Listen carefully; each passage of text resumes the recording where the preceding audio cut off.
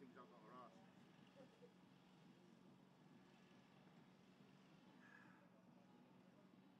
Is that 20 in the game or 20 aside? 20 aside. Yeah. I'll check that with the scorers when I see it, but yeah, that's good to know. So we've got to start by about 3, haven't we? You don't want to come all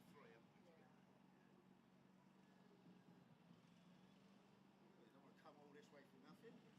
Exactly. What a game. I got home early this morning.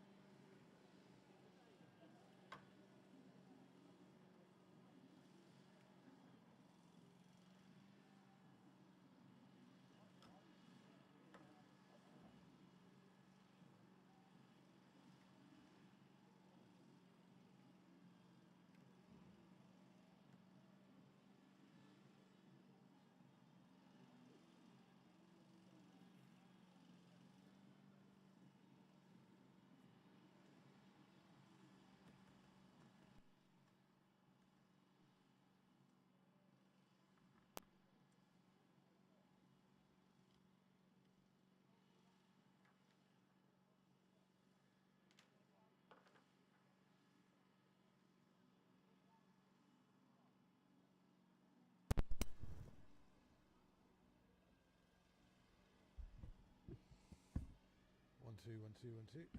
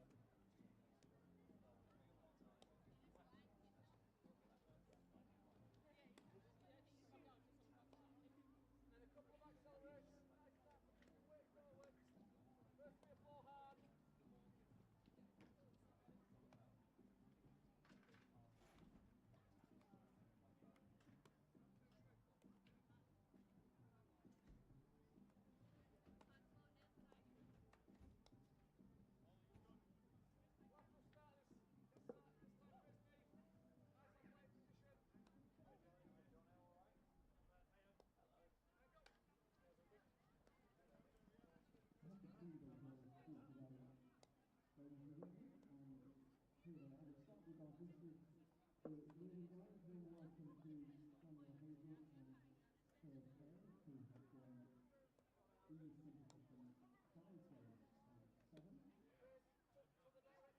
Including the reverse fixture that was given to that the final runner-up of 5 days in the reverse fixture. Their focus from number 58, Lauren Woodbury, number 7, Ella Marley, number 57, Holly Armitage, the club captain, number 22, Claire Harris, number 25, the Whiskey, the substitute, Beth Heath, number 29,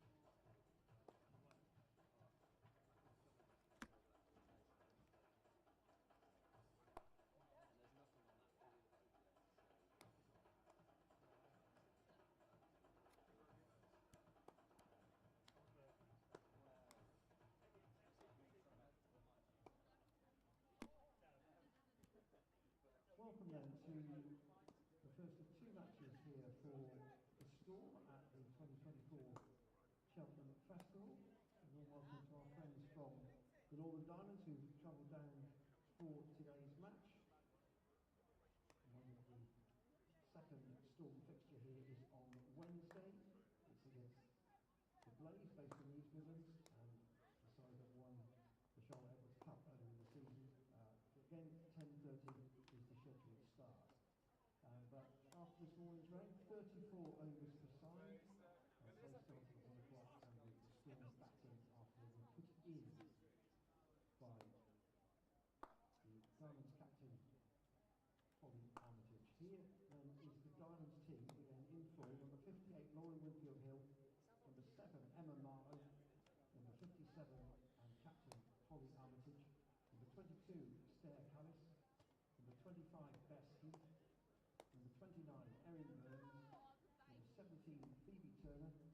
Number 48, Sophia Turner. Number 15, Abby Glenn. Number 23, Katie Levitt. And number 72, Rachael Slater. And for the Western Storm today, their selected side: number 74, Emma Corley. Number 16, Sophia Smale. Number 63, Sophie Luff. Number 35, Fran Wilson. Number 37, Nat Rafe. Number 27, Neve Holland. Number 10, Amanda J. Wellington. Number 25, Alex Griffiths. Number 95, Izzy Wong. Number 20, Chloe Skelton. And number 45, Ellie Anderson.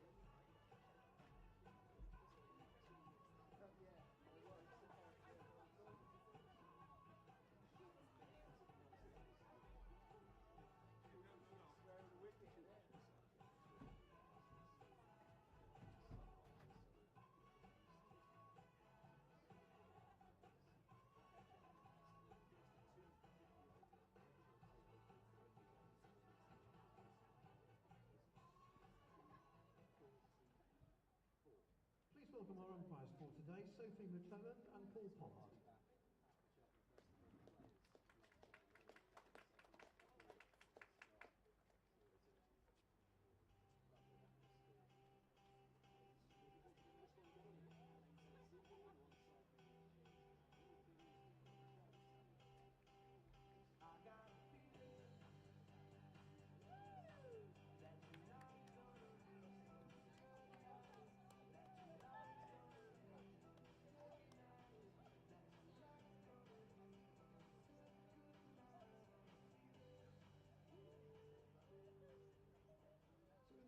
In the field for the first phase of this match, the Northern Diamonds team captained by Holly Armitage, and to open the batting for the Storm, number 74 Emma Corley and number 16 Sophia Smale.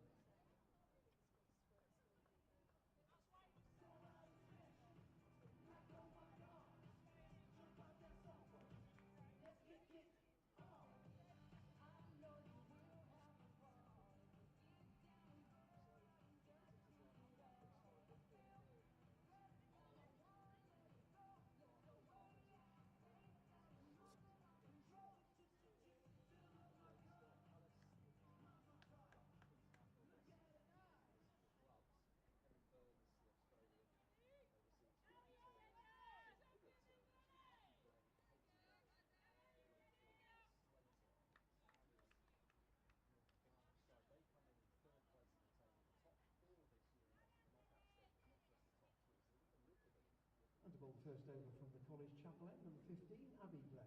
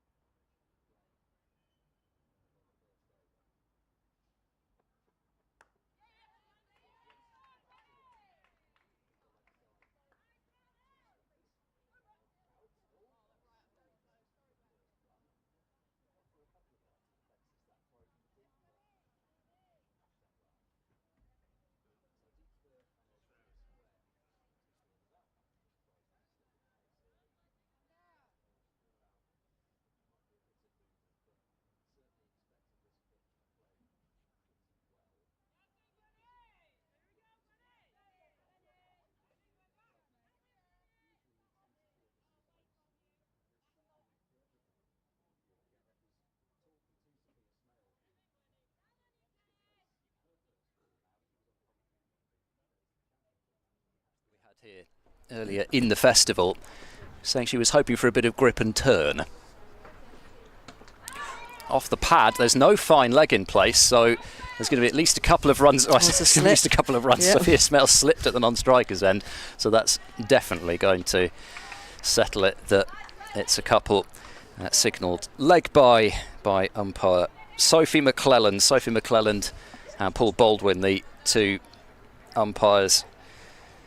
And Mike Turner and Heather Newman, the scorers to our right-hand side. I know Claire Jenkins would like us to mention them. Even if, as that one passes the edge, even if I'm not actually sure that some scorers particularly want their names to be mentioned. I mean, observations straight away. It's coming on nicely, Ed, isn't it? It's good pace coming through to the keeper. The keeper's back, quite away, but it's carrying nicely. So that's, again, a positive encouragement on the pitch status. And that's hit away down to just back of square for the single. Yeah, exactly. I think the pitches this year, from what I've seen, have been probably a bit quicker than last year. I know that certainly from a men's point of view, the bulk of the cricket being played here, Gloucestershire men's cricket, and they've got a pretty pacey attack at the moment, so they would have wanted the pitches to be as quick as possible. I think last year the feeling was they left quite a lot of grass on them, and actually you can leave too much grass on a pitch, thinking, you sort of think, oh yeah, you want it nice and green, don't you, for it to be seaming about, but actually you can leave too much grass on. That one's straight through to the keeper. Again, that's over one done. if you leave extra grass on, it effectively becomes this sort of matting, if you like. Yes. And then the ball's just going to stop in that. So actually it ends up being slower. So you can go a bit too far, and I think the feeling was maybe they'd left a bit too much grass on them. Certainly the championship pitches last year. But they look really nice and hard, and I'm not sure that Sophia Smale's wish for a bit of grip in them is necessarily going to come to pass, because there certainly wasn't much for the spinners in any of the cricket that I've seen so far anyway. So starting at the other end is Rachael Slater, left arm, so different angle, so it's good that they've got, you know, a left armour as well, always useful in the opening attack to make the batters think a bit, and then obviously switching over. So see how she comes off from the, what should we call this, car park That end? is the, it is not the car park end, thank you, the college lawn end. Oh, that's a lovely drive, straight down the ground. It's running pretty quickly considering how much rain there's been, and that has gone all the way for 4, so that's a beautiful drive from Sophia Smale off the first ball. Yeah, I mean, the other thing that Sophia Smale was mentioning on air a few days ago, just in terms of the fact that she feels like you always get really good reward for your shots here, which obviously she knew she was likely to be opening the batting as well as doing a lot of bowling here, so that's exactly what she would want. She's somebody who likes to play straight through the V. Very much value for the shot there. Well, and yes, she's glided that down to the deep third man. It's slowing up a bit down there, but they're certainly coming back for the third. So yes, well run. Yeah, well run by Emma Corney, because she was the one that was going to have to run to the danger end there. Sophia Smale was, I mean, she knew that she didn't have to run quite so hard. It was more Corney that needed to go for it. She was almost turning round and starting her third run before Sophia Smale had turned at the end of her second, but Smale knew it was going to be a huge throw to her end, and it was Corney that really made that 3. So a bright start from the Western Storm. Only a start, of course, but 11 on the board after 8 deliveries. Handy.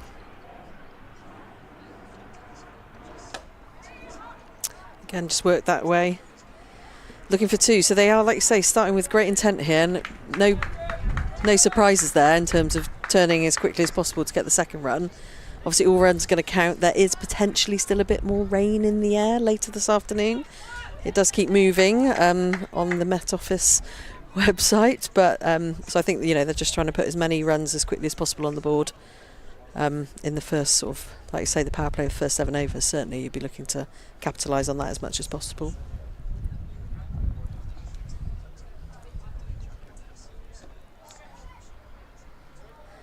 And that's a leg by, just snuck away, but they all count.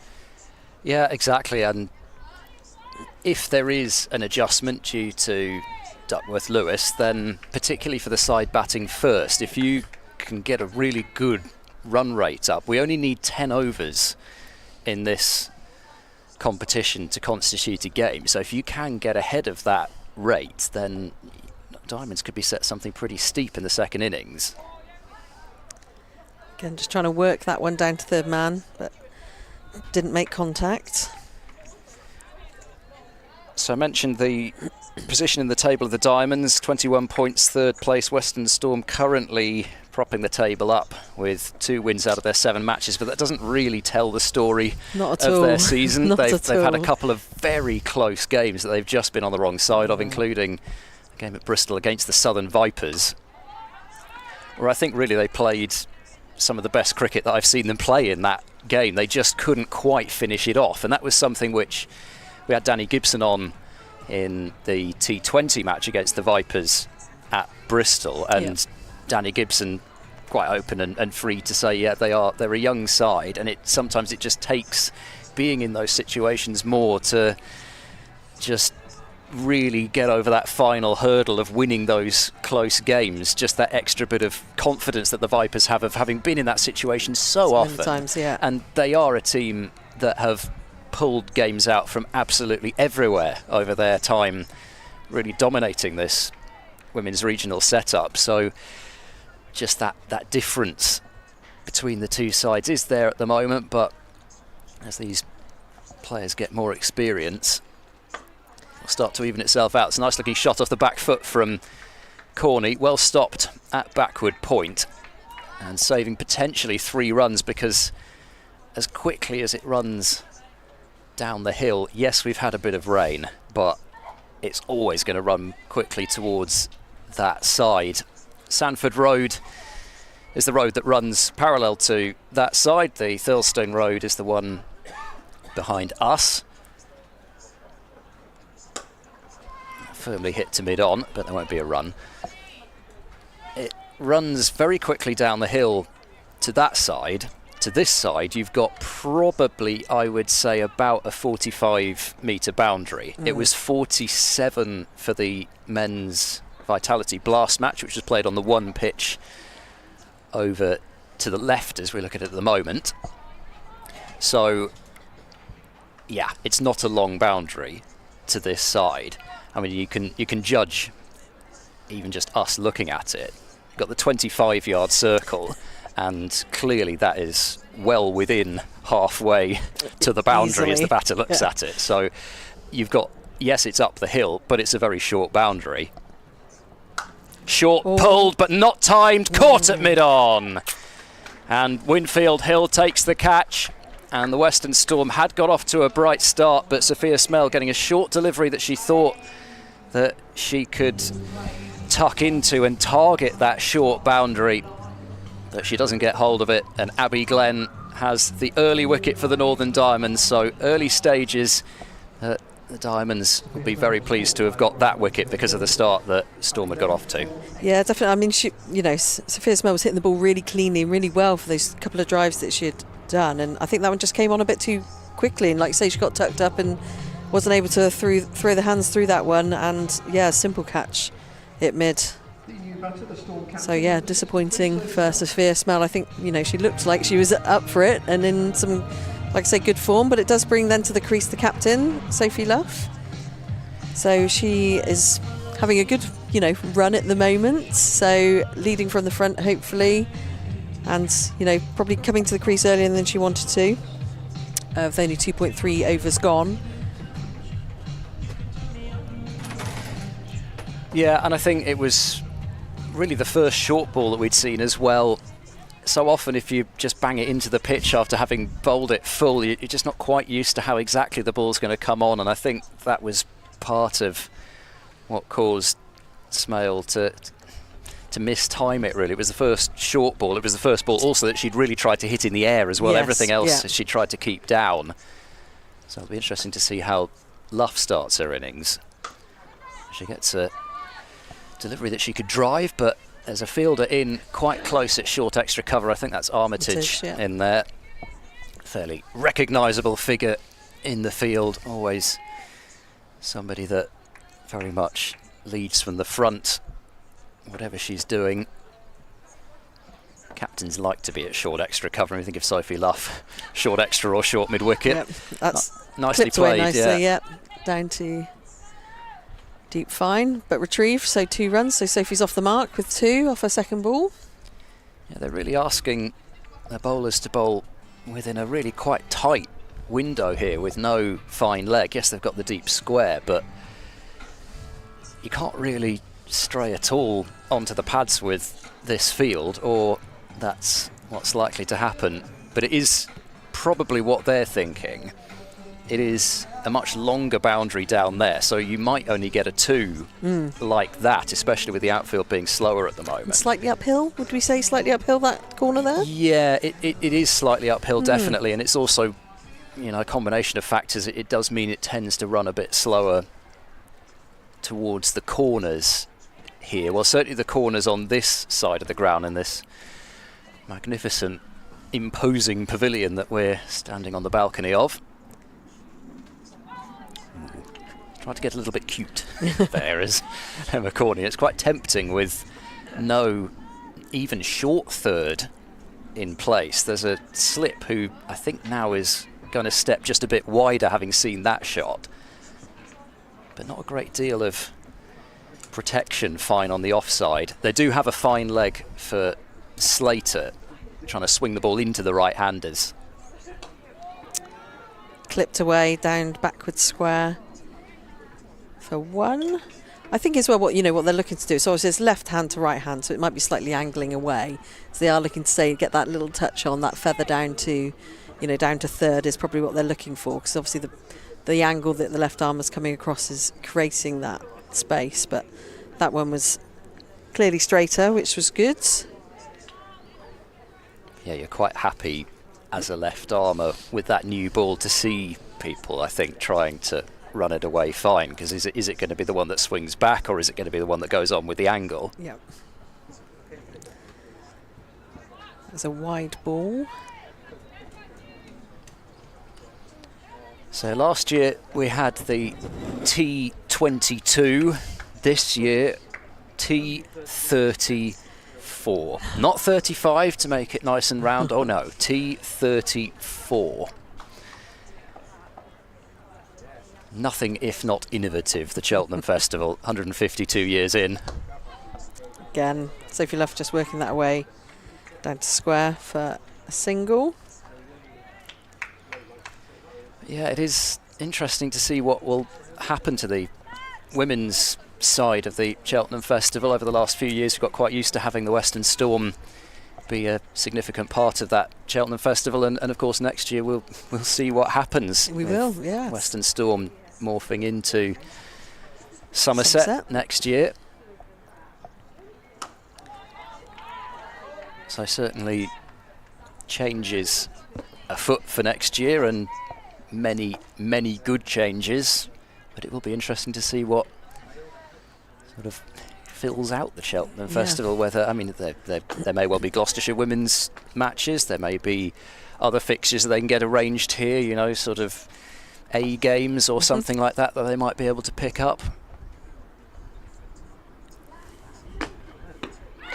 Shout for leg before. I don't think this has got a great deal going for it from the way that they're going up. She was looking to work it away, so it's always looked like it was drifting. We are sideways on here, so it does make it slightly difficult for us to gauge.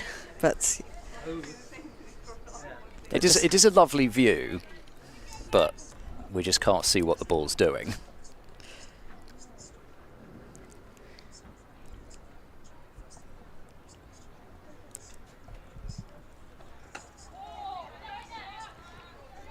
Thought about it. Yeah. Thought about the single. It was placed between backward point and covert, but I think Sophie Luff, if she doesn't fancy the quick single, then it's not really there. Definitely not on. So 20 for 1 after 4 overs.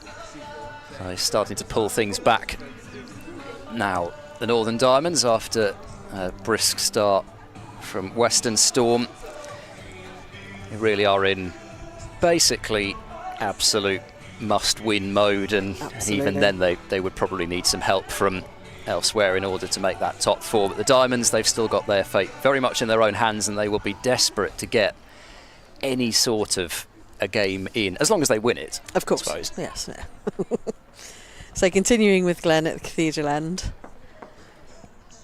Sun's gone briefly, hopefully not for too much longer, and that's a solid defence from Sophie Luff. Yeah, clouds coming over a little bit, so like Ed says, we are on the pavilion balcony, but the weather comes from behind us and we can't actually see anything. No, all you can do is get a sort of vague sense of things getting a bit darker. Yes. We've got our exit plan of how we collect all our stuff and make a sharp exit if required. No, we don't need to worry about anything that's not ours, basically. So anything that is belonging to the club here, we can leave that. That's not important. The most important thing is that our stuff is dry and that we're dry, and the rest of it doesn't really matter.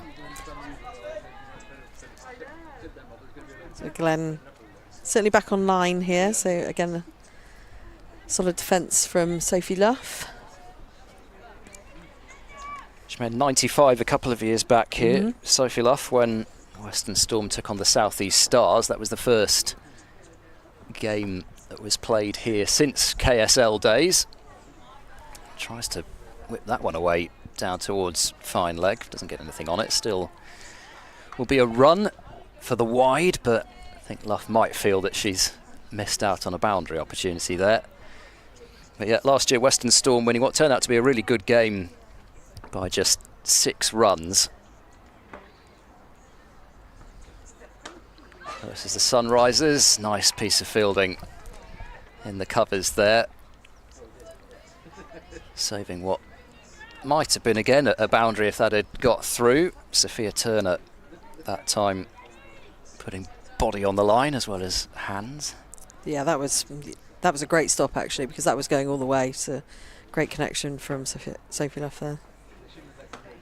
Again, punching off the back foot to the same area, but no run. Probably the most memorable moment of that game last year was Chloe Skelton taking one of the most incredible caught and bowls that I've ever seen. Danae van Niekerk was batting, and she hit the ball as hard as you can hit it straight back up the pitch, and Skelton reaching out to her left in her follow through just almost took it behind her, basically one-handed. I think the other hand sort of came across, but I don't think it really stuck in that other hand. It was basically one hand. I've not seen a sharper caught and bowled than that, I don't think, live.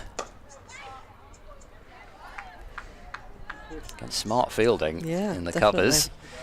So only 1 from that one, so 5 overs gone, 21 for 1. 1 for 6 for Glenn now in her 3 overs.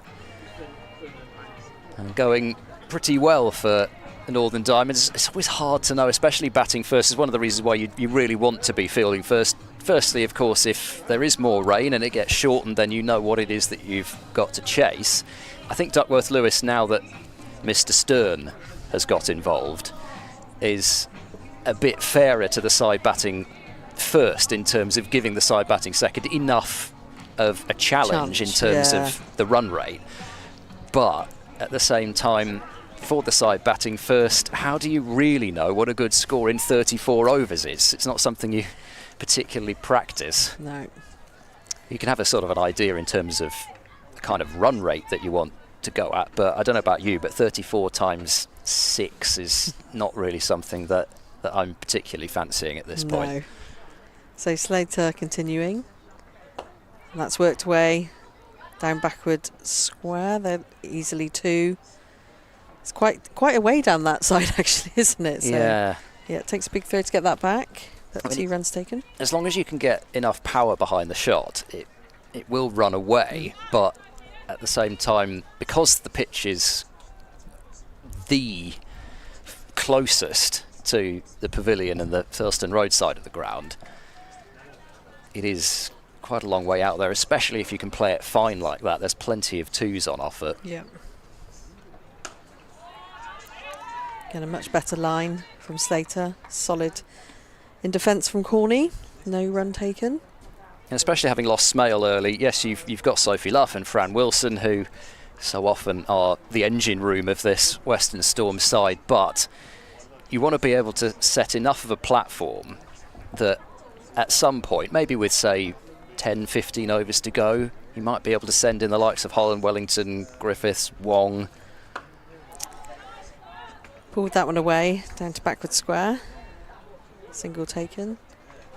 You know, all of those can strike a good ball, so that's, I guess, what you're aiming for if you're the likes of Emma Corney and Luff and Wilson. You just want to work yourself into a position where you can start to launch at the back end. So wickets in hand are important.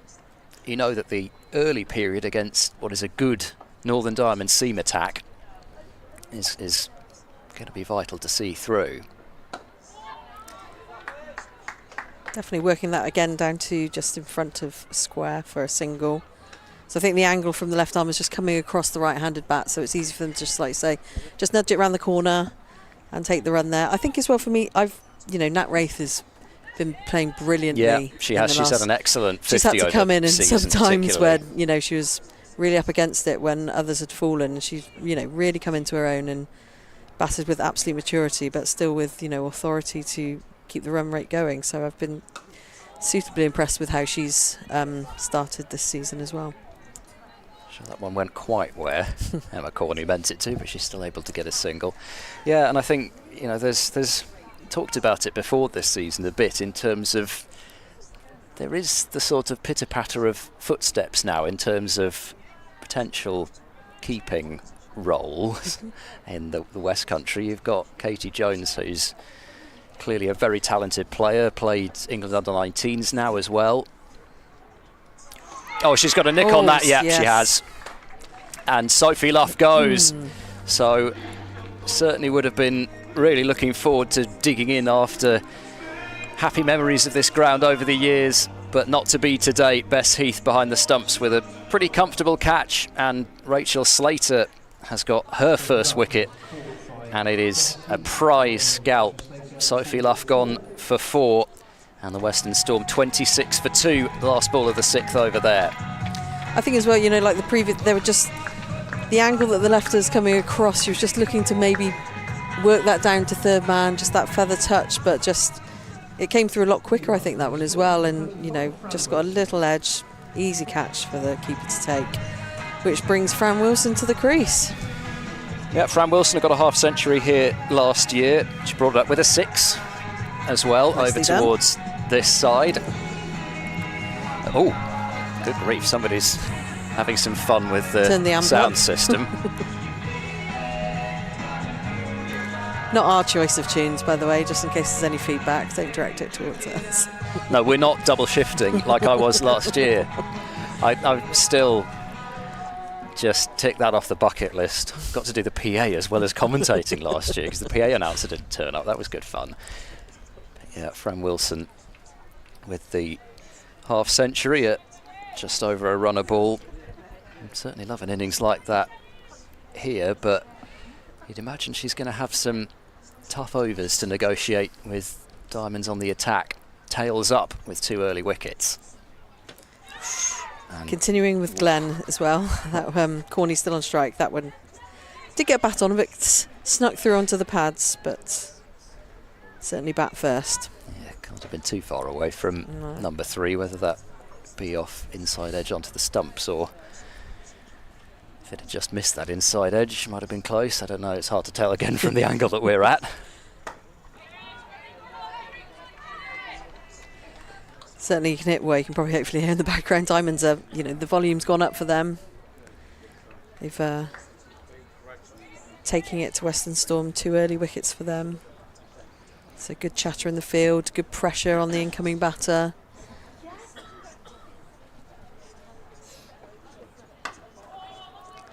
It's a drive from Corney, but no run. Unfortunately, there are just a few spots of very fine drizzle at the moment. Nothing more than that, certainly nothing that would make the umpires too twitchy, but certainly some very dark clouds over towards the chapels, which fortunately isn't coming our way.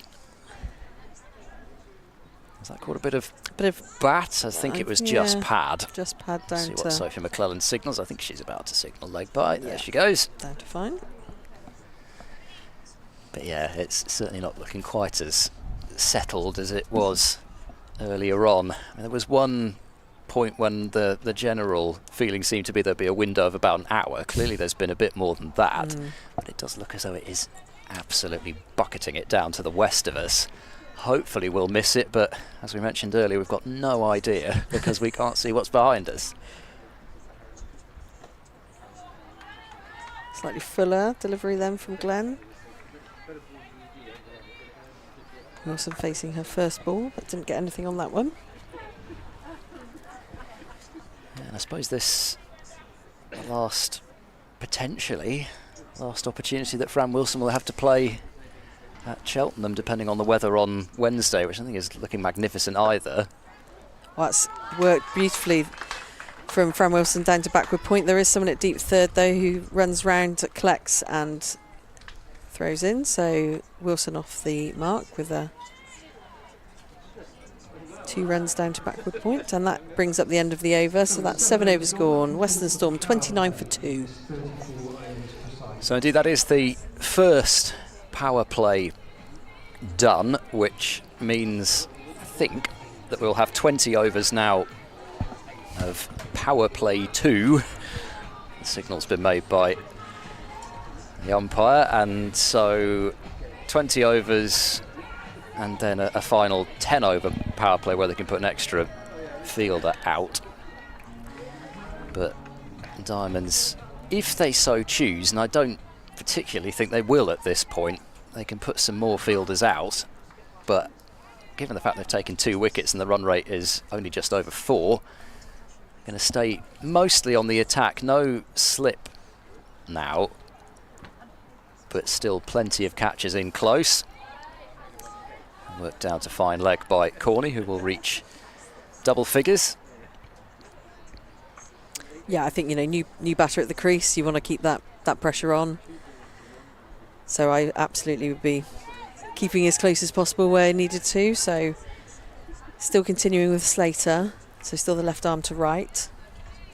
Yes, I mean, they're using up just over half their allocation, these two, but they know if they can take one more wicket here, then Storm really are on the back foot, and that wasn't far off being that third Carbon wicket. copy of the Yes. Sophie Luff wickets. Been impressed with the way that the Diamonds have bowled early on here, considering that it's not an easy place to bowl first time. You've got the slope to deal with, which is a crossways slope. That's not easy as a bowler, but also the ground undulates quite a bit from either end. So if you're bowling from the end that Slater's bowling, from the college lawn end, then you're sort of running over some slightly more uneven ground, and it's a bit uphill towards the crease, and then it just slopes down at the last moment. Whereas if you're bowling from the chapel end, you're doing something that you're really not used to. You're basically running in on a square. Yeah. And then again, you've got a bit of a dip as you get towards the crease. So they've bowled very well considering all that. Nice looking drive, but it won't do anything as far as advancing the scoreboard. And that practice square is still looking probably slightly damper than it should be, because that was where a lot of the flat covers were on there earlier. And Yeah, it's always the tricky thing here, as much as making sure that the actual square itself that they're playing on, the square that is only used for this Cheltenham festival, doesn't get used at any point during the school season. It's the school that play on that square that you'll be able to see behind the keeper and the slip at the moment. And they're going to go for a single. This could be pretty tight. No, they're going to make it. Nicely judged in the end. Sidearm throw from square leg. But yeah, that is the area that's so often the danger point, because obviously especially if it does rain during the game as well, that's when it can get really tricky, because you've got to cover the main square. That's your first priority. But then actually almost the college square is the one that's more likely to be a problem later on. And wide that ball, will be signalled wide eventually. Yes, I thought the arm's going to be raised there. It was a very stealthy wide signal there. It was almost as though the umpire was just not wanting Slater to see that he'd called the wide, but I think that she knew what was going on.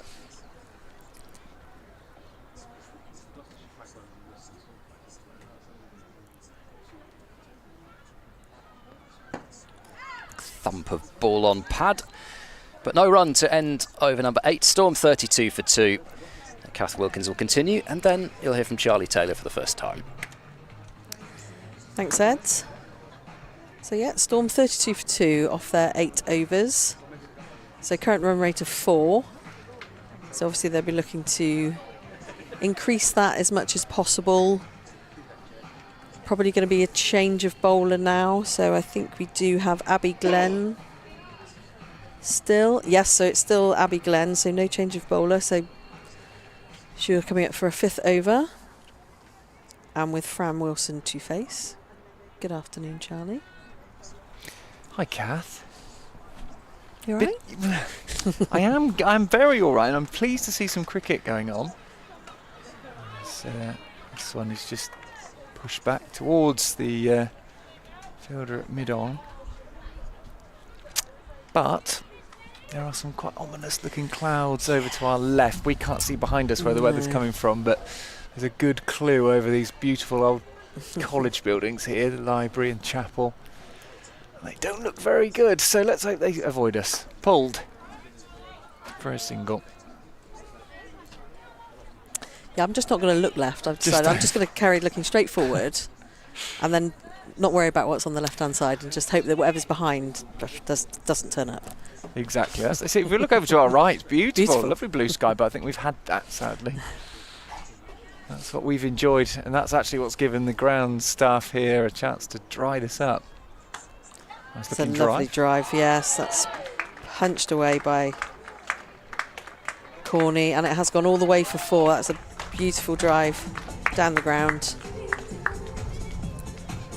Didn't slow up there at all, actually. So in terms of, like you say, the pitch, the sun has helped dry out the outfield because it was squelchy when we had a walk round, but that absolutely flew to the boundary. So that's beautifully driven by Corney.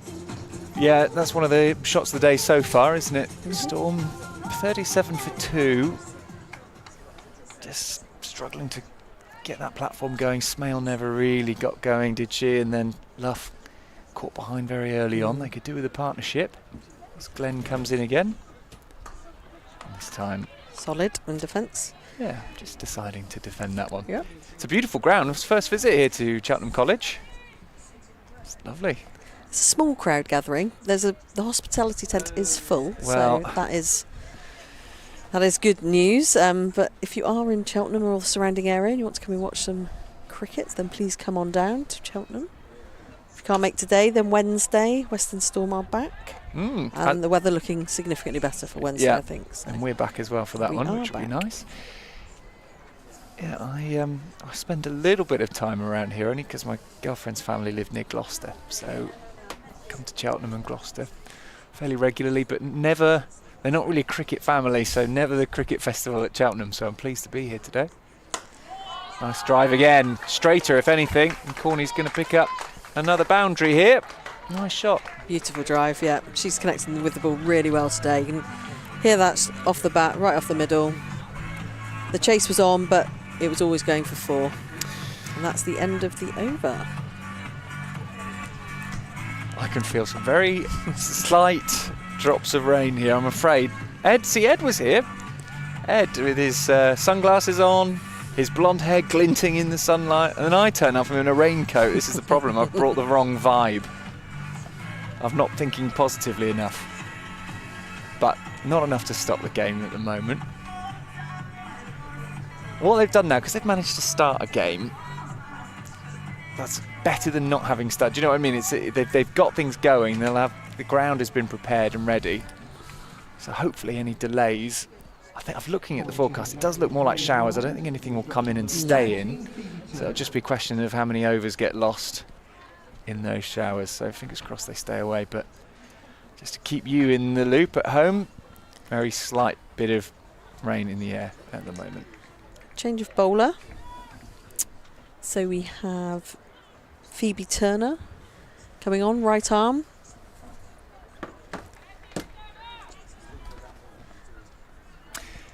Yeah, a couple of Turners in this side. Yes, Just that's why I had Turner. a slight pause. I was like, ooh. Just double checking. Yes, double checking the number.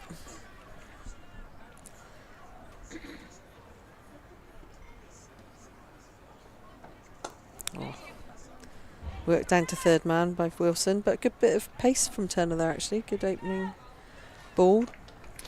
Yeah, it's hard in our angle to really see exactly how the sort of the line that the bowlers are bowling. That looked a little bit wider to me, that one. Certainly see the length of it there. Pretty full. Here she comes again, over the wicket. Oh, that big attempted drive from Emma Corney. No connection. Again, good bit of chatter from Diamonds in the field, just getting behind Well, the bowler. They took to the field very positively. They were sort of whooping and cheering as they came in. They're a team which has got a fair bit to play for in this competition, potentially, if they can put a few wins together. They'll be desperate to get a game completed.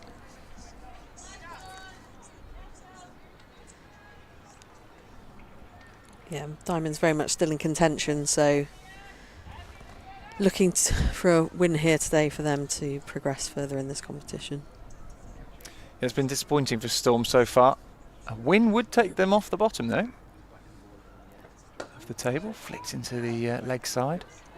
Just the one there. Corney's going nicely. She's 19 now from 28.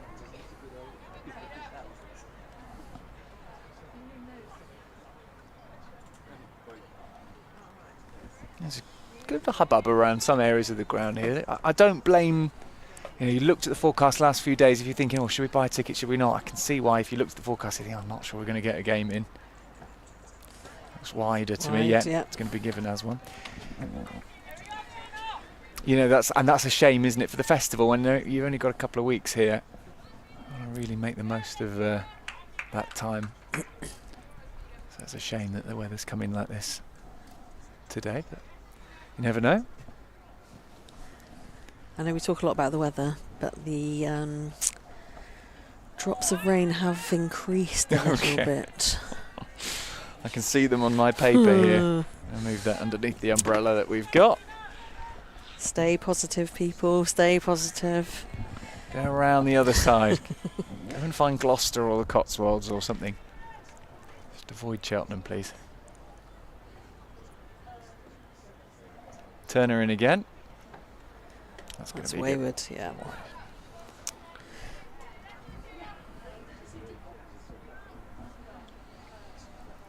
Did you ever play here? I haven't played here, no. Beautiful, though. Absolutely stunning venue. Yeah, it's just the surroundings and the buildings. It's looks a fantastic ground to play on.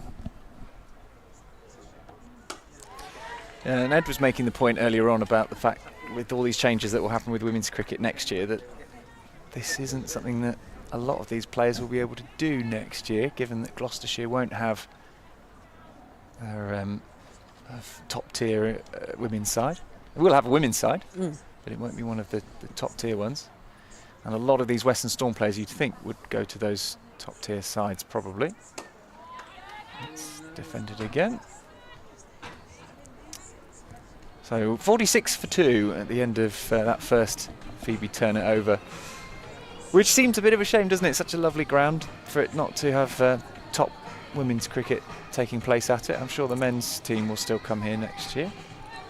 Yeah, it's a huge part of Cheltenham Summer, the festival here. So it brings out a lot of supporters from the hospitality point of view, and just, you know, your avid cricket supporters. There's some great first-class cricket that's played here across the week. Well, as you've been saying, the hospitality tent's absolutely rammed full in there. Yeah, I need to go and see what's happening over there. What do you think's on the menu for lunch? Oh, salmon at least. Something, yeah. So we've got a change of bowler. So Katie Levick is coming in to bowl. Yorkshire through and through, Katie Levick. Through and through. Best bowler in the league last year, was she? I believe. Top of the bowling stats. So she has, her reputation precedes her. Punched off the back first by Corney, though, for a single down to mid. Yeah, it's disappointing for Corney. She missed the start of the season with that injury, because actually she's someone who really can quite often set a good platform for Storm to build on. It mixed up their plans a bit. I was speaking to their batting coach, Pete Trigo, and he's saying actually they had her so much part of their plans to then lose it just before the season. It does shake things up. Oh, that's worked nicely. Fran Wilson special just behind backward point. Drilled down there. There's 3 chasing it. Looks like a great stop, and they've come back for 3 runs. 3 fielders working on that, saving that one precious run. And the 50's up. Yeah. Rapturous applause.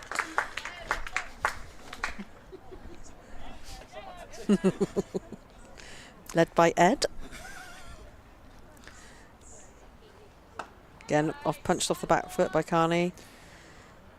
Yeah, they're playing Levick late here, aren't they? Deliberately waiting to see what's happening with her bowling.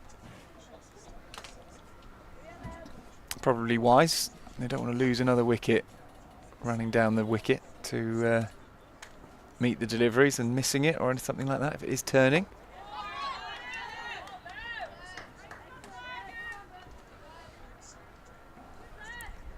Much better line there from Levick.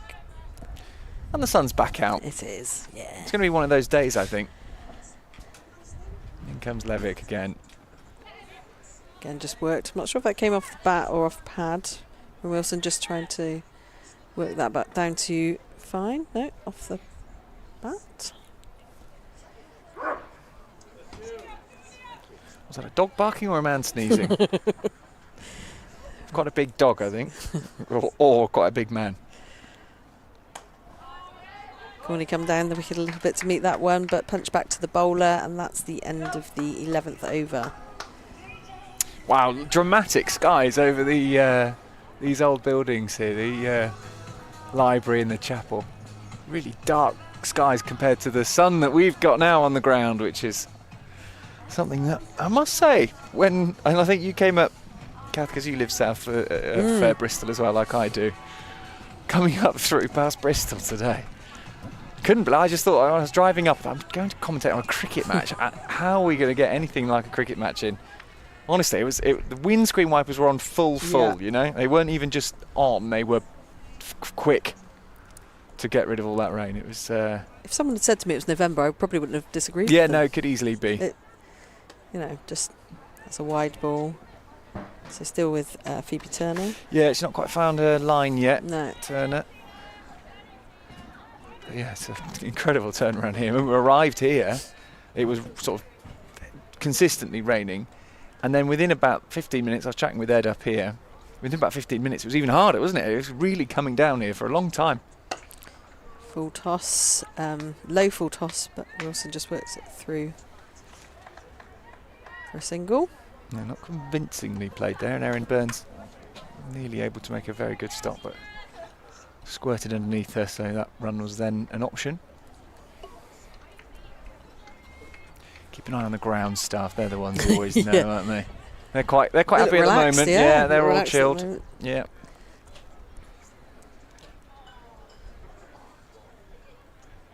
Shorter. Oh, nice. Don't see that often enough, in my view, Charlie. Don't see that often enough. That had pace to it, and right up underneath the chin, a bit of chin music, as they say. But yeah, good from Phoebe Turner. Things you like to see. Yeah, Corney's had to be watchful there, ducking underneath it. Might have taken it on in a power play, maybe. When you know to point for one. You've got a bit more licence and can get away with it, because your fielders aren't out on the boundary as much. Right.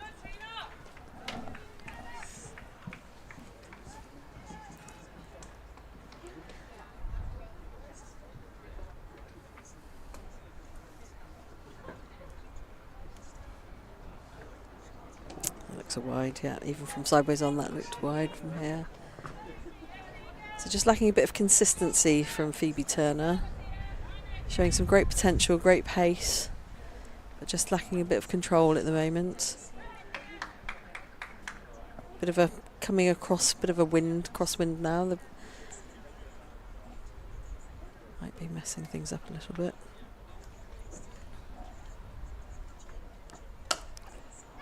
Better ball. Driven, oh, great fielding. At mid-on, Lauren Winfield Hill diving down, saving the runs there, but one taken. Corney currently 22 off 33 balls.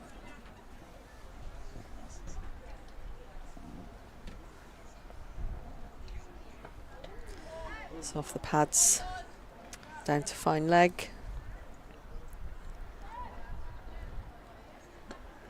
Looks a bit better this for Western Storm now, doesn't it? 57 for 2. Yep. Gives them something to work with. Remember, we're only doing a 34 over game each way if there are no more stoppages. I guess any stoppage now, and we're already losing overs straight away, aren't we? Because we've lost those already. So, assuming there are no more stops, it's a 34 over game. How many are we in now? Having a look at the So 12 overs in Yeah, there. 58 for 2 off 12. So 58 for 2, 12 overs in, so you've got 22 left to go. So already a good chunk of the way through the overs. Past score then, Charlie. What would you say? From here, Yeah. or from scratch, right, from here, 22 more overs. You've got 8 wickets in hand. You'd want to put at least, well, you want them over 100, really, don't you? So you're going to talk about probably 100 and... Oh, you're looking at 180, 190, I'd say, somewhere around there. What do you reckon? I would say I was between, from here, oh, Shot. She's coming down the track, 1 bounce and 4. Great shot from Corney. That shows her intention. But yeah, I was saying 175 to 190, I would say, is just got a bit of a disco up here at the moment.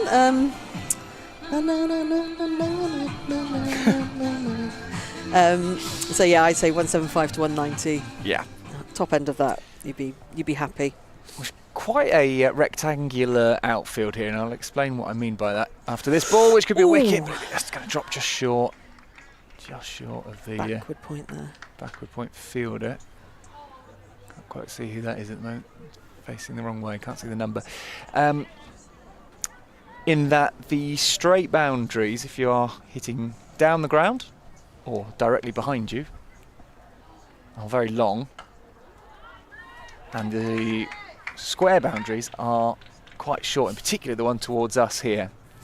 So with that previous shot, where she came down the ground and swept hard, had she got a bit more of an angle on it, managed to get a bit squarer, would almost certainly have been a 6, because it dropped just inside the rope on one of the longest bit of the grounds here. So Think something of a to bear in mind. velodrome, isn't it? Like a velodrome. Yeah, I like that description. Yeah, if you brought your bike. That's a great sweep down to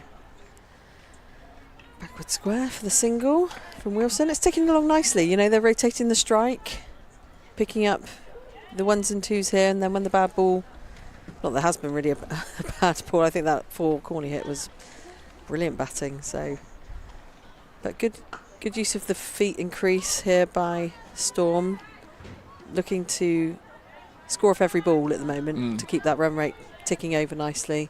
Like I say, rotating the strike just to make Diamonds think about it a bit more and where they need to be. Now there's a little bit of movement down in the sort of team camp area of, dare I say, people packing up some kit and putting it in bags. I'm standing out away from the umbrella at the moment. I can't feel anything, but maybe they've seen something that we can't see with the building behind us. But it is what the point about the shorter boundaries, I think, is an important one here, because you hear a lot of sides target deliberately, and they think that actually the score could be a lot higher because they're targeting the short boundary. I haven't seen much of that from Storm yet, and I think that's they haven't protected it all that much here. Now obviously you can bowl full to make sure that a sweep shot isn't easy or a pull shot isn't easy, but you've got to be thinking about it. I think, yeah, you're right, there's an awful lot of packing up going on in the Western Storm dugout. Ed's hidden himself under an umbrella. Are we? What can we not see, I don't just want to know, to be honest with you. Sitting ducks here. This one's punched back. So it is a change of bowler. It is. Still a Turner, so Sophie Turner, right arm. Ed's just showing me the rain radar. Don't look at it. Don't look. I'm going to get ready to shove my laptop up my coat, I think. That's where that's going in the time of need. Good start from Sophie Turner.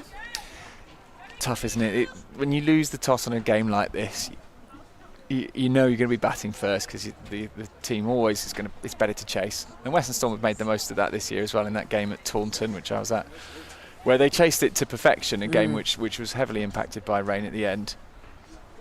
So with some big. Great drive. Yes, gone through. So yeah, 2 runs taken. Lovely drive to mid-on. So I wonder, when do you, because the player who made a huge difference, in fact there were 2 players that made a massive difference in that game. As you can probably hear on our mics, the wind's picked up quite a lot as well. And those 2 players that made a big difference in that game were Nat Wraith and Amanda Jade Wellington, who came in and hit several sixes to really get them up. And I wonder, with the rain like this around, whether Western Storm start to think, do you know what, we're not going to get full 34 overs in here. There's no point us keeping them back if we can get them in. You know, I wonder if next drop, okay, so actually Nat Wraith would be in anyway, given the list we've got, but I wonder whether they move Amanda Jade up again. Yeah, absolutely. Capitalise while you can. Just a thought, given that there is clearly the Western Storm team think there's some rain coming because they've just packed up all their equipment. It's just gone really dark as well. It suddenly has gone really dark. Yeah, this is how quickly can we get inside it? So we're planning our routes. Have we got insurance on this kit, Ed? Someone has. Comes Turner in again. And that kept low. Did really keep low. Nothing there. Big swipe at it. End of the 14th, 68 for 2 off 14 overs. Emma Corney, 31 off 42, and Fran Wilson, 12 off 21 balls. Well, the photographer's still standing there with his camera, so... He's put his cover on it, though. Yeah. Ed's just... If you can't see... You obviously can't see Ed. But Ed is literally under a brolly, just staring at us, just waiting for the inevitable, I feel. They carry on, and there's no real urgency on the field here to get more overs in. The Northern Diamonds team sort of strolling back to their positions. Oh, there is a switch of ends. Now that is interesting, isn't it? Because Phoebe Turner was struggling to find a line before, so I wonder whether she's thought, do you know what, maybe it's the other end that's going to help. Oh no, what's going on here? Wicket-keeper's grabbing a cap. Yeah. Standing up. On the helmet. Yeah, or standing back, shall I say. So it is Turner at both ends now, just in case you think that we're going a bit crazy. It is Phoebe Turner. Neither of which are spinners. What a shame. For the surname like Turner, you sort of want a spinner, don't you? Oh, uppish but driven over the infield. 2 runs to Corney. Yeah, I think if I was Western Storm batting now, attack a bit here. Yeah. Next Otherwise, 2 overs, just try and get 20, 30 runs if possible. The worry is, and DLS will obviously take a lot into account, but the worry is that you just leave it, you know, you kept your prize batters back in the hutch for a game that's not going to happen for them. So tactically, that's what I'd be thinking in the dugout now, is I'd be fiddling around with that batting order. I think they've done the right thing at the start, keeping it the same, but now I feel is now that rain's coming down. I was going to say they might not get through the end of this over at the moment, unfortunately. But we'll see. Coming down heavier now. Playing a miss.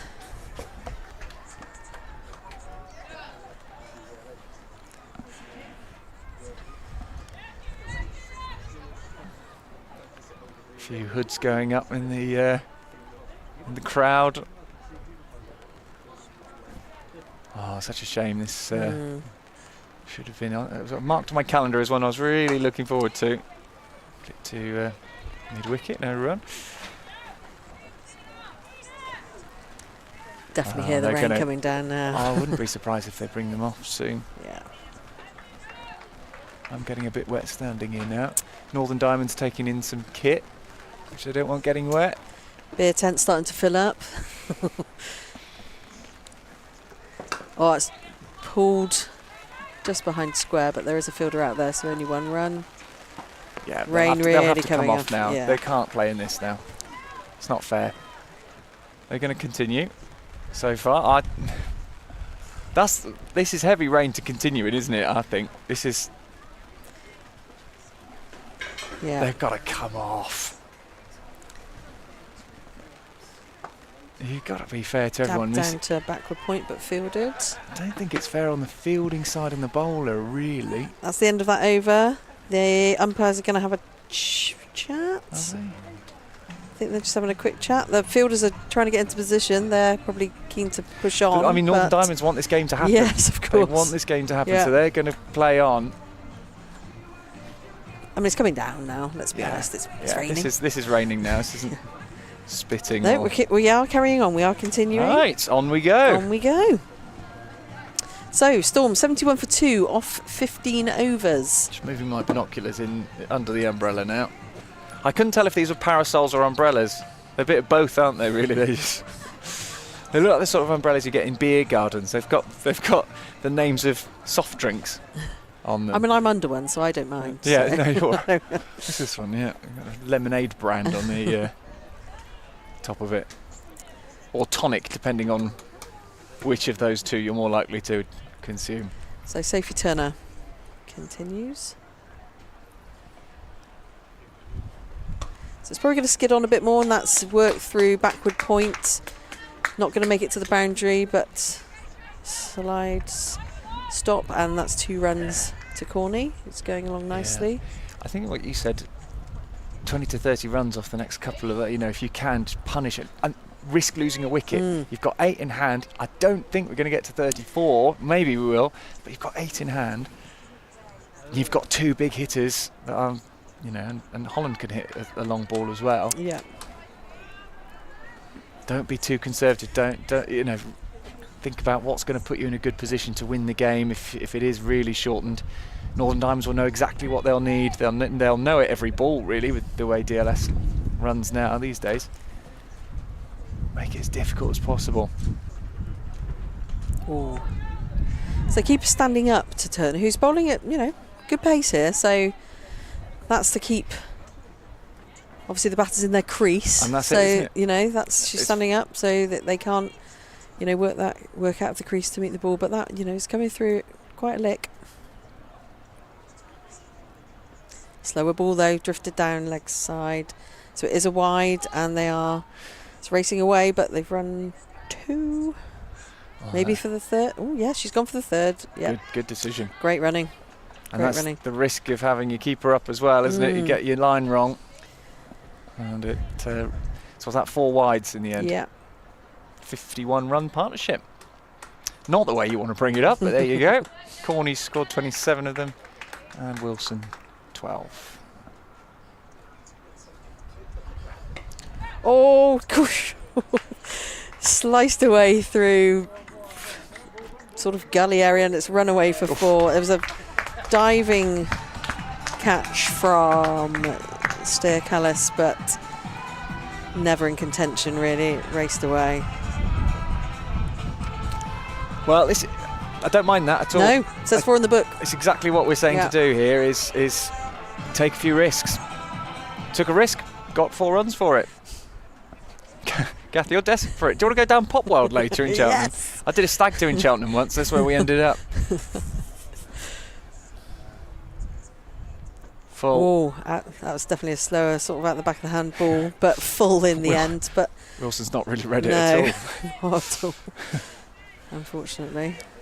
But yeah, you're keen for a dance, I can tell. Are you just keeping warm? Is that, yeah, that's is that what it is? Just doing the box step. Yeah. Keep warm. Well, that's all I ever do. That's standard dance. Yeah, just stick to that. Can't go too far wrong, although I'm sure I managed to sometimes. That's pulled hard. Hard. Away. There's only 1 fielder out there on that boundary. It is a longer boundary than this one, mind you, out there, because they're using the pitch closest to us on this side. So not surprisingly, the rag is out. The ball's being cleaned, every ball to dry it off.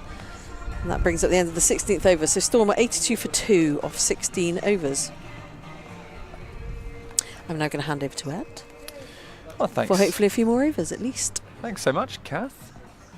Yeah, well, we're still going. We're still playing. The rain seems to have subsided just a little bit from when I was calling them off myself. So clearly I'd be too cautious as an umpire.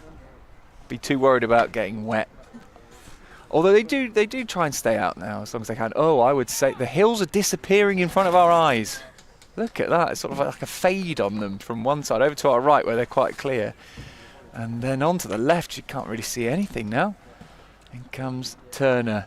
And coming out of a crease here is Wilson. Isn't really able to do much, just gets that under edge on it. Did you've managed to keep fairly dry, have you? Oh, I've been great. Yeah, good. Straight underneath the umbrella, I've been fine. I don't care about nobody else, but I'm fine. Kath's instantly taken up your position. Yeah. And you've got to get in between the tables over there. That's the best position. Sandwich yourself in. Nobody else can get past me. This umbrella's mine. Shorter ball, and actually it's got underneath the fielder. I thought it was going to be a well-stopped ball in the end, just enough for a single. We have got so lucky. I've been tracking the rain, and if we'd caught the rain that is now making Cleve Hill completely disappear in the distance, if we'd caught that, then it probably wouldn't have just been the end of Western Storm's innings. It might well have been the end of the match, because it is raining so heavily in the distance. We're catching some of the edge of it now. Turner in, pulled hard, that'll be 4. That's the boundary I'm talking about. Attack this boundary. There are runs here to be taken, and with the way this rain's coming, okay, unless it ends the match, obviously, but with a potential shortened game coming and with Northern Diamonds knowing exactly what they'll need, attack this if you can, and that ball was there to be hit, and Corney did a good job. Yeah, well, it was this boundary. He was talking about Fran Wilson's half-century that she brought up with a 6 last year. It was exactly that shot that Emma Corney's just played that she hit for 6 to bring up a half-century. Well, it's raining hard again here. Turner's in, and Corney's driving nicely back to the bowler who can't take it cleanly, probably because the ball's soaking wet. There's no run there. Yeah, it's not easy for the fielding side, is it, in these sorts of conditions, fielding or bowling. Ball's just slipping out of your hand, and you're just basically bowling with a wet cabbage. Now, I know we're outside, and that does make a difference to when we're normally in, glass-fronted commentary boxes, but I can't remember seeing too many games in this heavy rain continuing. That wouldn't have been far off if she'd redirected that onto the stumps. Fran Wilson backing up, looking for quick runs. Yeah, I mean, I'm amazed that they've kept them on during that first bit, especially. I mean, I could see the rain coming on the radar, but it does seem to have skirted Cheltenham more than the radar would have suggested it would if you just looked at it from where it was coming from. This is in the air. Will it be taken? Fielder underneath it. Yes, that is the end of Fran Wilson, who was taking a few risks there. And is it Wilson or is it Corney? Corney, it's Wilson. yeah. Oh, it's Corney's gone. Well, that's a good innings. 40 in the end, trying to take a few risks. And there is another wicket falls, and I wondered whether they might play around with the order. They're going to stick with Wraith. Now, Wraith and Amanda Jade of Wellington would be the two that I'd be thinking of putting in as next. So Wraith comes in. Oh, that's not good. Right, that is a big flash of lightning that we've just seen, and well, I don't know if the umpires have spotted that. We're just getting the thunder now. Yes, it's they're going to have to go off because yes, okay, it's away from us. That flash of lightning, that cloud is not coming towards us, but if there's any lightning within, I can't remember how many miles it is, but if there's any lightning about, then they have to go off, and that means that we will not be coming on for at least 30 minutes now. So 2:35 is now the earliest that we can resume this innings, which is going to take another 8 overs out of the game, so 4 overs off per side. So we're basically looking, assuming that we can get back out there, which is a big assumption because it is raining now as well. It means that we're looking at a 30 over a side game, and unfortunate for Western Storm because they felt that they were going to be able to continue there, and Corney getting out unfortunately means that the Duckworth-Lewis is now going to be less in their favour than if they were 2 wickets down. I thought what that partnership did really well, not only set a platform for a potential 34 overs a side game, but I thought they scored at a good rate, which meant that they're going at just over 5 and over. It's not a massive rate, but it's decent considering Duckworth-Lewis will allow you to build through your innings if you haven't lost wickets. So actually in some ways almost just staying there as those two was almost as important as the runs that they were scoring, because wickets in hand plays well with the mathematics. However, having just lost that wicket now, it'll look at halfway through an innings, 3 wickets down, 5 and over, and say, well, you're going okay, but you probably needed to be slightly better in terms of the run rate. We'll see, though. Hopefully, the rain will move through. The ground staff at the moment, as you can probably see on the pictures, aren't moving for more covers. It's the covers more so of the College Square that you get a bit concerned about. The rain's certainly getting much heavier now, and we will see. But because of that, it was the lightning more so than the rain. They probably couldn't have stayed out much longer rain-wise anyway. It's too heavy now, isn't it? But now we've had another great big clap of thunder, and it means that even from now, it's got to be half an hour. So we're probably looking at a fairly lengthy delay. Storm 87 for 3 halfway through, theoretically, their 34 over innings. A really good knock from Emma Corney after losing a couple of quick wickets, Sophia Smale and Sophie Luff going in fairly quick succession. There was a lot of pressure on both Corney and Wilson to form some sort of a partnership, and that's exactly what they've done. And the ground staff are moving for more covers, but just to reiterate, we're basically in a sort of a little corridor here. We were always going to get some rain, but it does look as though once we're through this patch, there will be another dry spell. So I'm quite confident about getting on again. It's just a question of when, how many overs, and then obviously the storm target that they'll be setting diamonds will now be adjusted because they didn't start off knowing exactly how many overs they were going to have to bat for. So that's all to come, but we need it to be dry first before we can do anything else. And obviously the ground staff, I mean, who would be on the ground staff? I certainly wouldn't be. I mean, Christian Brain does a magnificent job here. He's the curator, as they like to call in Australia.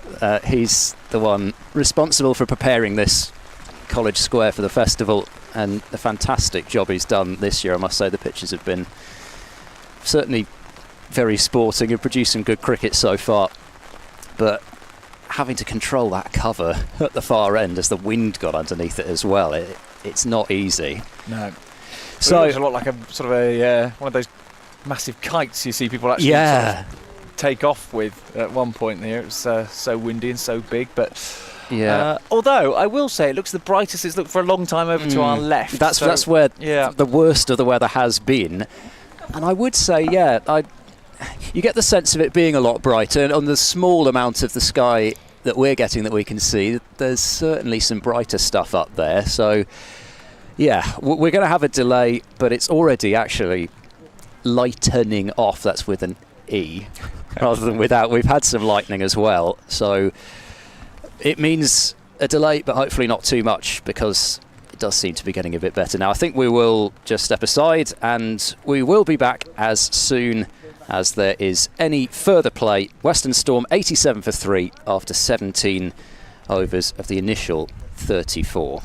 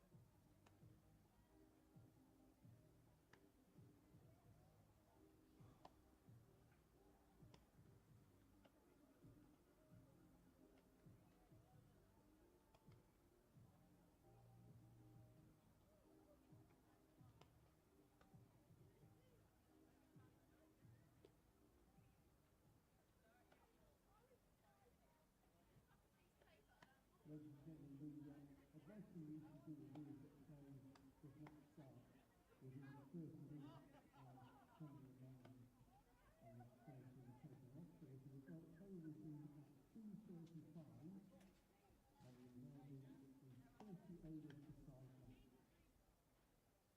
So 2:35 reduction and 30 overs to 5 now over 22.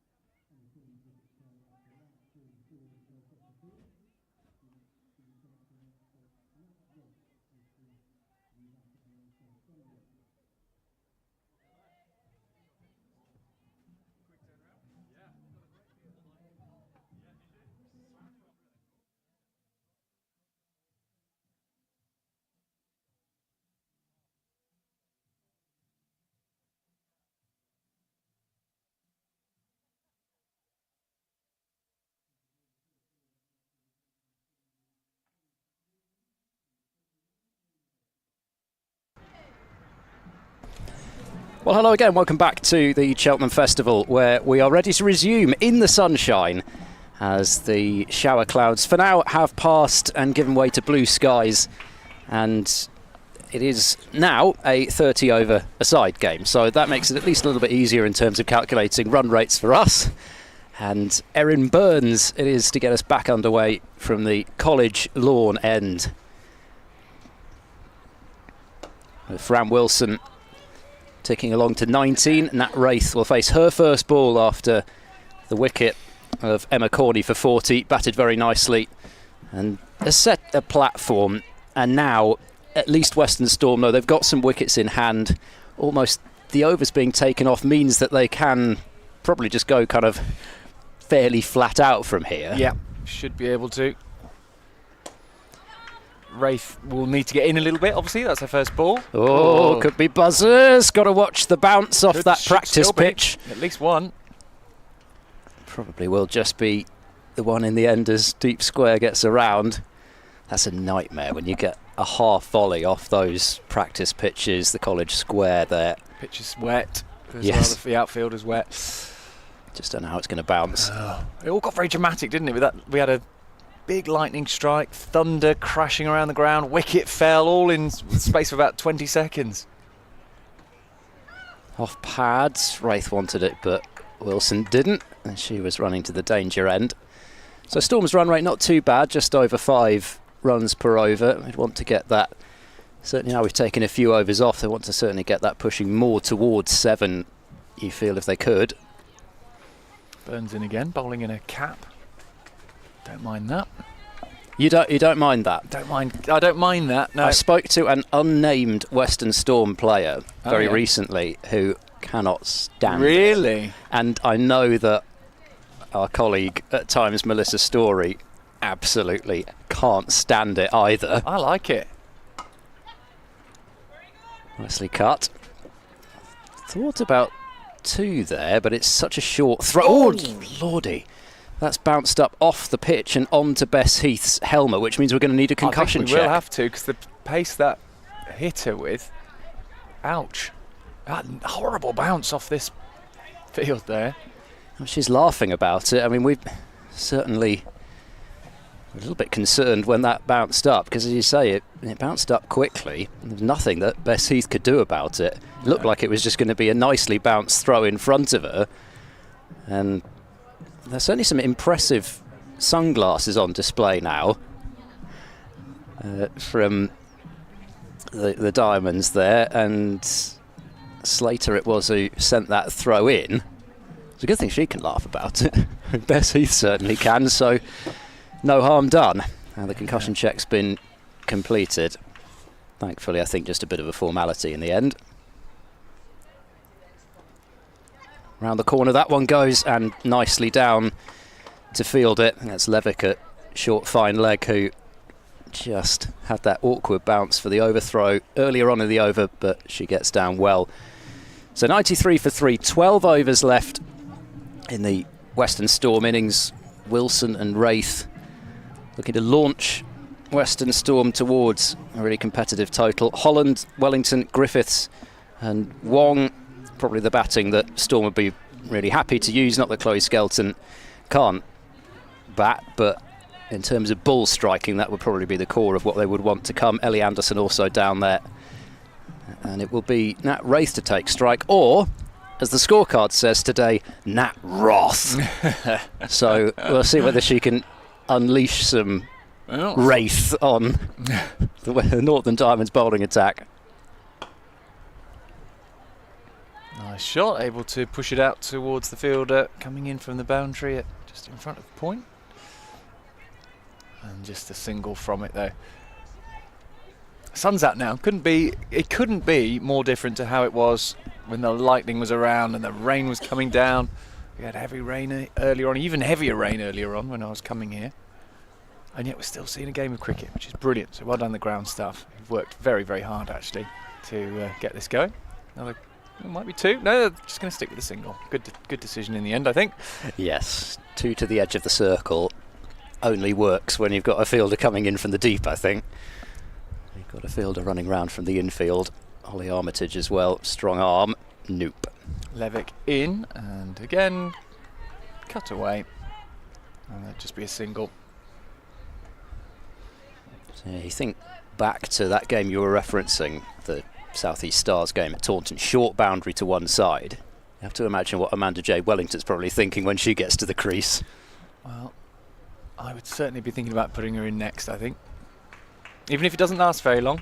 It's just nicely guided. In fact, there's a attempt, I thought there it might race away, going down the slope slightly there, but in the end, good bit of fielding. Yeah, it does seem to be long enough to that side that balls aren't quite flying to the boundary as they might be if the pitch was a little bit further over. Slater has definitely had a lot of work to do chasing in the field. Defensively push really into a gap.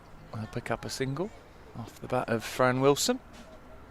I think even though there doesn't seem to be a huge amount of turnout there, Levick is always somebody that you look at and think, well, you're going to struggle to score at a huge rate against her. If you can just tick things over, singles, most deliveries, if not every delivery, then I think you'd be fairly happy with that. And she comes again. This will be the 100 up for Western Storm. 100 for 3. In the at the end of the 19th over. 19 overs exactly. 100 up for Storm. This is probably about the best weather now that we've had in the festival as a whole. It's just been a real shame this year, not just with rain, but the temperatures as well. I think have put quite a lot of people off coming to some of the cricket that we've had so far. Just sitting out all day in, you know, sometimes, I think yesterday, even though we didn't have a game here, yesterday it was 11 degrees at midday. Nobody's going to want to really sit out in that. It's just like we've never got rid of April weather. It feels like sort of, you know, about May weather now. Wait there, the call, and the right one. But no, there really is nothing much better than the sun out at Cheltenham, but when it rains here, there's basically no protection and you're on your own. Down the pitch comes Wraith, but then just checking her ambitions. One into the leg side. Just over 10 overs to go. What can Storm launch themselves towards? About 8 and over they'd need to get that rate towards 6 for the innings, but they will get some extra runs. Very slow delivery there from Burns. Watch the spin out there. And she does. Really was a slow delivery. That was a slow delivery. Yeah, might have been a few sent down like that from Jeremy Snape back in the day on this ground. The moon ball. And then very quick from Burns trying to catch Wraith possibly coming down the pitch. Oh, again, really jumped up at Bess Heath, that throw back in. Yeah, it shows you how hard the edge of the square is. Covers have certainly done their job.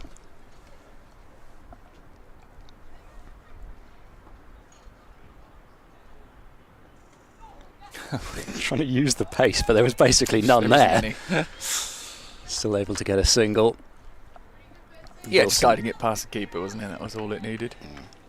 Slater, did they probably caught her a bit by surprise seeing that shot brought out.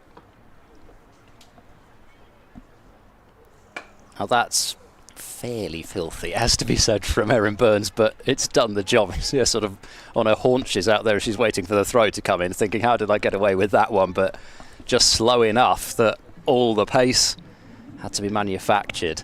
So 105 for 3, 10 overs remain in this innings, 4 overs lopped off because of the rain, but as much as anything the lightning, meaning that we were unable to resume until about 4 or 5 minutes ago, but they got out there so promptly. It's one of, to be honest, the great things about, I have to say, the regional setup. I tend to find they just get on with things a bit more when there's rain about. Clearly the outfield's pretty decent. They put a rope round, they had some time to put the rope round as well. They know that it's sunny, and both sides just want to play a game of cricket. Yeah, Ed and I and Kath, we went for our lunch, didn't we? You had a hot dog?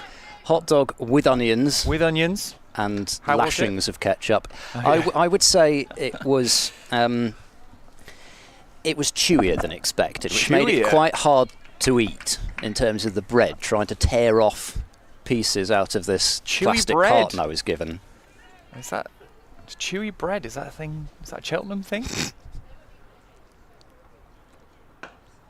This is Turner in and just pushed to the fielder backwards of point by Wraith or Roth, if you're reading the score sheet today. I do like that. There was a cricketer in South Africa, I think he might have moved to the States actually, called Calvin Savage. I thought that was about the best, but Nat Roth is pretty good as well. Pulled hard, 4 runs. If you're going short here, the bowler's going to bowl short. Got to be prepared for that short boundary to be attacked. That's a good shot. Yeah. We'll certainly feel some wrath if you're going to bowl that length. I mean, it did just sit up as well, didn't it? You're really going to have to bang it in hard and fast if you want some joy bowling short on this surface. Better, as this is hit downwards and through the area around and behind third. In fact, it could go all the way. Oh, it's almost stopped. It has just really pulled up there, didn't it? It looked like it was for a long time, like it might go all the way. And there's a chase on, 3 fielders coming round. And in the end, the ball slowed up, so maybe a little bit wet over there. It is down the slope, so I guess that's where the water's heading as well. Yeah, it certainly looked like it was going to elude the fielders, and then just in the last yard or two, really pulled up quickly. 3 runs though, useful. Turner in, and it's full, and it's 2 wide, so that'll be an extra one on the total. Another ball will have to be bowled. Wilson, 26 off 34. Wraith's there, 16 off 14. She's been very good for Western Storm this season. Been a real turnaround for Wraith. I've enjoyed watching her improve. Really get to know her game. She feels like she's really on top of her game now. This is Wilson though, pushed out to the point area where it's well stopped. Yeah, certainly off the back foot, Wraith always strong on the cut and the pull, as we've seen earlier on this over. Enjoys a bit of width.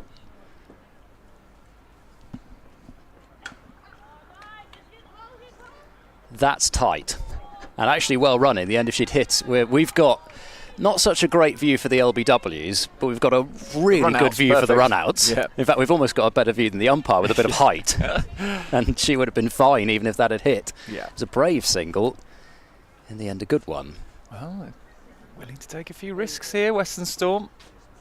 Again, Slower that's delivery, gonna another be wide. Given us wide. We have conceded a few extras of diamonds. One of the things which you would be thinking about in the diamonds camp, but as I say, there's a little bit of leeway here because of the uniqueness of bowling here. Nicely played down again, looking for that area. It slowed down there last time. It's going to do the same again. Yes, it is. Not going to reach the boundary. In fact, it's a good bit of fielding, really, running around, managing to get down low fairly quickly. Yeah, so really good over there for Western Storm. Just going to have a look at the extras you mentioned there.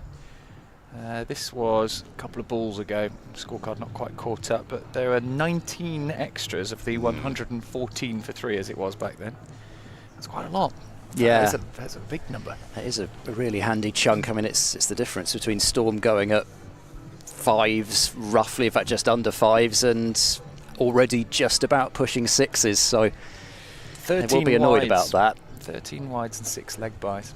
So leg buys you can't complain about too much, really. But No. wides you certainly can. Perhaps less so, although sometimes even leg buys, if you're bowling just a bit too straight, then it is sometimes down to the bowler as well. Yep. Reverse sweep, she hit it well, did Wilson. Certainly one of the shots that she has perfected over the years, but unfortunately for her, short third was right in the way. I always love it when a batter does that, picks out a fielder, and then their reaction is, "Oh, what are you doing?" It's like, come on, what? You put your arm out and say, "What are you doing?" Yeah. How dare you stand right there? This time looking to hit with the full face of the bat and straight back to the bowler. So a couple of well-timed shots from Wilson and nothing to show for it. Now, what has the rain delay there and the lightning delay done for our rotor? Because I must be coming. It must soon be Kathy's turn because I'm Short into the pitch, can't quite help it. Backward of square enough, Wilson. So just the one. What time did we come off? I think I had about 20 minutes We left. came off at About 10 something like 7 minutes past 2. Right, I think we'd actually only just begun, but then Yeah. given it's a shorter game, we're still doing half an hour's. I don't know. This is very good. We can have a production meeting on air. I know, it's live on-air production. Aim towards the short boundary, but straight to the fielder. Who is there? It's Marlowe, does the fielding. Get another bit of an awkward bounce towards Bess Heath, does well. Yeah, I'll tell you what, I'll do to 10 to 3. It's another couple of minutes. Can't wait to get off, apparently. Swap you in. Oh, no, I don't want to outstay my welcome. I think that's then an hour of me, and that's more than enough. As that is. Again, straight to the fielder, picking up the fielders here. The Western Storm batters. That's Wilson. All right, we'll settle for that. And then that's basically half an hour to the end of the innings. And you Exactly, can there we start go. the second one off. Perfect. Down the pitch, sweeping hard. Could be a boundary, yeah, will be. 4 more to the total. Western Storm just beginning to race away a little bit with it here. They know they've got to set a good target, high target, because Northern Diamonds, A, are a very good team, and B, will know exactly what they need to chase it down in what could be a rain-shortened game if we get any more showers. So Storm will need to post a high target. They've got 8 overs left to do that, and the score is 125 for 3. Yeah, powerful batting lineup. The Northern Diamonds and an experienced batting lineup as well, which might be as important as anything else, because there could be, depends on what the weather does later on, but there could be a certain amount of DLS management needing to be done. So the likes of Winfield Hill, Armitage, Callis, even Heath, even though I sort of talk about her as one of the more experienced players now, but she's still so young, but somebody of international calibre. Erin Burns, such a useful person to have in that middle order when it comes to pacing chases. She can play a lot of different kinds of innings.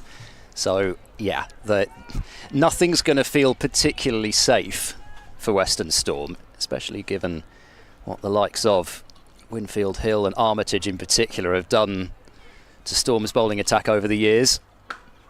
Hard drive, it's got underneath extra cover. But the fielder will get round from the boundary, so a couple. And Nat Wraith has really struck the ball well, and knowing now that it's pretty unlikely that Western Storm are going to get bowled out, probably safe in the knowledge that they can take as many risks as they want now. You've done it now. You just said they're not going to get bowled out. Probably, I said. Key word. Oh, chopped down into the ground. It was heading towards the helmet, shy at the stumps, and actually would have been closer at the non-striker's end, but Heath aiming at the near end, where I think Fran Wilson would have been safe. It nearly played it well enough just to loop over the keeper. And I seem to remember at the end of a 100 game last year, it was something like 5 to win off the last ball, and Alex Hartley was at the crease and went for a ramp shot. And then tried to claim, I think, later on that she was going for the helmet for, for the 5 penalty runs to win the game. Slapped down into the ground. But protection out there in the deep. They won't mind singles too much. Well, the Northern Diamonds, of course, if they're being supplemented by boundaries, that's another thing. Yeah, very nearly lobbed Bess Heath earlier in the over. I've not seen, I don't think, a 5 penalty runs in this Rachael Heyhoe Flint trophy. In the games that I've covered, anyway. Slicing thick outside edge there. Yeah, I had one. I was on commentary for one this season in a championship match, but yeah, I've seen it in the men's championship, but I don't think I've seen it in this. Good over this so far. Oh, hang on. 5 from it. Did we not have one in the Vipers game this year at Bristol? Vaguely remembering that. I'm going to have to look that up. Someone will let us know. Top edge, but over. And it will spin away, but probably not still have enough to get to the boundary. Do they want a third one on the arm? They decide not to in the end, so really good work. I think it's Slater yet again on the chase. 7 from this over with a ball to come. That's good stuff from Storm. That's what they'll want. If they can pick up a boundary here, that's been a really good over. Yeah, that's what you want, isn't it? Just score off every ball, and then you just need one boundary to make it a really big one. Wilson just having a look at the short boundary. Yeah. I think this is a better field probably for the last ball of the over. Yeah. Try and get out of the over with this field. Short fine coming up. Deep mid-wicket back. In comes Turner then. Good ball. Right, I'm going to make way, and Kath will come in, and we'll be joining Ed Seaborn. Thanks, Charlie. I'll be back at the start of the second innings. So 7 overs left. What can Storm get to? 10 and over would get them to 200, which would feel like a decent score, despite what we've been saying about the Diamonds batting lineup. The question is, can Storm score at 10 and over? Been ticking things along nicely, and they know there is plenty of power to add. Be quite interesting to see what they do with their order. Charlie certainly, I think, would quite like to see Amanda J. Wellington out there. Erin Burns to continue, though. Use of the feet hit high down the ground. It's a good area to target. There's no long off in place. But once again, the ball just holds up inside the boundary. And only able to get a couple of runs for a shot that certainly looked as if it might be heading for 4. Yeah, great use of the feet in the crease there. Obviously showing the intention. And you're absolutely right. They're going along well here, Storm. And I think they just need to capitalise now in the next few overs. Try and get that run rate past 6 and a bit, up to 7 would really put the pressure back on Diamonds. But yeah, I think Wilson needs to take the lead here. All those years of experience. Wraith going hard into the leg side, wide of long on. This is probably going to be another 2, giving time for the... Oh, dear me! A bit of relay fielding has gone wrong out there, and they will get a 3rd run. Yes, not quite communicating with each other there. Almost threw it over the boundary. Yes, that's what I thought was going to happen briefly. It'd still only have got 4 runs for that, but even so. What, not 6? 50 partnership is up between Wilson and Wraith. So the second 50 partnership of the innings for Western Storm. After Corney and Wilson brought up a 50 stand, so they've recovered extremely well from being 2 down early. Sliced over the top of backward points. It will spin away, but it's such a short boundary. And it's a good throw in from Marlowe, means just the one. I wouldn't really like to be Beth Heath collecting the ball at this end. They seem to be Oh no, bouncing one's up. just One plunked bounced you off on your the head. head. Nearly got her in the throat. That edge of that wicket is proper bouncy. So, yeah. It's good bowling right up in the block hole from Absolutely. Burns. I mean, it's sort of stage of an innings where even as a spinner, you could be looking to target that block hole. And again, the field just changing for the last ball of the over. You just want to get out of this without damage. And that's really well bowled by Burns. It might not look like the most attacking bowling into the pitch and towards the pads, but basically just saying, okay, you can have a single off the last ball, but you're not having anything more than that. 6 to go then, 139 for 3. So when we come up to the break, Ed, is it going to be a shorter break, do you think, to get them back out now with limited overs, or will they stick with the normal Good question. break in between I innings? reckon they can take 10 off the interval. That's usually what they can do. So I reckon we might be looking at a 20-minute interval rather than a 30-minute, but to be honest, that's one thing I'm not certain of. I was pretty sure about the lightning rule, but this, perhaps less so. I think that, they've been wanting to get out there all day. Probably don't need a 30-minute break, would be my assessment. They'll have had their lunch Yeah. by now. What lunch they'll have, that would have been there for them, to be honest, either before the start or during that latest rain delay that allowed us to go and get something. So Glenn into the attack. And Wraith on strike. Worked away off the pads, I think, just down to short fine. Leg buys. Runs on the board though, that's rotating the strike. Key bits here. The boundaries haven't come that frequently in the last 10, but what they are doing is, where they can, picking up the twos, rotating the strike really well. Like I said, there's been a lot of action and movement in the field from Diamonds looking to try and peg them back. Sensible decision, I think, from Marlowe not to throw that. Whilst there was backing up from Armitage at extra cover, you just don't want to bring those practice pitches into play. No idea where it's going to go.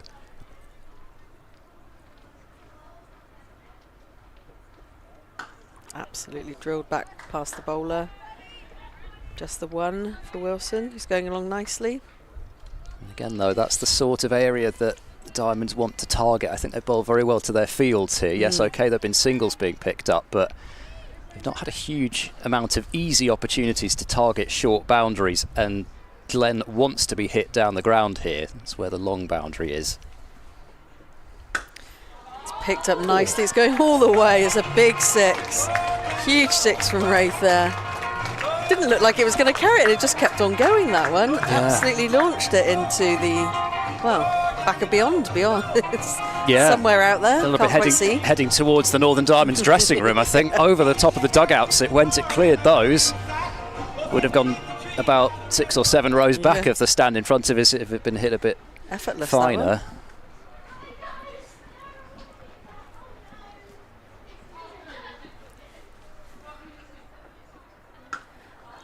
Again, fielded brilliantly by Armitage in there. Nothing really gets past her. I had almost like the opposite of the commentator's curse. I said we haven't had many boundaries and then they hit 6. So Right, so Storm would be wanting you to say that a little bit more often. I think so, Ed. Northern Diamonds not so fans, not so enamoured.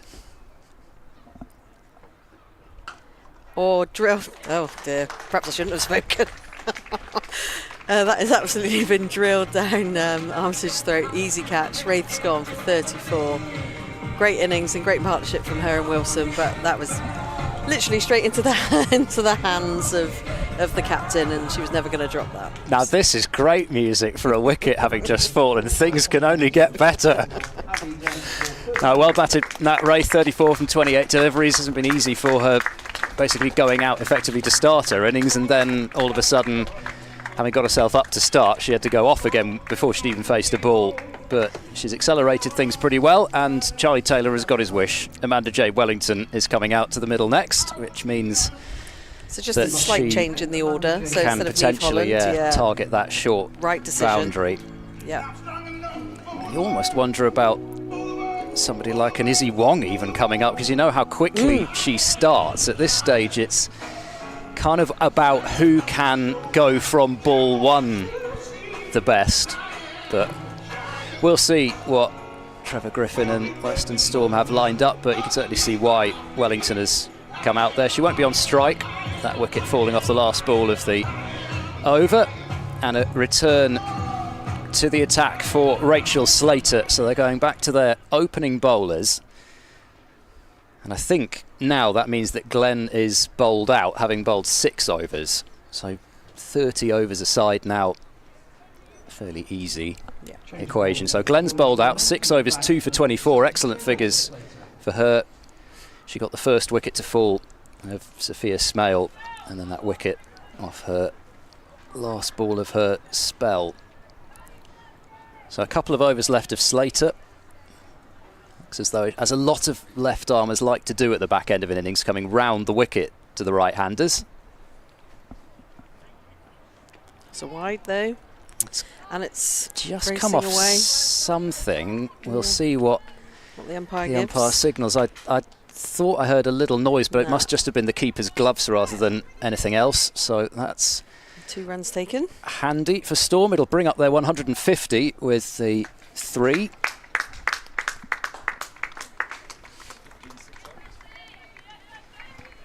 And so they've got their run rate now. Bang on a run a ball. That's a shot. Yeah, hit harder, which she's done very well. Got a hand Yeah. on that. Again, it's Armitage in the covers. He's done some excellent work in the field. Means it's just a couple. That was heading for the boundary if she hadn't got a touch on that, so that's great fielding again from Armitage, diving to her left. So he really does lead this Northern Diamonds outfit superbly. And they've got no one out here on this very short boundary. I know it's like, you know, it's a cut shot to get it through, but they've got a line of 4 right on the inner circle, but no one sweeping. Basically just with the left arm angle, they can angle it even further into the right-hander's body, so just trying to make them hit to the long side. Oh gosh, she's done so well to get something on that, but looks like she might be hurt. Oh dear. I think that was right on the wrist. That's a really painful one. That was going in absolute rocket. Unfortunately, that's gone straight back to Slater. There was nothing she could do about that.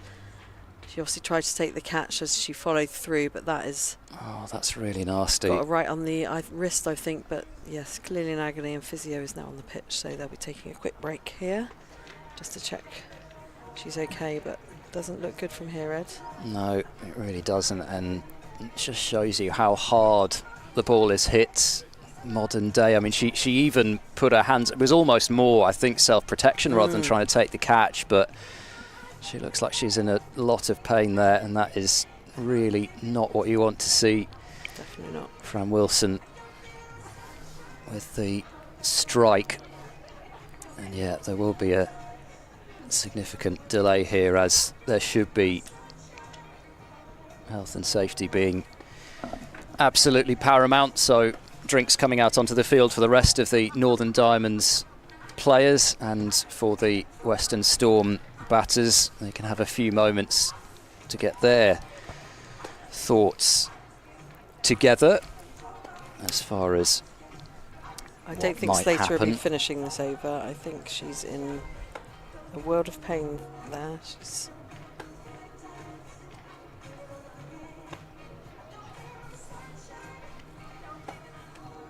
Yeah, she is, by the looks of things, just about getting up. The signal's already been made that there needs to be a substitution here, so that's really not what you want to see, and she might need a bit of assistance to leave the field. So certainly we wish absolutely the best to Slater there, and she'll get a generous round of applause. She really did absolutely everything that she could. Arm just being supported there. I think the right hand got a bit of a whack, but it was certainly, by the looks of things, the left hand or wrist that felt the full force of that. So somebody else will need to complete this over now. That's from the cricketing point of view, but Obviously, we hope that that is not as serious an injury as it looks, and that Rachael Slater can be back in action soon enough. I mean, that's one of the things, isn't it, that's sort of running through your mind after something like that, because as much as sort of the shock and the adrenaline that goes through your body, you're also thinking, you're a professional cricketer, you're desperate to play as many times as possible, and especially as there's only a handful of games left after this, just less than, well, actually no, probably just over, I think, a couple of months left in the season, but you want to finish off the season. So hopefully, as I say, that injury is not as serious as it looked at the time, and she is leaving the field as Slater, and it does mean, unfortunately for the Diamonds' point of view, that they'll be down to 10 as far as the batting is concerned, but as I say, that's sort of the least of the worries at this point. I think Sophie, it looks like Sophie Turner's going to finish off the last 4 balls, but yeah, you're absolutely right, Ed. We hope that she obviously makes a speedy recovery, and that isn't as bad as the initial pain might have suggested, so fingers crossed for her that she can get back out on the cricket field soon. 4 balls to go then in this 26th over of 30. Wellington on strike for a first ball. And they've given Wellington a bit of protection out on the offside boundary at deep point. And just a tap and go first up from Wellington. Even at this stage, with a limited number of deliveries remaining in the innings, it's still important, just even if it's only 2 deliveries, just take a couple just to have a bit of a look. And that's what Wellington has done there.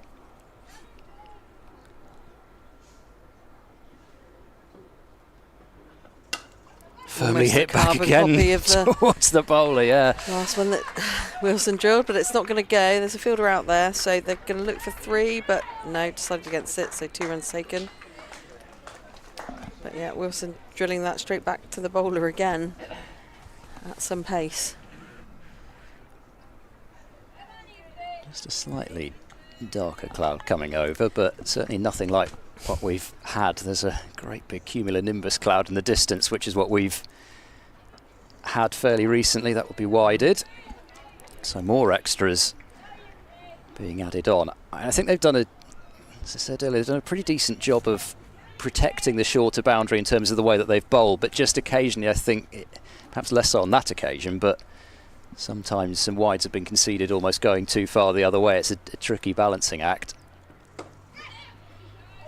Going to drop and run. Yeah.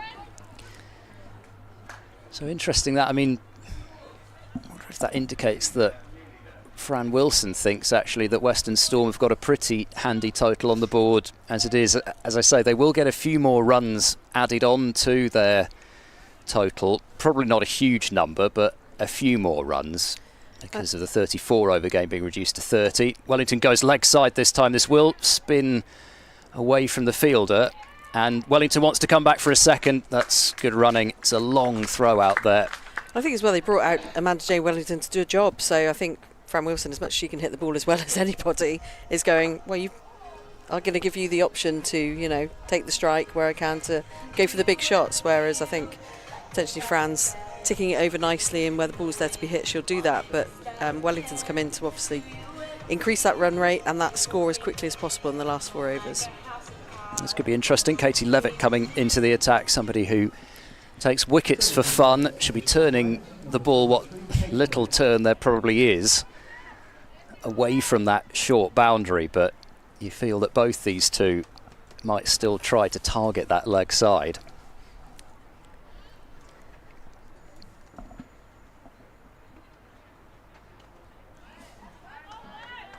Rare dot ball. The first ball. Hiding it outside the off stump. Levick, Wilson's going to have to go a long way across her crease if she's going to access that leg side boundary. Played down to point. Single taken. Now what's Wellington's plan? Her plan against the spinners to the short boundary in that game we were referencing, where she hit, I think, 3 sixes in quick succession off spin bowling of Bryony Smith was to try and get across her crease.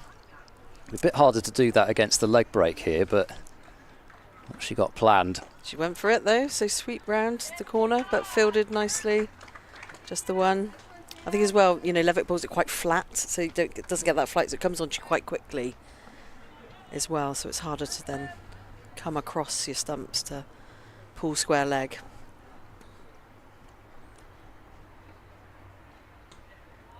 Wide ball given. I mean, you almost take the odd wide in this situation, just if the batter goes after it, and they so often think, well, I'd better hit it anyway. That's almost, I mean, she's not got a great deal of bat on that as Fran Wilson, but that's almost, you know, you kind of think, gosh, if there'd just been a bit of extra bat on that, then that's exactly the sort of delivery that Wilson would have been looking for. Wilson just 2 short of her 50. So currently on 48. And that's yes, the Amanda that's J. shot. Wellington shot across her stumps, slog sweeping for 6. I think that's what she was brought in to do, Ed. Yes. And she's absolutely nailed it, to be fair. Another fairly sizable clearance of this boundary, as I say, which it can only be 45 metres or so. Signalling what she's looking to do, Wellington, with that shot. Goes again, this time along the ground though, and well stopped. Yeah. Emma Marlowe. So Levitt gets out of the over. 3 overs remaining, so they're still on track if they can go at 10s in this last 3 to get to that 200 mark. And then, who knows, maybe something like 5 or 6 runs. I'm not sure there'll be a huge amount added on, because whilst Storm didn't know that it was going to be a 30 over game, they thought it was going to be a 34 over game, there'll be certainly, I think, 1 over less of power play for the Northern Diamonds, so that gets factored in as well. Anyway, they'll we'll put it all into into the calculator and we'll come up with a number. It'll spit out a score at the end. So, but 3 overs. Jay Wellington on strike, so that's positive for Storm. Number 29, Erin Burns. And Erin Burns back on to bowl. Aussie to Aussie. So longer boundaries this end. Good feet down the crease, but just for 1. But again, just showing the intent, coming out of the crease nicely. Yeah, I mean, you certainly felt that Wellington would try to open up that offside somehow, especially with, whilst Burns is an off-break bowler, she's bowling round the wicket, so the angle, taking it across her, and now they're putting a deep point in place for that Fran Wilson cut shot. You've got to protect the cut shot.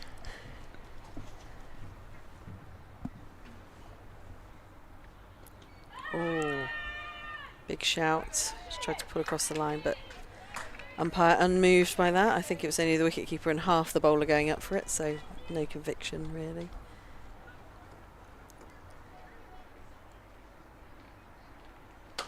It's feet driven down to mid on, single taken, deep mid on, should I say? You almost wonder whether, you know, in probably the last over, you'd probably see them just coming back for 2 anyway there, because it is a decent length throw in.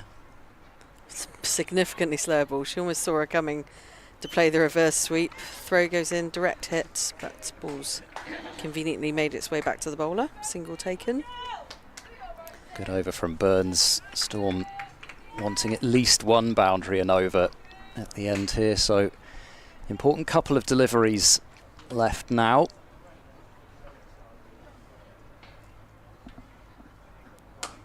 Wilson coming out again, just to meet it on the low full toss really. And that brings up Fran Wilson's 50. Of 57 balls, including 2 fours and a strike rate of 87.7. So back-to-back Cheltenham 50s for Fran Wilson. Mentioned her 50 in the game against the Sunrisers last year. And she's got another one today.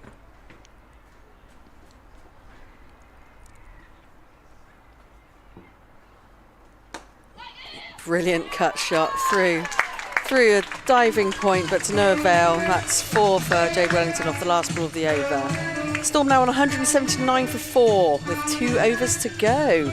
So we want to be looking at a good 15 to 20 off these last 2 overs where we can.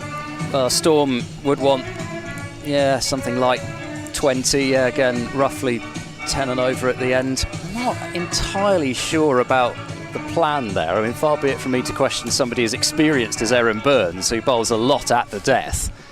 But you'd have thought you'd want Amanda Jade Wellington, whilst she is a big hitter through that leg side, it's a pretty mighty hit to clear that boundary, and that was where they had most of the fielders anyway, but opened up the offside for off that last ball and paying the price going for the boundary.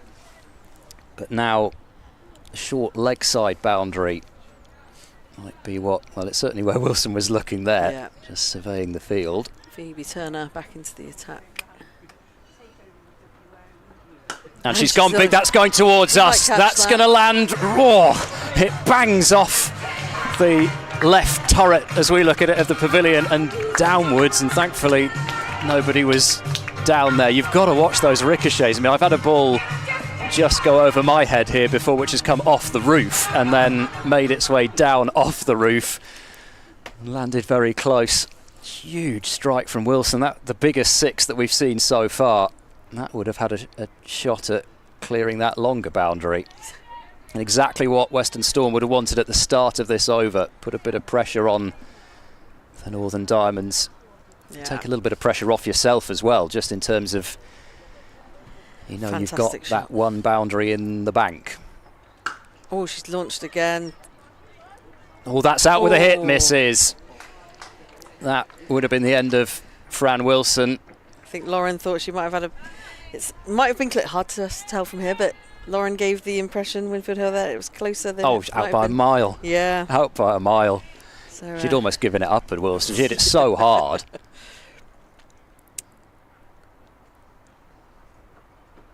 Oh, it's well bowled. Beautiful Yorker. Yeah, dug out by Jade Wellington, but they take the single. So already 8 off the first 3 balls. On track to get that 10 and over. I mean, you don't stop going now. Every ball be looking for a boundary, and Fran Wilson certainly somebody who likes to play the ramp shot, third and fine up. You've seen that Turner wants to bowl Yorkers. It goes deep in her crease. It's a length ball, and it's probably just going to be the single in the end. Yeah. Marlowe round the boundary. It's so short, you just can't take too many twos out here. Well, there was a bit of a bluff going on. Wilson was clearly expecting the Yorker again, going that deep in her crease, but good bouncer as a change-up from Turner. Yorker again, that is beautifully struck over the covers. Outfield might not be the quickest, but that has taken plenty of the outfield out of the equation.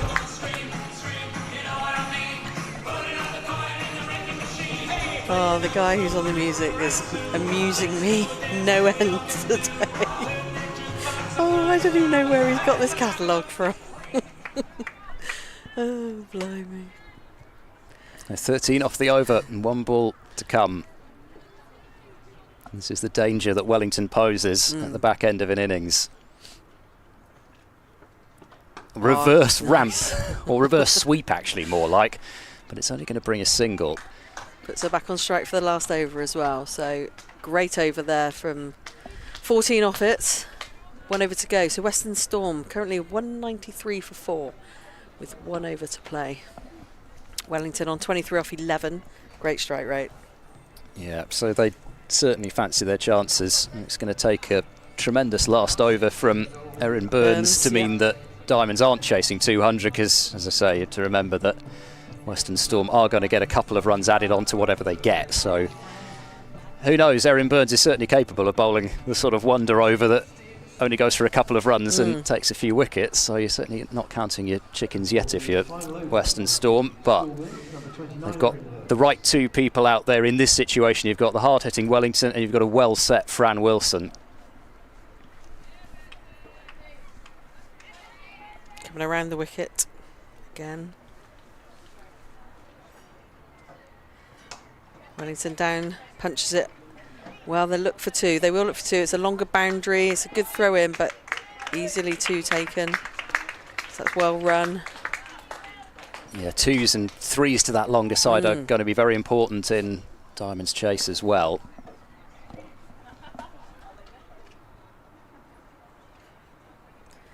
Again, out of the crease for Wellington. Punches it down the ground. There's a fielder there. Only 1 taken. Brings Wilson on strike. 196 for 4.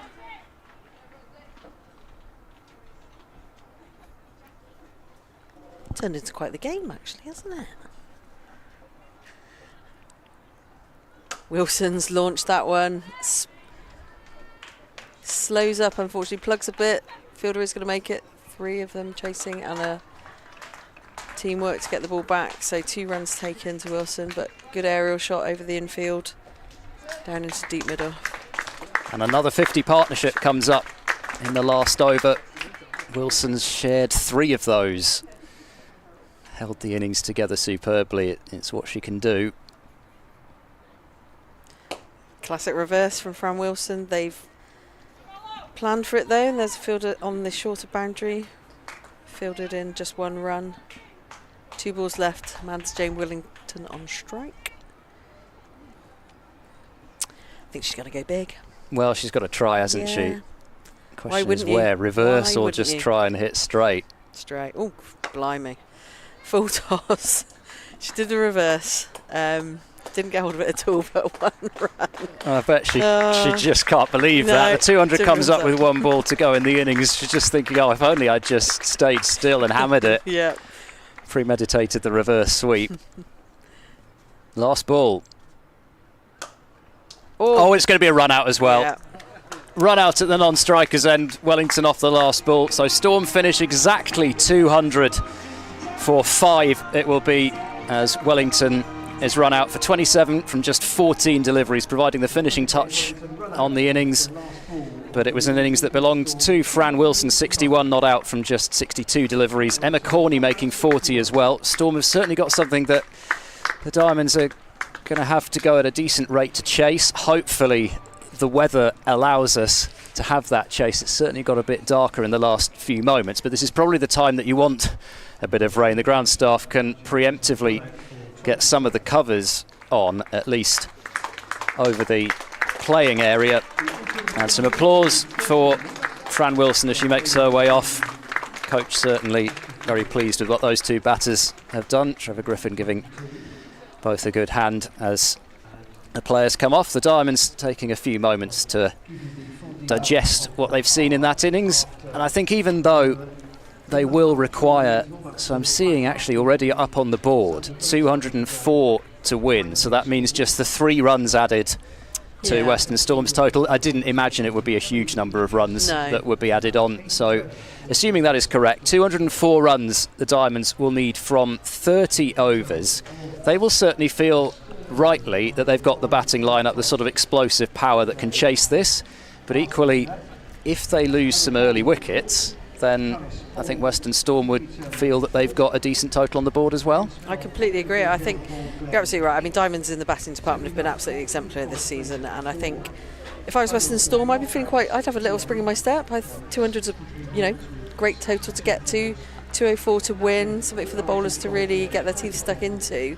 Just need to be mindful of that really strong opening 4 or 5 batters that Diamonds have. So whilst you do get rid of one very good batter, the next one follows. But I think it's about making the right decisions around the field placings, which I think Holly Armitage again was brilliant today in moving the field when it needed to be moved.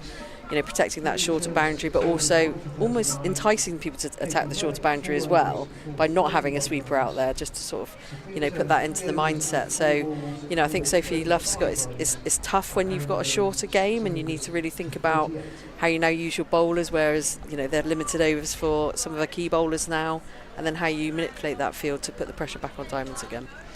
Yeah, very much so. I mean, I think something you're sort of alluding to as well, you almost sometimes you can get a bit too enamoured of the short boundary as a batter. That's one danger, but you'd figure, as I said earlier, if anybody's got the experience to pull this off. It's the likes of Winfield Hill and Armitage and the likes of Callis, Heath, Burns. It is a really strong top order, and even lower down, I mean, Abby Glenn got that half century in the reverse fixture, and she's on the card at least, down to come in at number 9. So you know that they bat deep, but there is a bit less experience towards the lower part of that Northern Diamonds batting order. There are a few drops of rain, unfortunately, which is not welcome.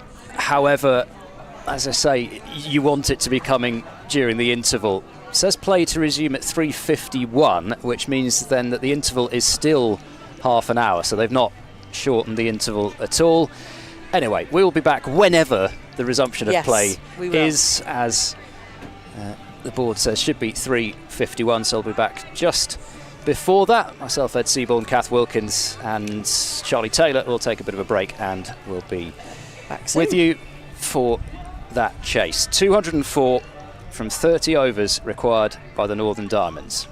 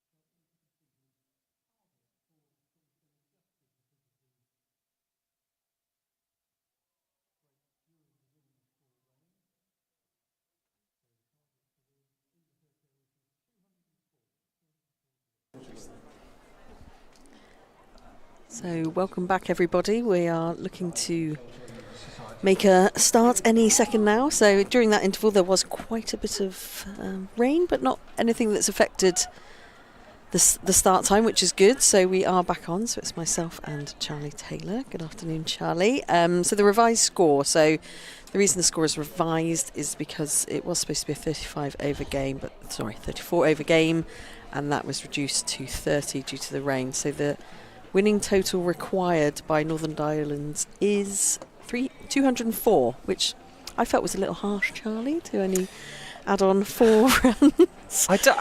But there is a computer that does all this for us. So. That's the thing, isn't it? It's not someone there randomly making up numbers. So that's why I read it. Interestingly, I read the obituary of, and I've got to get this right, it was Duckworth, I think, who died recently, wasn't it?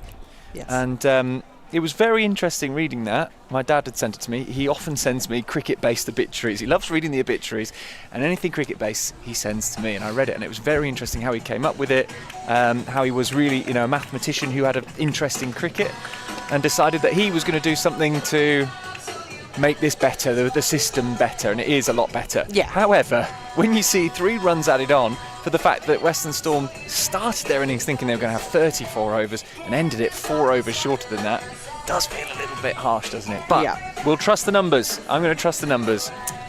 So 2 opening batters for Northern Diamonds out there already in the middle are Lauren Winfield-Hill and Emma Marlowe. And Western Storm now making their way onto the field, led by their captain Sophie Luff. So it's a good total. Yeah. I think it's, clear in terms of a quite, reasonable target given the adjustments that need to be made. So if I was Western Storm, I'd be feeling quite confident about if we can make an early start here.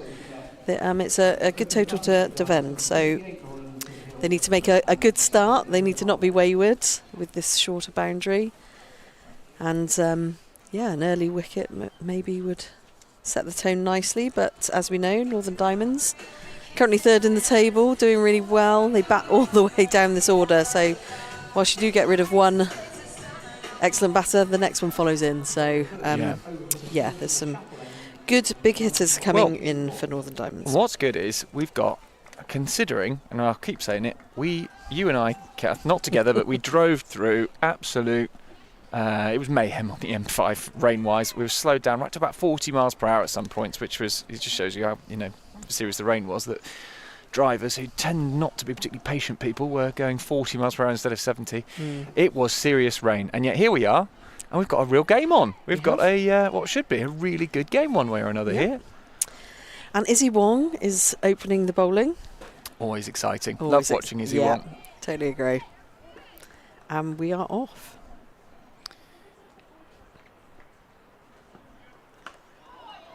And there won't be a run off the first ball. We did see one for Storm. So already Storm on the upper foot.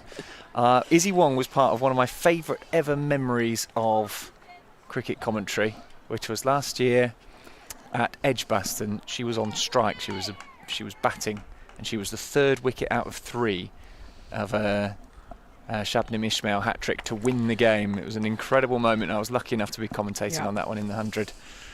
And I was there. Were you? Yeah, what a great game. Incredible turnaround.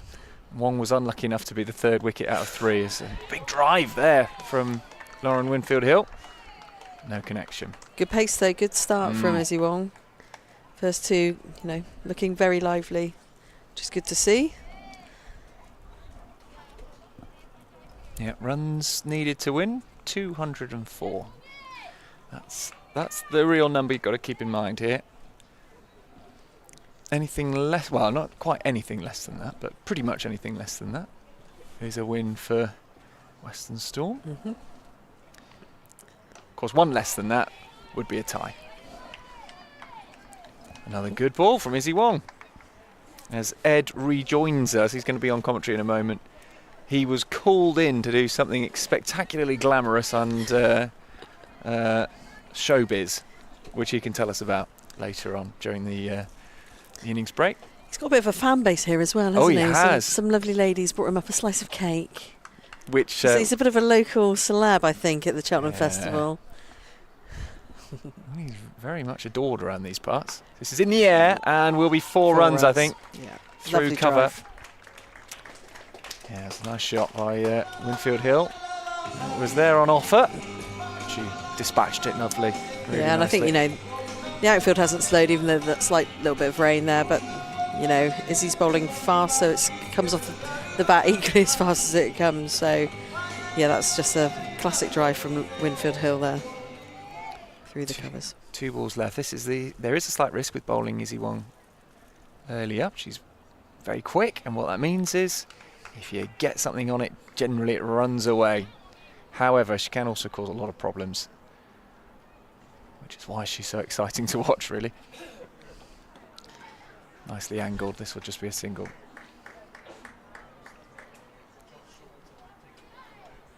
It's a beautiful day now, isn't it? The next 5 minutes. I want to go on a countryside walk up in these lovely Cotswold Hills we can see. Now we can see them. Yeah, now we can see them. The fact we can see them now, although I imagine it's a little bit muddy in some places, but they look lovely. This time of year is gorgeous, isn't it? Yeah. Trees in full leaf, everywhere looking very lush and green.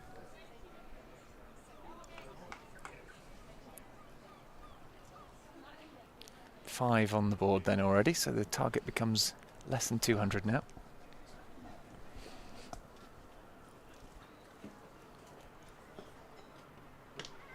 Giving us a wide. Hard for us to know exactly how wide that was at the moment. You'll have a better view than us on the stream, actually, because your cameras are at the right places for that, whereas we are side on watching this. I quite like the slightly rustic feel of grounds like this. We've got a lot of wooden, the balconies, carvings, all this sort of stuff. Driven straight back down the ground. Drive. Yeah. Should go for 4 as That'll well. race all the way as well. Oh, maybe. Yes, it's gone for 4. So what was a promising start has ended with 10 off the first over for Izzy Wong, unfortunately. Yeah. 3 dot balls to start, which looked like it was going well, but then it's there to be driven, and the 2 openers aren't going to miss out on that, and they've capitalised really well. So with a required run rate of 6.7, they're off to a flying start with 10 off the first over. Yeah, it will happen in power plays. Storm need to not panic. Plenty of time, plenty of runs to play with at the moment. But Northern Diamonds are a good side, and they will feel like they are well on top now. So I haven't seen Ellie Anderson yet, so interested to see. Great young talent. Yeah, how she bowls. She's good to watch. She has a fair bit of pace, not quite as pacey as Wong, but certainly someone that England are keeping an eye on. Opened up the bowling in the Under-19s World Cup. Oh. Not how you want to start. No. Seen a couple of bowlers struggle from that end. Just getting their Just line seems to right. drift, doesn't it? Just yeah, it is a bit of a as slope we're saying here. about that slight slope at that end. Yeah. I was saying about these slightly old grounds with old pavilions and things like that. I do like it. Quite often we're in very smart new commentary boxes, which feel a little soulless sometimes, whereas this has got proper character. Hammered into the ground there. And the offside, and Neve Holland does the fielding. All that again. We saw this, didn't we, in the first inning?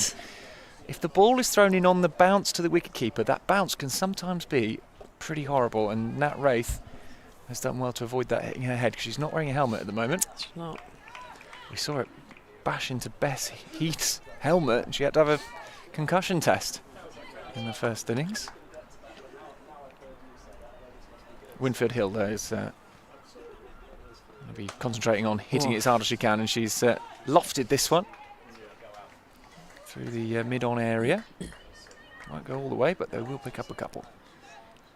She got deep back into a crease there, just leant back. That was actually a punch off the back foot, which I believe over the mid area. So shows her strength in batting and using again that pace off the ball to just punch it over the infield. Seeing it well already.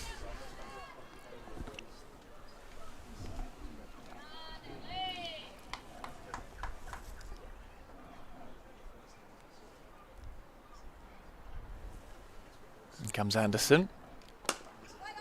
And again, Holland, who's been given the tough task of making sure the ball doesn't get through her into that short boundary.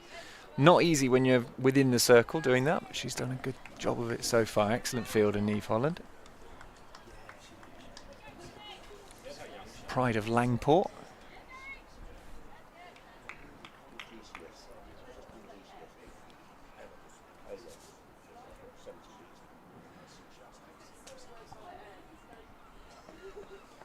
Ooh. Swing and a miss from Lauren Winfield Hill. Don't mind seeing that as a bowler, do you? Lauren Winfield Hill, of all players. Big swing and a miss. She's actually quite the advantage of actually being sideways on.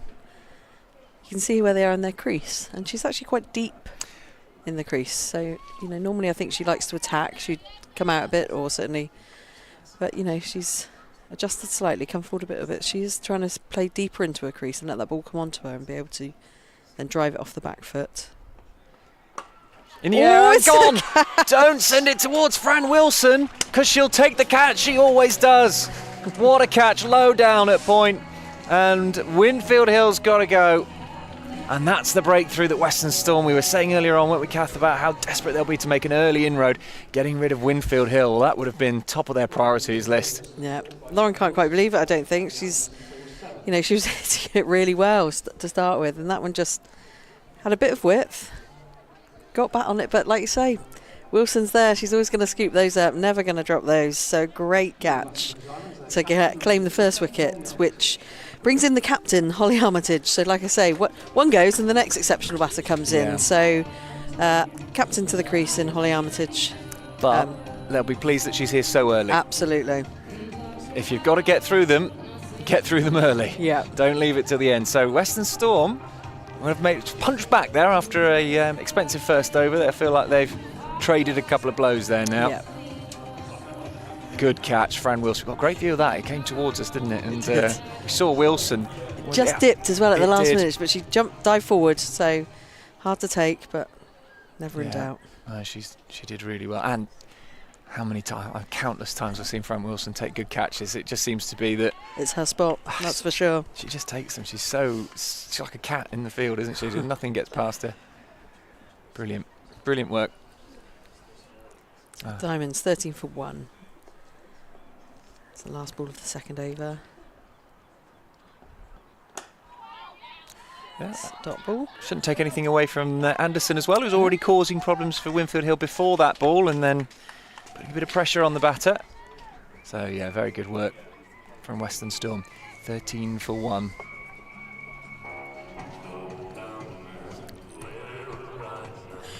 Oh, honestly, the man on the music is just making me Well, I know the man smile. on the music, a guy called Matt Sainsbury. DJ Ginge, his name is. Right. From Ilminster in Somerset. And yeah, he's well known around Somerset, especially around Ilminster. It's eclectic mix, for sure. He does an awful lot of voluntary work in Ilminster for the town and community events. So he's well loved locally, but he's here today. Yeah. He's keeping the crowd entertained. Izzy Wong. Good ball, that. Yeah, hard to get ball. away. Just causing issues for Marlowe, who has only got 4 to her name at the moment. Western Storm just can't let anyone settle. That's going to be part of it, isn't it? Just making sure they keep causing issues, because one big innings from a batter here probably would be enough, given that they know exactly the equation they're working with. Oh, sort of slice at it. Didn't get anything on it. Well taken by Nat Wraith behind the stumps. Yeah, you want to keep that chat high as well, and energy in the field. You know, that pressure onto the new batter that's come in. Just make them know your presence, basically. It's always what we always used to say. Just keep it respectful, but make them aware that you're very close. Absolutely. That's a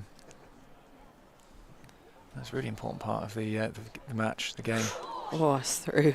That looked from sideways, hard to tell, but it looked close by the reaction of many people on the pitch. It was only the reaction that gave away how close that was, because we're really not in a position to see how close that was.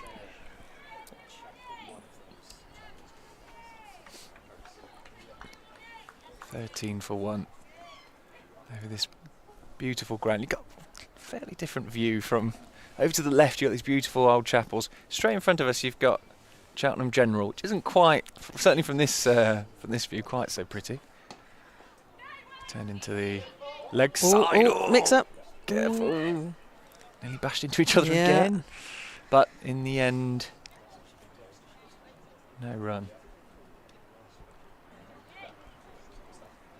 Yeah, I'm sure there are some nice bits. In fact, there is a very nice entrance building for Cheltenham General, but it's hidden by trees, and all we can see is some sort of tacked-on brick buildings on the top. Not very quite so. late 70s. Yeah, definitely not as nice as our view, the view to our left, or indeed in the building we're standing in now. Here comes Wong. Oh yeah, dug in. But yeah, it's just worked away off the hip down to square on the shorter boundary. 1 run taken. I mentioned the hospital because my girlfriend was born in that hospital. This is the first. I've not been there before. It's the first time I've been to this ground, so I just texted her. Said, "Was this where you were born?" Knowing that on a passport it says it's born Cheltenham, so I assumed it was. So there we go. So I'm afraid I've sort of taken it down a notch with my description of it. But it was obviously a very important hospital in my life, as it's turning out to be. Yeah. It's Wong's in again. Yes. And defended it again. Oh, bold. And blocked, and that brings up the end of the 3rd over. Diamonds 14 for 1 off 3. But I can confirm that this wasn't the college she went to. Okay. No. We've got a plane flying over. You can hear it. Oh yeah, there it is. Definitely Little can't plane. see it. Oh, there it is. God, it's lovely. Over to our right now. Sort of typically glorious British summer day, it looks like over there. A few wispy clouds. Certainly not what it's been during the day.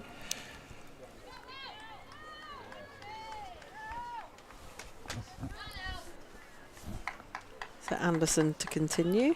Yeah, you wouldn't change it yet, would No, you? After that definitely wicket, not. first over. What did you make of your burger? I mean, it was all right. It's not been glowing reviews, has it? Oh, nearly. Well, now, was there an edge on that? No, giving us a I wide. thought that was, I thought it was a bit better on that, but great stop from behind the stumps from Nat Yeah. Wraith there.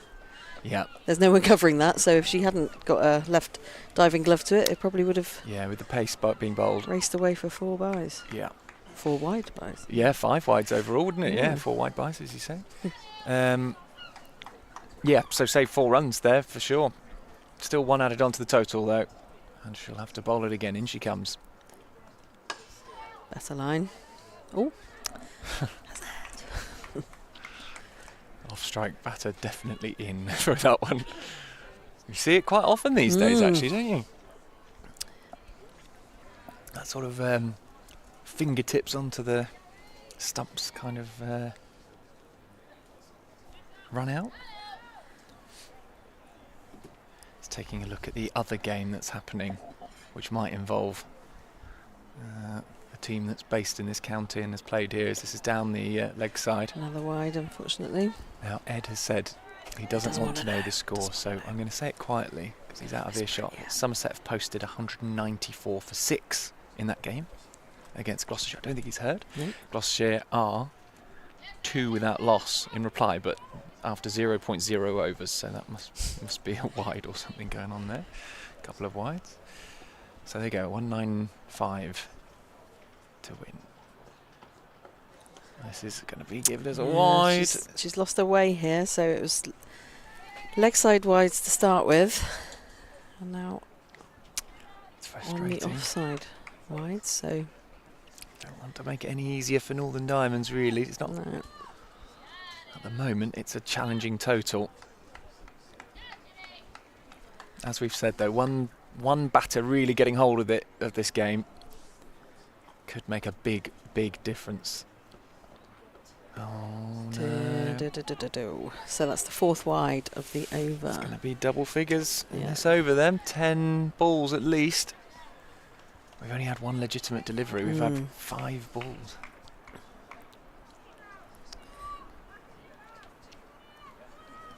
And the thing is, when you start doing this Nothing kind of worse. thing, it's really hard. It's nothing worse than what she's probably thinking and feeling now. thinking just need to get it down and that's there. it. You start thinking, I just need to do something. No, this is in the air. Could it be taken? Ooh. No. And the throw comes back in. I was just going to say, what you end up doing is, having bowled plenty of wides myself, I can speak on some authority on this, you start thinking, I've just got to make it legitimate. You stop thinking about how can I make it a good ball, it's just how can I make it a Get ball. it there, yeah. So you lose potency, and actually in the end she nearly took a wicket with that one if the ball had been in the air a little longer. But that is the second legitimate delivery. That's number 3. As well, it just takes that pressure off Diamonds a bit, you know, after the previous over with the wickets. It's kind of, it's 3 runs and extra balls, and they've just punched that away, and they've run 3 to the deeper boundary. So that's 8, isn't it? 4 wides and 4 runs from 3 balls. 8 from 3, and that's pressure back on the bowler now. You know, Anderson's still thinking, God, I got 3 balls to bowl here. Yeah, tough place. Tough place. A bowler who can't quite get the line right. Yeah. Because your teammates, you don't want to be. Your teammates are a bit frustrated that you can't get your line right, but also they don't want to be talking to you too much. They don't want to tell you how to do your job. In the air and safely past the square leg umpire. I look for 2 though. Yeah. No, decided against it. Yeah, right decision as well. Wongy, good throw from the deep. Flat throw as well, which limits that second run option. Strong arm. Probably why she's out there, really, partly. If you can just keep it to 1s when it's going out there, that's good news.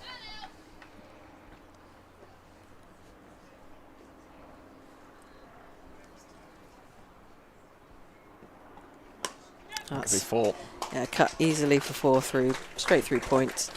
Width given again by Anderson, and there was no way that Armitage wasn't going to capitalise on that, so cut nicely through point on the shorter boundary, races away for 4. Diamonds 27 for 1. Anderson still has 1 more ball to get through in this over. Well, hopefully the last ball of this over, and I'm sure she'll be relieved when that's passed. But 13 so far, I think I make it. 7, 8, 9 plus 4, yeah.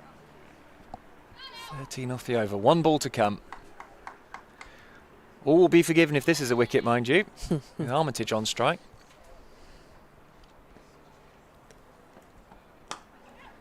It won't be a wicket. Might again, they're just looking be for 2. 1. Oh, they've gone for the 2 and got there comfortably in the end. Very well run. So a very expensive over for Anderson there, going for 14 runs. So that brings, like I say, Diamonds are now on 29 for 1. So, you know, Storm was starting quite well, but that's now just put the balance back into Diamonds' court, really, hasn't it? And it's not what you needed. I wonder if Luff will just think about who's going to provide some tight overs here. Can't let them. And actually, interestingly, she's decided that it is time for a change, and she's turned to Sophia Smale, who can certainly provide that consistency and tight line.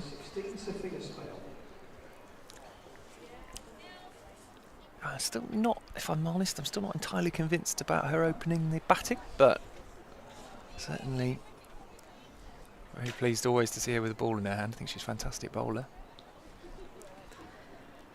Not sure she's, at the moment, with the bat, not sure she's quite got the power that you want to see at top of the order in a power play. She's quite a technically correct batter when she's going, but yet to really see her flourish in that spot at the moment. Yeah. So, left arm.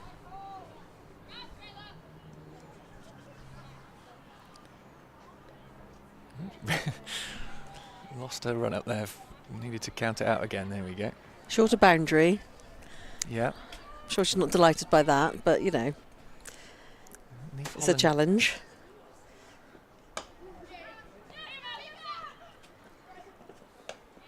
Probably the wrong end, but 1 run taken just in front of square off the first ball.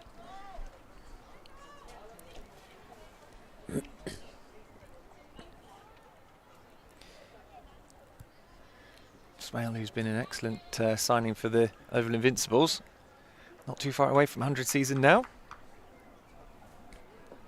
So it was better weather in August than there is in July. Big pull shot attempted, but not really connected with. Yeah, it's been a big game changer, hasn't it? The 100. I mean, this setup's been really good, but the 100 has just thrown a lot of these women into the national limelight, which has been great.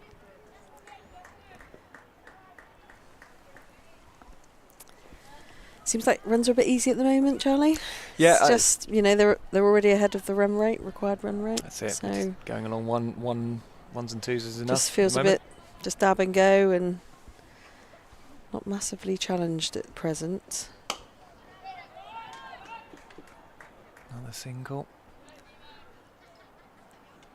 Oopsie. And the two ways of doing it, isn't it? You've got to build pressure, and that can often lead to wickets, or it leads to the run rate building up, or you take wickets. Yeah. So it's got to be one or the other, really. And at the moment, it's neither. No. For Western Storm. Diamonds might mind. And look at that, Armitage hasn't really had to do much. 10 from 7, 9 from 11 for Marlowe. Neither of them really going mad here. It's a dot ball. Luff flinging it back in. Bit of footwork from Smale. And a bit of sunshine here. Nice to say. Pitch bathed in sunshine at last. Oh, oof. Oh, that was hard for those. I don't know if you caught that on the camera, but it bounced just in front of the rope, and Niamh Holland had to be obviously inside it and try and stop it. And in the end, it was too hard and too fast. Hard job down there, keeping on top of this. Sounded like it squelched. You could almost hear the squelch from up here, because that is quite a soggy, still part of the outfield. So it just kind of skidded through, I think, and it was going at quite a pace. So yeah, there was not a lot she could do about that. Yeah, tough one. Have they whacked the volume up in the I think lunch so. break? I Feels think like it's it. safe to say that. Or have they put an extra speaker just beneath us or something? It feels like it. Ah, so Izzy Wong, they've changed ends. Uh-huh. So let's see if she has better luck in an impact this size. Now, is the idea to give Anderson the other end? Oh, probably not. I don't know. There was sort of an elaborate plan to just swap Anderson ends, given that she was really struggling with the line in the previous over. Right, let's see what Wong can do. He's quicker, Oh, that's isn't it? fielding. It's a great piece of great piece of fielding from Sophie Luff there. A direct hit as well in the throw. Yeah. Western Storm have got some cracking fielders. In particular, those two names that we talk about a lot, Wilson and Love. They lead by example in the field. They absolutely do, yeah. But again, you can just see the pace coming off the bat. If you connect, then that was, if Sophie hadn't stopped that was 4 all day long. Yes, yeah. So it's great to have pace bowlers, but you've got to be accurate to be in, bowl to your field, classic statement. But yeah, it is flying otherwise if it comes off the middle. Oh yeah, Izzy Wong with that extra pace. You really can see it when she's bowling.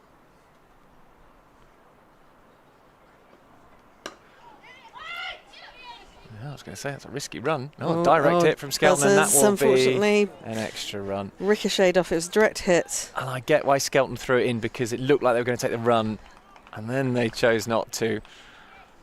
So you can't really... No. It's hard to criticise that, isn't it? Yeah. There's not a lot, she's hit the stumps, that's what she's aiming for.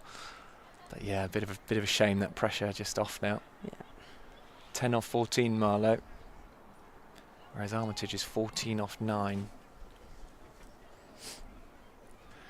Don't want Armitage to get set, because that's a very, very good batter. Hard to prize out on her day. Holly Armitage, in comes Wong. And she's happy to defend that one.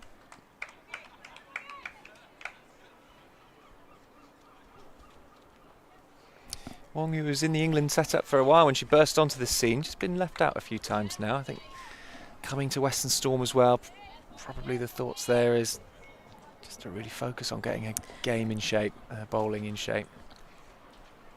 She's got all the talent, she's got all the pace. Shot. Oh, that's 4 more. effortless 4, really, isn't it? Just angled the bat and raced away onto the short boundary through just in front of point. No cover there, so that is an easy 4 for not a lot of effort, I suppose. But positionally, brilliantly played by Armitage. So. We spoke about it in the first innings with Western Storm batting as well, how perhaps they didn't use the short boundary enough. I think Northern Diamonds bowled very well with that in mind, but there's still probably a bit more they could have done with it. Towards the end, they started hitting a few sixes over here, and I'm sure Diamonds will be planning that as well when they've got a bit more of a licence to take risks. But oh dear, that's poor. So that was Griffiths trying to throw back to the keeper, but very wayward, so they picked up an extra run there. Throwing where the keeper had been rather than where the keeper was. So that's the end of the over. So Diamonds 43 for 1 off 6 overs. So going at a run rate of 7.2 with a required run rate of 6.7. So they are ahead. Yeah, and 6.7 is a good required rate for Western Storm to have set Northern Diamonds, but giving away runs at the moment. They haven't been able to apply pressure, turn the screw, make it hard work, and at the moment Western Storm have let them off the hook a bit, I would say, at the moment, but plenty of time for that to change. Yep. And it will be Smale who continues. As Smale is walking out a run out again. I'm going to hand over to Ed. Thank you, I'll Kath. speak to you in a bit. Well, we'll see you a little later on. Kath Wilkins, former Somerset player, alongside us here at Cheltenham Festival, the Cheltenham Cricket Festival. They do sports festivals well in Cheltenham, don't they? Racing and cricket. Any others I'm missing? Do they do a snooker festival? Oh, they do a literary festival, but I wouldn't describe that as sport. Ed. Well, I know you love reading. You make that a sport. Well, I mean, you know, that sort of thing was in the old Olympics. Reading? Well, not reading. Poetry, I was thinking. Oh, right. Was it? Did they? Did they used to do? Yeah, poetry reading, yeah. Sounds Greek, doesn't it? Comes Smale. And this is forced out to the offside. They'll run a single. I think about 2 now. I think in the, am I right in saying in the sort of early, even modern Olympics, there was something along the sort of artwork lines. Was there? Even I really should be able to remember that. There was one of those facts Not that I'd artistic stored gymnastics. up. No. Olympic reading. That's something. Olympic reading would be, well, you know, I mean, some people can train themselves to gather information extremely fast. Sort of Darren Brown skim reading techniques, taking all the information somehow. Shorter, and that's cut away. Fielder comes round. At least 2 runs. Yeah, well, it's certainly not been all the start that Western Storm would have wanted, but they have at least got rid of one of the dangerous batters at the top of this Diamonds order, but they just keep coming at you. Yeah, Winfield Hill picking out Wilson. This is in the air and will be taken. Luff takes a catch, and that is a disappointing end to Marlowe's innings, because she's played pretty well, hung on in there, but has just lofted an easy catch, looped it to the Western Storm captain, who was very grateful to receive it. So that's another one then. Marlowe goes for 12 and a second breakthrough. Well, I was just going to start talking up Emma Marlowe as well, because I feel like I've sort of mentioned just about everybody in that Diamonds top order apart from her, and she's coming off the back of a half century in the last Rachael Heyhoe Flint Trophy match that she played at Scarborough, so confidence high, and somebody that's very much on the up, just 20 years of age, but Smale maybe just getting a little bit of the sort of purchase that she was hoping there would be, that I wasn't entirely sure that she would get out of this surface, and just threw the shot a little bit early and spooning a catch to mid-wicket. It's a pretty horrible way to go, but so often it's a mode of dismissal that the slow left armour to the right-hander gets playing against the turn. Brings Stera Callis to the middle. Yeah, well, she's very good batter as well. They just, as you say, keep coming in this Northern Diamonds setup. In comes Smale, and Callis turns this towards the fielder who just took that catch, Sophie Love. No run there. Now, is this the moment that Storm can start applying that pressure? Because they've just lacked it. In fact, that's a bit of a lucky wicket to get, having leaked a lot of runs in the previous few overs. There was no pressure really building at that point, so they've got a wicket. This one goes down the leg side and will be given as a wide. And the other thing it has done is it's just put Diamonds behind the Duckworth-Lewis score as well, if there is to be more rain, and we hope that there isn't. Hopefully that the 30 overs can be bowled. Yes, well worth keeping that in mind. So tell us about your lunch break then. Well, it wasn't your lunch break because you actually had lunch during the lightning break. Yes, but thankfully. What did you get up to then? Because you were whisked away from us with a sort of a security detail looking after you, bodyguards and things to get you around the ground. Yeah, well, they can get, they can get pretty feisty. Can they? I thought they could. Cheltenham, particularly after a Gloucestershire loss in terms of the men's cricket in the last game that was played here. I mean, I get blamed for just about everything else, so I'll probably be blamed for that. But no, I was unfortunately put in charge, which is a dangerous thing for anybody to do. I was put in charge of the hub, which is over in the black marquee on the far side of the ground, just behind where the scoreboard is. So that's a regular feature of Cheltenham. It's been there for many a year, usually before the start of play, but easier to do it during the interval here. Skelton into the attack, and she's somebody who's got very happy memories of bowling on this ground. With, I think it was a 3 for last year, but the year before against the South East Star she took a 5-wicket haul on what is basically her home ground. So certainly somebody that really enjoys bowling here. Was she Newnham, I want to say? Newnham? One of the two. Newnham. I think it's your second one sounded a bit Newent sounds closer to the mark, I think. Let's have a look. But yeah, so I was talking to a couple of Western Storm's young guns. Well, they're going to go for a quick single here, which I think is going to be well taken. No real chance for Anderson to effect any sort of a run out. Yeah, talking to Katie Jones and Emily Geach, who are both on Storm's books. Lots to talk about with them. Emily coming through the pathway, starting her cricketing journey off in Cornwall. Short ball pulled away, should just be the single, although Wong had to watch that bounce. And Katie Jones, who is another local product for Gloucestershire, coming through their county setup and then into the Storm pathway. Diamonds 50 coming up, by the way. Winding up for the big drive. Callis, work to do for Holland round the boundary. She does well. I'll come back for a second run, but saving 2 runs. Leave Holland, always one of Western Storm's most important boundary riders. Didn't get to bat today, but always know that she's going to have an important hand to play in the field. Yeah. Newnham, sorry, just looked it up. Long on just being pushed back. To go for a single here towards Sophie Love inside the circle. That is definitely not something that Callis was at all interested in, and Armitage, hand of apology. So 5 runs from the over, 52 for 2. So Diamond still just hovering a little bit behind the Duckworth-Lewis par score. But yeah, lots to talk about. Katie Jones, who's already been part of England under-19s, so she played in a tri-series this winter out in Sri Lanka. Got a chance to ask her a bit about that. And then getting called up to the 100 as well. She's got a deal with the Southern Brave, got selected in the wild card. Like Sophie Love did. Portion of the draw. So, the draft, sorry.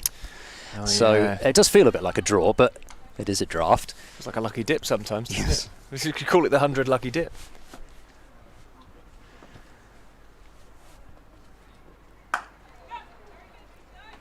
Not really timed. Targeting that short boundary. But yes, So asked her about that, and obviously she was massively excited to join up with the likes of Charlotte Edwards. Smriti Mandana was another name that she mentioned. You just know that Southern Brave outfit is going to be a good one again. It's always up there. Oh, that's got to be pretty close. They like it, Western Storm, but umpire McClelland clearly not liking it so much. Impossible for us to tell, I'm afraid, but... Kath's pulling her face Anyway. like she thinks it was very, very close, but she's standing here at square leg. So I don't know. Well, you would have appealed for that then, would you, at square leg, Kath? She'd have been up on... Square leg umpire could have given it out. Yeah. Yeah. That would be a strange one. But yes, so I was then, after having talked a bit about that, my next question was going to be, so how did you get the news? But before I could get that out, Katie's parents, who were sitting in the front row, it was actually really well attended. I thought nobody was going to turn up, but pretty much every seat was full. I couldn't believe it. Well, when we see that Ed Seaborn is hosting a Q&A with anyone... I don't think that had any factor in it whatsoever. But no, it was really nice actually, because I didn't know exactly how much it had been advertised that we were still doing it for this game. But yeah, before I could get the words out, her parents shouted from the front row, ask her how she found out, or where she was when she found out, to be more exact. And she had to admit that she was on the toilet when she got the call. Yeah, got a call from an unknown WhatsApp number, and it was kind of, who on earth is this? How funny. Nicely driven, but stopped at short extra cover. So some of the squeeze that Charlie's been asking for has certainly been applied in the last couple of overs. Just 2 runs from that one, 54 for 2 after 9. So yeah, ended up just having to give Charlotte Edwards, as you do, just a casual call back after that at a slightly more convenient time for her. So yeah, that's how Katie Jones found out about her 100 deal. But somebody who, I mean, to be honest, you forget how young these people are. She's still, this year, had to juggle her A-levels. So she hasn't been playing a great deal for Western Storm this summer, which is why you've not seen her. But certainly somebody really big part of the future, not just of cricket in this region, but potentially England-wise as well. I was very pleased to see her name and Sophie's name in that wild card draft. And it's just massive to, even just if you don't play. And obviously she said, well, I'm a wicket keeper, so you just never know. You sort of you increase your chances of getting to play if you can keep wicket. Now, Southern, that's close. No, Southern Brave have possibly one of the best wicket keepers in the competition. In what's her name, Rihanna Southby, Southby, who is brilliant. Yeah, fantastic. But you never know with injury or anything else. Yeah, and she's almost in there as a specialist keeper, because she comes in at number 10 or 11. Oh, in the air. It's going to go over the head of Amanda Jade Wellington, who will collect it. Sort of plugs. Seeing that a bit more in this innings, really, and towards the end of the first innings as well. Just the outfield slowing up, getting a bit squelchy. Yeah, you've really got to hit it almost completely to the boundary over the top of long off. We saw Fran Wilson hit at least 2 over there that only went for a couple of runs each. Now this could be caught, and it won't be. For a moment, Amanda Jade Wellington looked like she was going to get there, but she couldn't quite. In the end, I wondered if she might put in a dive. It was, from up here, it looked like it may have been close enough to her. But I'm quite a harsh taskmaster when it comes to that kind of thing. I expect everyone to dive for everything, even if it's nowhere near them. Yeah, no, easy up here, isn't it? An easy game. I don't know. I like the way Skelton's bowling. Throw comes in, not great throw. It's been something that has been a little bit off, a couple of the throws. I mean, there was one which ricocheted off the stumps, which I still feel most people would now say that they just need to introduce that part of the laws now, where if you hit the stumps direct, the ball's dead, because you want to see people shying at the stumps. Yes, true. That's true. I think. I've been a bit of a convert on that, I must say. When to start with, I thought, well, you know, if you throw the ball and there's no chance of a run out, then why should you get effectively rewarded for just throwing the ball? But I think in terms of adding to the spectacle, especially in T20 cricket, possibly more so than 50-over cricket, I've come round to the school of thought that actually doesn't want to discourage players from throwing the ball at the stumps. It's something that the crowd get excited about, especially if you're newer to the game and if you're a kid watching, seeing those good throws hit direct, stumps flying. It's just something that you kind of want to see anyway. I don't know if that's necessarily going to be introduced anytime soon, but it's certainly a discussion point, as is the fact that Amanda Jade Wellington is coming into the attack. Potentially a really crucial set of 6 overs that Wellington could send down. If she could take a couple of wickets, then that really would put Storm in the driver's seat. So we now have a match, I believe, as well, with 10 overs having been bowled, and Diamonds currently 8 runs behind on the Duckworth-Lewis par, and I think that has updated for the next over.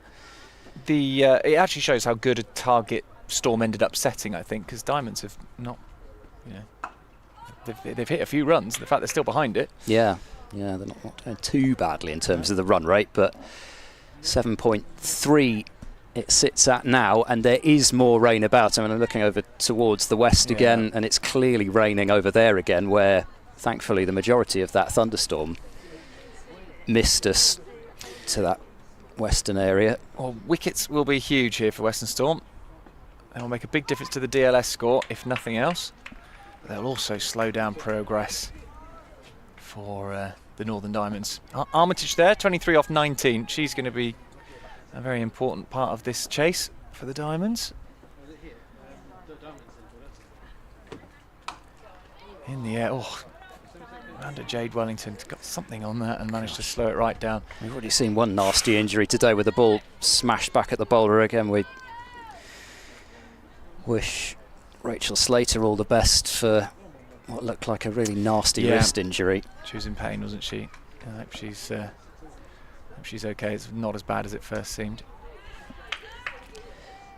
But yeah, I mean, in terms of somebody that the Diamonds would want out there at the moment, Holly Armitage, 100 in the reverse fixture, 97 I think it was in the T20 match between these two sides earlier this season. Really dangerous customer, and somebody that is continuing to try and propel herself into that England setup first choice.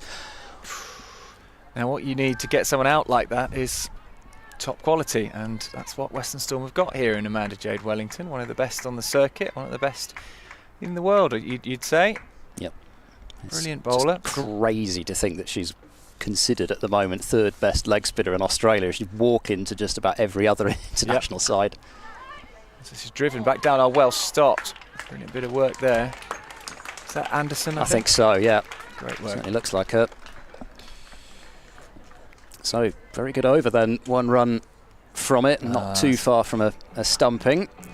So, if your top overseas player like Amanda Jade Wellington isn't going to take wickets, bowling an over for 1 run is about as good as it gets after that, isn't it? Very, very good stuff from Wellington. So 72. I'm going to keep saying the Duckworth-Lewis par score now because it is getting quite dark and we can clearly see rain about. I think we're having a few drops here and there as well. And this is the benefit, and it's what Western Storm did well in that game at Taunton we've already referred to, which was another rain-interrupted one, is that they always kept themselves within it. Now, Northern Diamonds have got the scoreboard. They'll be able to see it while they're there.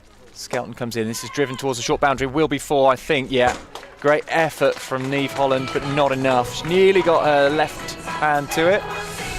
So there's 4, and maybe now 12 runs behind at this point before this ball. Maybe now they're thinking, hang on, if there's rain coming, let's just get ahead. Yeah, it's almost, I mean, of course, you can do yourself even more of a mischief by losing a wicket now, really trying to push for that Duckworth. Well, it's hard to know what to go for in the middle.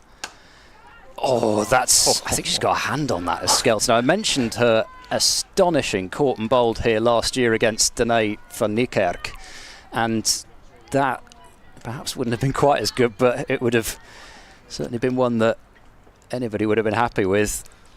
Still a dot ball though. Hammered into the leg side, just the 1 though. I think about 2, but it's not there. Western Storm still ahead of this Duckworth-Lewis score, 72. is the DLS score. 65 for 2 is the Diamonds score.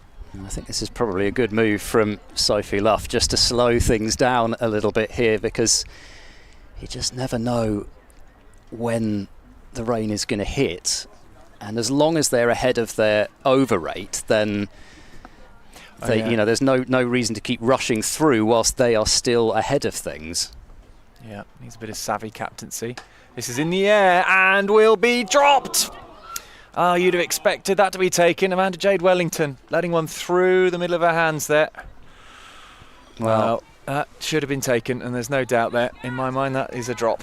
Very much so. I mean, she lined it up, she got 2 hands on it, and if that catch had been taken, then that really would have, at least for the next little period, sealed the fate of Diamonds to be behind Duckworth-Lewis. That'll be a dot ball, so Callis looking frustrated with herself that she didn't decide to hit that. There's nobody finer than a just backward of point on the offside, so plenty of room. And again, she picks out that fielder. That will be really frustrating for Callis. She got 2 balls there. She probably could have opened the face, and yeah, she's rehearsing the shot now, but a couple of balls that she could have just opened the face and run away fine, and she's not got any bat on it, which means that the Diamonds again will need 12 runs off this next over to get back ahead of Duckworth-Lewis. 11 off this next over would be a tie. At the moment, well, it's looking pretty foreboding. Yeah. We don't have any rain. And the other thing is, I guess, if there's a bit of a delay and then more overs taken off, you at least want to be as close to that par score as possible, because then you'll just be punished in terms of run rate that you'll have to achieve later on. That drop sweep could be huge, couldn't it? The wickets make such a big difference in that DLS par score. Also, not least because it's getting rid of Armitage as well, which is somebody's done so much damage against Western Storm, not just this year, but I feel like over the years as well. If they driven past extra cover, I must say I thought to start with that was a bump ball, but there were cries of catch. They could try and go back for a second run. If that's a direct hit, it's very close, but I think Callis makes it. If Western Storm go on to lose this, that's a moment they'll think back to, isn't it? Yeah. Your overseas player, as we've talked about, one of the best in the world, and the rain is starting now. You think, well, yes, we were ahead on DLS at that point, but that would have made a big difference. Oh, she's got ball in hand though at the moment. Is Wellington trying to get rid of Armitage herself? Doing a good job, at least again, in terms of keeping the runs down. With every dot ball or every single, Storm just maintain that control. That'll be another dot. She's really targeting this short boundary, is Holly Armitage, but she cannot get a clean connection at the moment, and the rain continues. Now, yeah, it's definitely getting a bit heavier now. We're talking about the DLS pass score. If the rain comes, it isn't necessarily the end of the match, because we've seen showers come through, and they may well get playing again, but it just gives you that idea, doesn't it? Yeah, and then now we've basically just got an hour to play with. Well, that's a full toss. That's got to go, and it does, all the way for 6. Oh, that's a really bad delivery. With all that pressure that she built, and then she gifts a big old full toss. Oh dear. Well, that makes things very interesting on the Duckworth-Lewis front, because there's now just 3 runs in it. 8 runs off the over, and there's still 1 to come. Yeah, so a boundary again off this ball. And all of a sudden, the Diamonds are ahead. And Luff again just, I think, wisely slowing things down. The rain is getting heavier. Don't know how much longer the umpires can keep them out there. So Armitage might need to hit this ball for 4. This comes in and is driven. Won't be 4, I don't think. Fielder will need to get down, nearly slips. Oh, it goes through! Oh, and it's gone for 4. That could be a huge moment in the game. They have now overtaken the DLS score. The rain is coming down. But for how long can they stay out there for? Oh, it should never have gone for 4. Ed, that shouldn't have gone for 4. My goodness, 2 huge moments potentially, and guess what? The umpires are looking at each other. Oh, I thought they were going to go and have a chat there at least. The rain is coming down even heavier, and now I think it'll be the Diamonds who are going to be having a bit of a discussion and try not to face as many balls as they DLS. have to, and now they only need what, four in to this tie over. off this over. So dots are now needed, not just singles. Driven in the air, that'll do it in terms of DLS for the over in one blow from Stara Callis. She didn't bother about potentially losing her wicket. She knew that as long as she cleared the infield, that means now that just one run is required off the rest of this over. My, how things have turned. Can't help but think back to two big moments here. AJW dropping a catch, AJW bowling that full toss and it being smashed for 6. Two really, really big moments. And then the ball getting underneath the fielder at extra cover as well. Yeah. It's just again, and we talked about it a little bit earlier. This is too wet to play in now. They're going to have to come off, aren't they? And that's Just getting nicely heavier. dinked for a single. That's all they've got to do now, Northern Diamonds, and they That's gotta be have that. to go off now. It is absolutely chucking it down. And yet, they're going to go. The That's umpires, Yeah. Western Storm, have just let it slip, Yeah. I'm afraid, in terms of Duckworth Lewis. And the rain is really serious now. The ground staff are going to have to get these covers on as quickly as possible just to protect the outfield for any potential resumption. But once again, Holly Armitage has done it against the Western Storm. There is a break in the cloud that we can see in the distance, but that's again not directly where the weather's coming from, so we can't say for sure that it is getting brighter. It does look a little bit better behind us, but again, you go back to the fact that now they're ahead.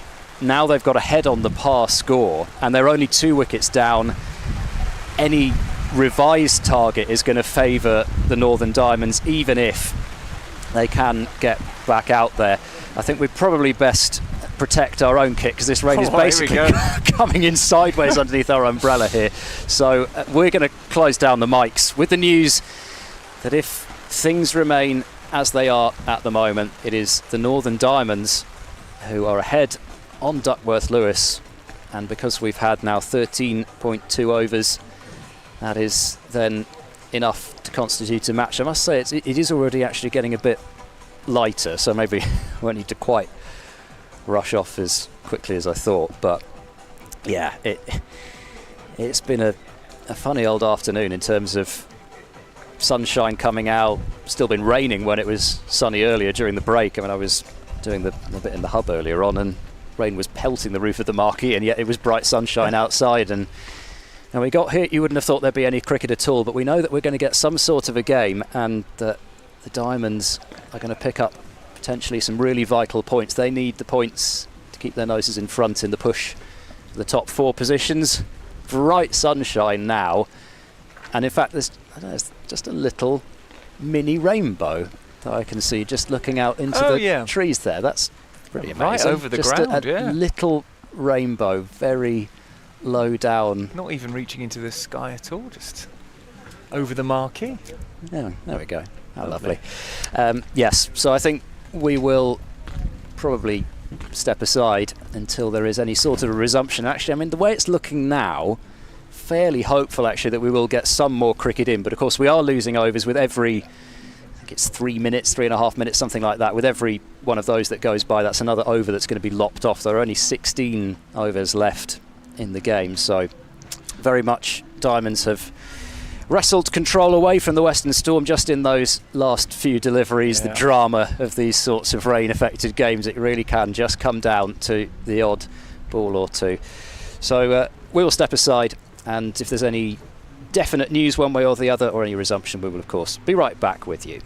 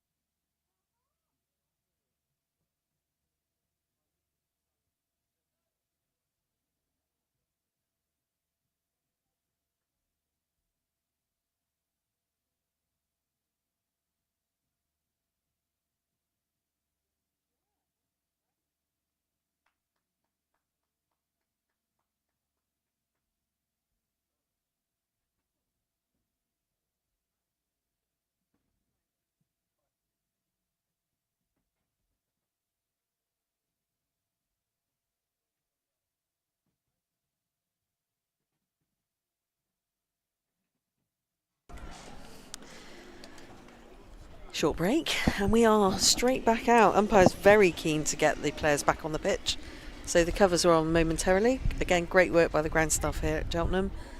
And stumps back on, and we are ready to go.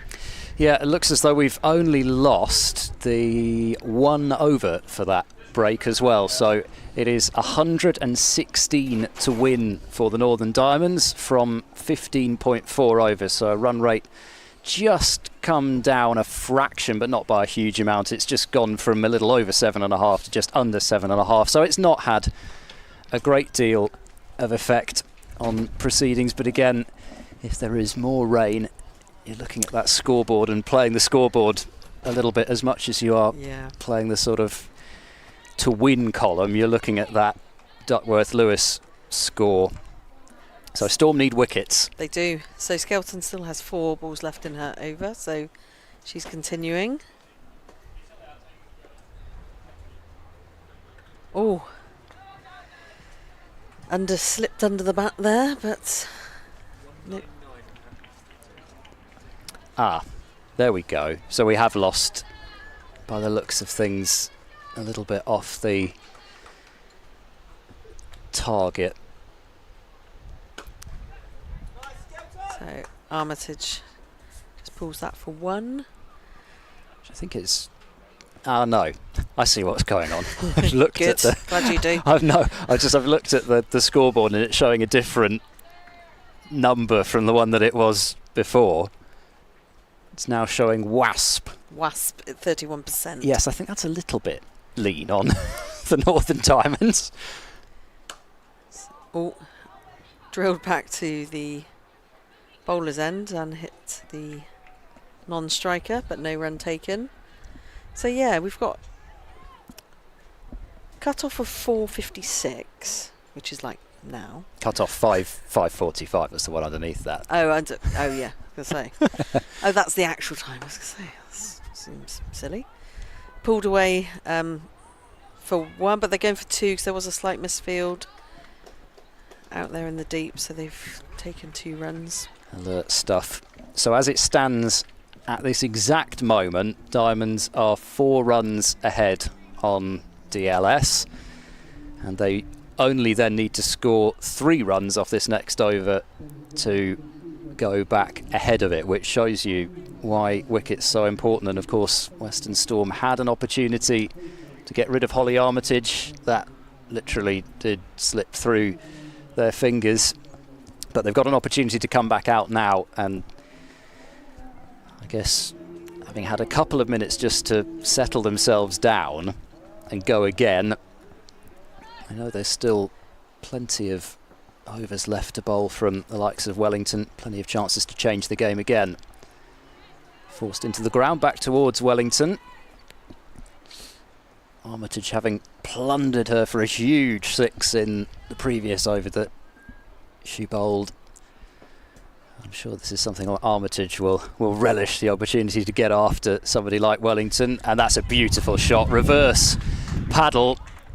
Whether it's quite got enough legs on this slow outfield, no it doesn't. It'll save 1 run, but every run potentially vital, as the big chase to the boundary is a good one.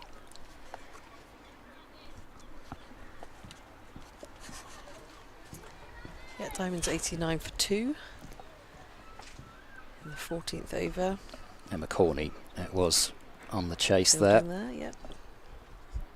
Wellington in. Dot ball. But again, they've already got... I know you can't just completely play the scoreboard, because you want to bring the required rate down, and you also want to have enough insurance that maybe you could even afford to lose a wicket. But they have got what they needed from this over. Push down to gully.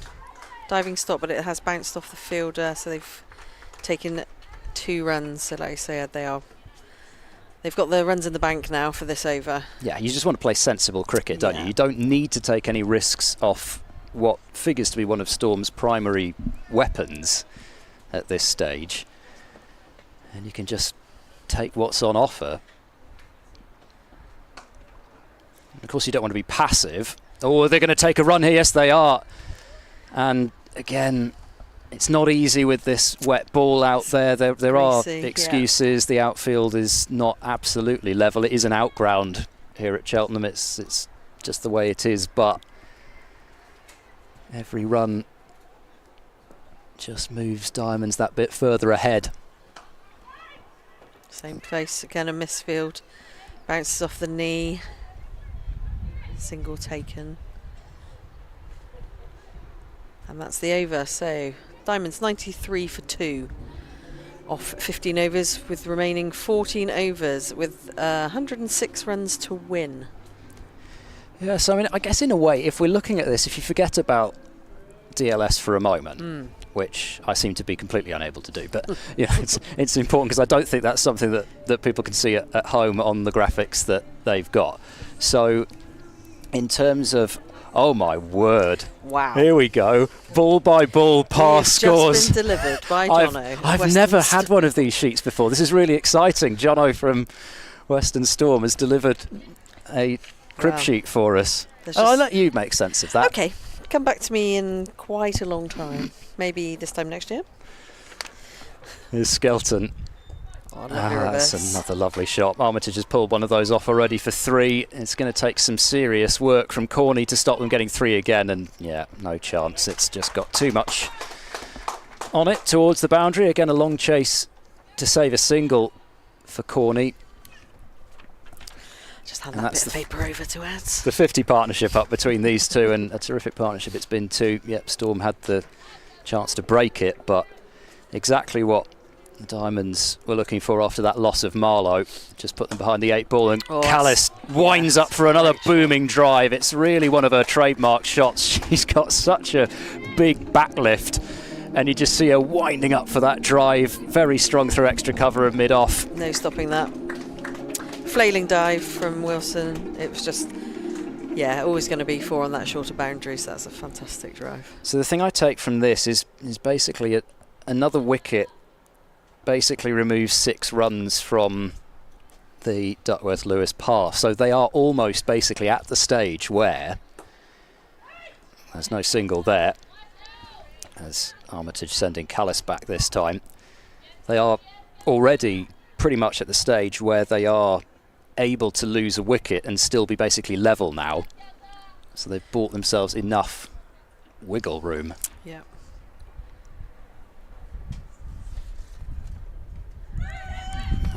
That caught something. Oh, it's got past Corney as well, diving on those practice pitches. Now, what has that come off? They're going to come through for 3 as well. Yeah, giving us leg buys, I think. Yeah, so it did just take a bit of pad. Yeah. Skelton basically appealing just to make sure that the umpire heard the noise. However, more runs. Diamonds moving yet further ahead.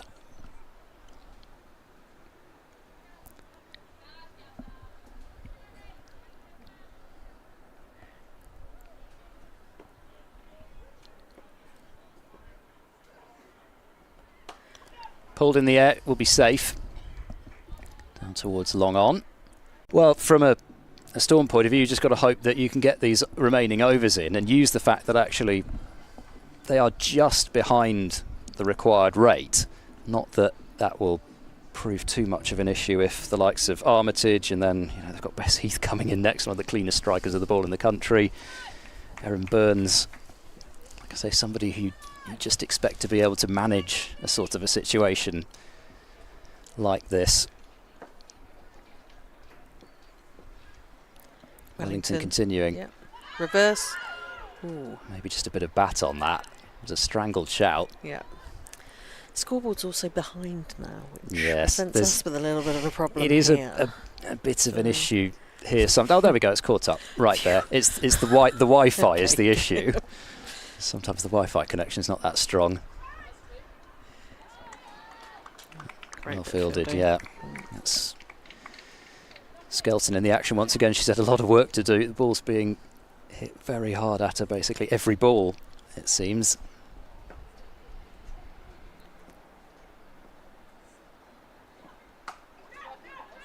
Looking for the gap. Oh, she's picked it perfectly. It's going to be 2.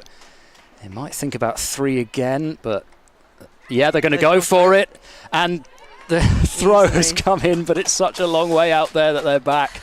It was agonising from, I'm sure, a Storm fielder's point of view, just seeing that throw come in, thinking he had a chance to affect the run out, but back they come. They've run so well, these two.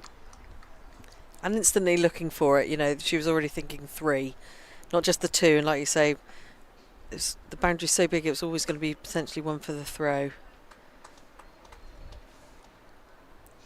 And again, even just a 3, almost as good as a boundary at this stage. And once again, you can just manoeuvre things for the rest of the over. You've got sunshine again, and by the looks of things, quite a decent bowl it means nothing, sunshine today. But I think given the fact that the weather is now coming basically from the direction that the sun is in, if you see what I mean, it's lower in the sky, so we know that there is some bright weather behind us. That's drilled for 4, and the short boundary pulled beautifully all along the ground, split the pack, and that is 4 runs for Armitage, who and is the 50. 52. So off 41 balls. So that's again a great innings from the captain again today. Such a powerful hitter of the ball. Armitage winds up for those big shots into the leg side. It's a beautiful low rainbow now over the top of Cleve Hill. We saw almost a sort of extremely low level one, which was barely above, in fact it wasn't, it was below the height of the trees. It looks like the Northern Lights. Yeah. Sort of wispy into the clouds. It's beautiful. We have had quite the show from nature today. We've with had it all. That bolt of lightning, which we had such a good view for here, sending them off earlier on. Rainbows, dramatic skies, and when the sun has actually been out, it's been actually fairly pleasant, but unfortunately it's not been out all the time. 12 overs to go, 87 is the requirement, and Niamh Holland is coming into the attack. So move back to a bit of seam up after quite a lot of spin.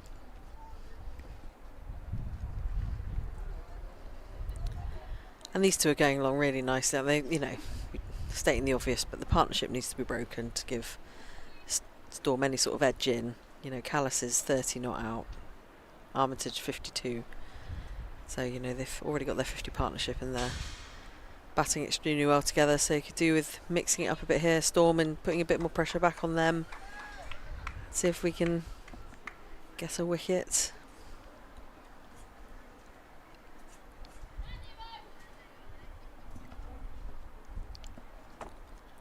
Again, sort of tempting Callis to hit down the ground, something she's done well this innings.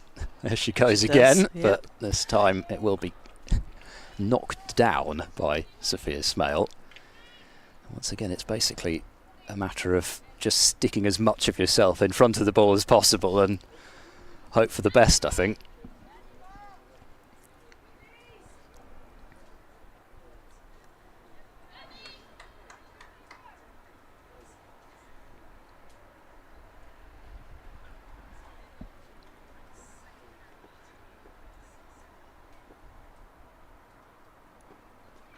Dug in. Quite short, so she didn't look to capitalise on that, but playing a miss and well taken by Wraith. She was standing up to the stumps just to put that pressure on the batter and keep them in their crease a bit more.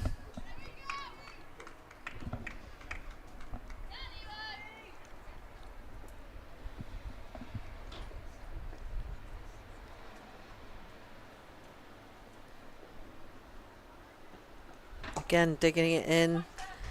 It's cut beautifully for 4 down to deep third man, so that's brilliantly played. Too much width given by Niamh Holland there. And it was just worked away by Callis using the pace of the ball.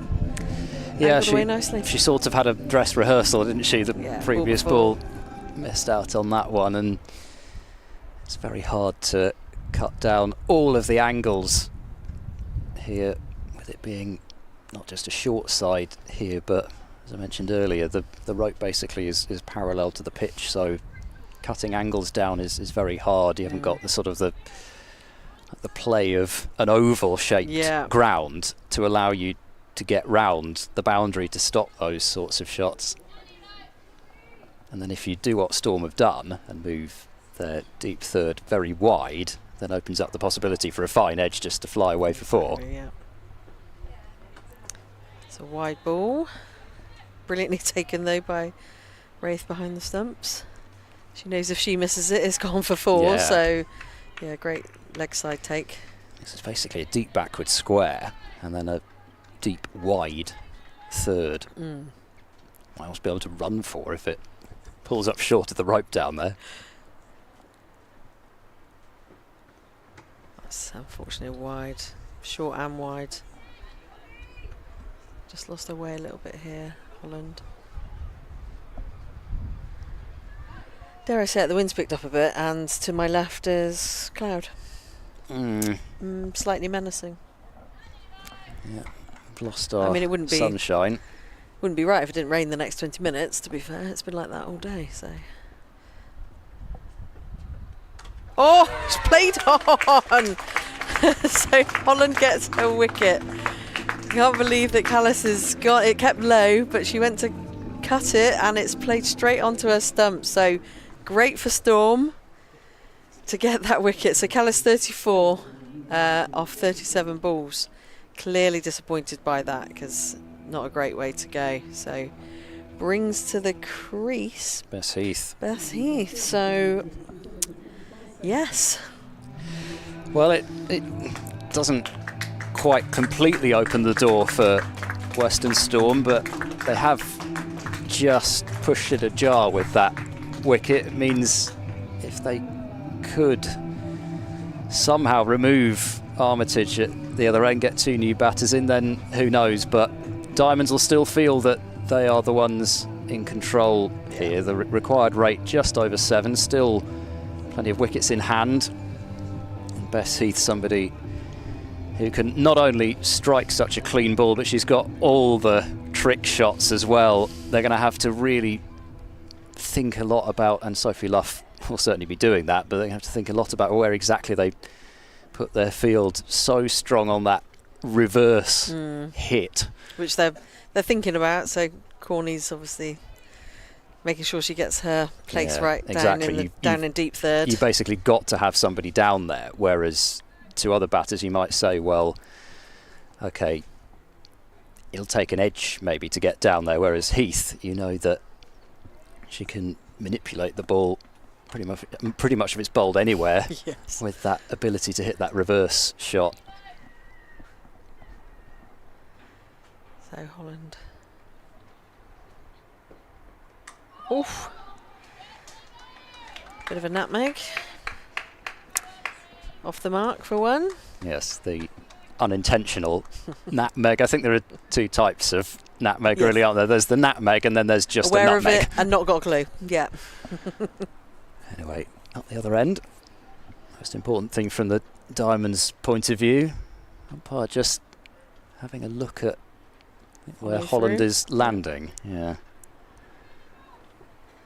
They're always hot on that, umpires. It doesn't matter whether it's to any advantage or not, but that danger area is theirs and theirs alone. And you will not stray into it. Fuller from Holland. Yeah, great commitment. She almost did herself out of 2 fielders who could have stopped it, but she thought, I'm having that. She almost did herself out of it there with her desire to be the one to stop the ball. As you say, there was Fran Wilson standing almost right behind her, but as you say, the commitment's there, and yeah, the umpire just having a bit of a word. I don't think it's an official warning, just basically pointing out where the feet are going at the moment and just make sure you get off just a bit quicker. I don't think it was an official warning. I didn't see the finger being pointed. When that finger comes out, you know you're in trouble. But it was just a sort of it was almost like a football referee just saying, calm it down to a player that's just committed a foul. I'm not going to book you, but just watch what you're doing. So Izzy Wong back into the attack. So Northern Diamonds currently 119 for 3. Overs 18 gone, remain 11 to win 80. Izzy Wong back into the attack from the original end that she opened the bowling. And Bess Heath on strike.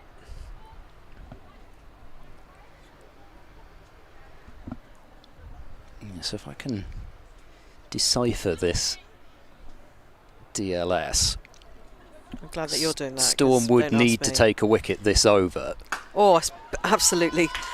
and they're not going to do that. No, that is a straight onto that. Great pull shot. There is someone out just sort of backwards square, which is Fran Wilson, but absolutely no chance of getting anywhere near that. So that was a brilliant four. Yeah, so the significance of that is that even if Storm take a wicket now this over, then Diamonds will be ahead of that at the end of it. Yeah. I think really this is one of those situations where Storm have to hope that they can just defend 76 in 10.5 overs, really. That's their best hope of winning. Slower ball out of the back of the hands, but Bess Heath knew about. They're looking for two, but thrown in by Griffiths out on the deep. Again, this is a Diamond side high on confidence. Each batter that comes in, I think, will have that confidence of, you know, yeah, that's, yes, okay, it's up to me now, but I'm ready for it. We're flying pretty high in this competition. I know there's plenty of batting below me as well, which is an important thing. That's a lot quicker from Izzy Wong, right on the money there. No run taken.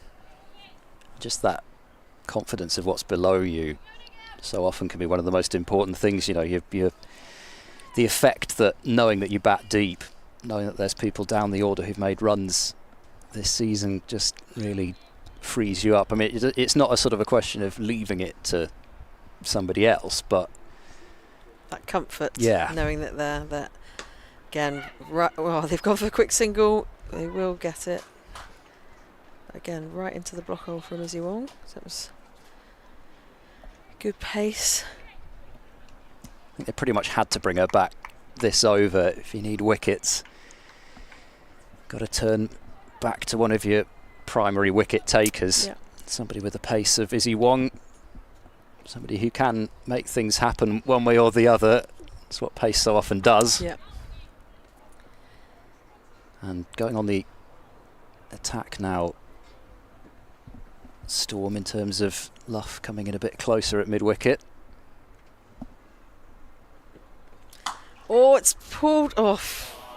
It's a shorter ball, pulled but straight down deep mid. What But a she shot. what a great shot. I mean, she didn't get that high because obviously it dug in quite a bit, but it was certainly going at a pace, but she just leant back and pulled straight through that shot. Absolutely fantastic shot from Beth Heath. I mean, there's not many who would be able to do that to Izzy Wong at her pace, to be able to pull it that far in front of square and just have the time to slap it straight down the ground.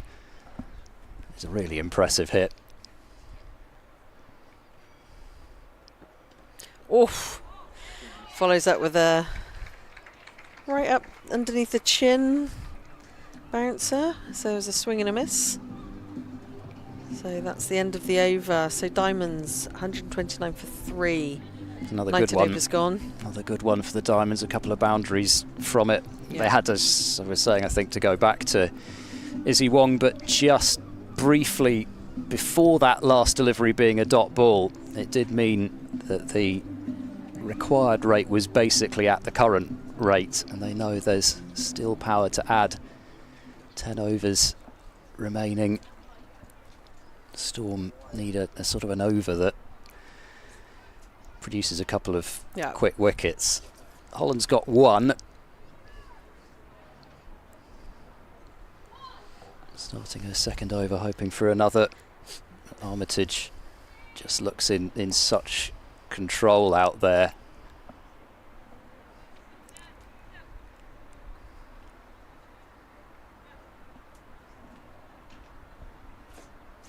So 70 to win, 10 overs remaining. Holland in, kept low, drilled by, absolutely drilled by Armitage. Straight to Wilson, but no run. But yeah, it's around about this time that I would be asking if it was okay if I could wear a pair of gloves in the outfield. Every ball is just getting smashed, Absolutely even if drilled, it's straight yeah. to a fielder. And on a not exactly warm day as well, not nice.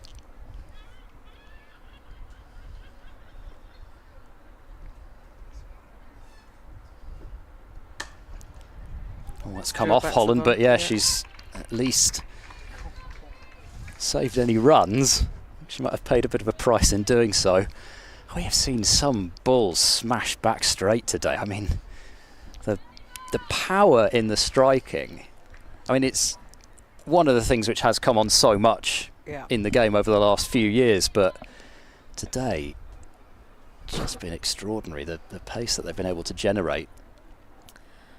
Holland comes up, pitches it short. It's pulled absolutely long. Ooh! No, it's a drop catch out in the deep by I think Izzy Wall. Yeah. Armitage got right a hold of that, but it did carry, and it was unfortunately another drop catch, which then got parried away, and they took another run, so they got 3 off that ball. But yeah, unfortunately, two significant drops, unfortunately, have gone down for Western Storm today.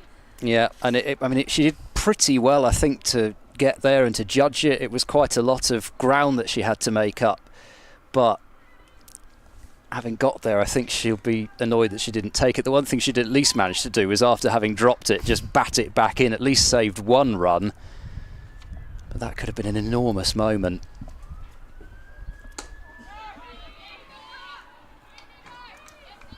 Holland actually again bowling well to her field, because, okay, if it's helped, fine, there's no protection, but if Armitage, which, you know, she's going to want to do, she's a powerful hitter of the ball in front of square, trying to take on that big boundary. Holland got her to do exactly what she bowled for, but Yeah, she just dug it again in. not It able to hang on to the yeah, catch. What's the game plan? And they've gone again. It's out. There's a fielder there, and it's taken. It's absolutely taken in the deep. Can't quite see who, because it feels like about 1.5 miles away. I'm going to go with Alex Griffiths, I think you might be right. because she's been out there for most of the day. So, yeah, great take it out in the deep. But Yeah, you are spot on, Alex Griffiths. Heath goes for 10 off 7 balls. So, yes. Well, again, it's not necessarily enough to mean that were it to rain, Storm would win the game, but if we forget that, it does just give Western Storm a chance. And Sophie Luff throwing the ball to Niamh Holland. She's proven to be the golden arm, 2 for 10 now, and only 3 runs from this over so far. But out comes Erin Burns, somebody who, given the fact that she's got Holly Armitage at the other end, Free license here, really. And also, it? I mean, if she can just get a single pretty much every ball and put Armitage on strike, she knows that Armitage, as long as she is there at the end of this game, Armitage that is, then Diamonds are surely going to win it. I'm going to hand over to Charlie Taylor and leave you in the capable hands of him and Kath Wilkins. So last ball of the over from Holland. Ooh, nearly snuck through, but Burns just managed to get a bat on it before it went onto her pads. So that is the end. 20 overs gone. So Northern Diamonds 132 for 4 off 20 overs. 9 overs remain, and 67 runs to win. Welcome back, Charlie. That wicket makes things interesting. Storm dropping one a few balls before. Dropping one, it was a drop. It would have been a very good catch, wouldn't it? She had a lot of ground to make up there, Wong. In the end, couldn't hold on. But Griffiths didn't have to move quite so much, was able to set herself. And we've got an interesting finish here. DLS is 133. And the score is 132 for 4. So it's very tight at the moment. Smale has been given the ball by captain Sophie Luff. She's bowled 3 so far and has picked up a wicket. What can she do? So who have we got out on the short boundary? We've got 2 Warm out and now. Holland. Yeah. Yeah, 2 very good fielders out on the short boundary. Drilled straight back to Smale, but fielded. Dot ball.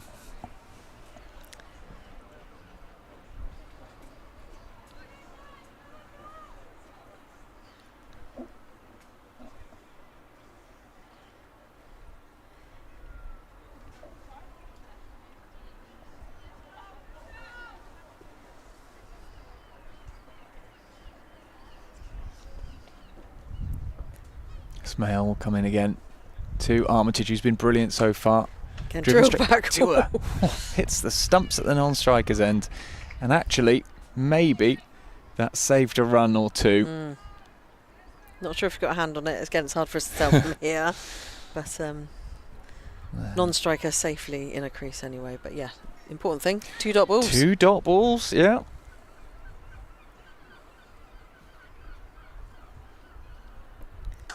Absolutely launched down. That is 4 all day long. So she's absolutely launched that back down the ground for 4 runs, all along the ground. Beautiful shot from Armitage. Takes Diamonds to 136.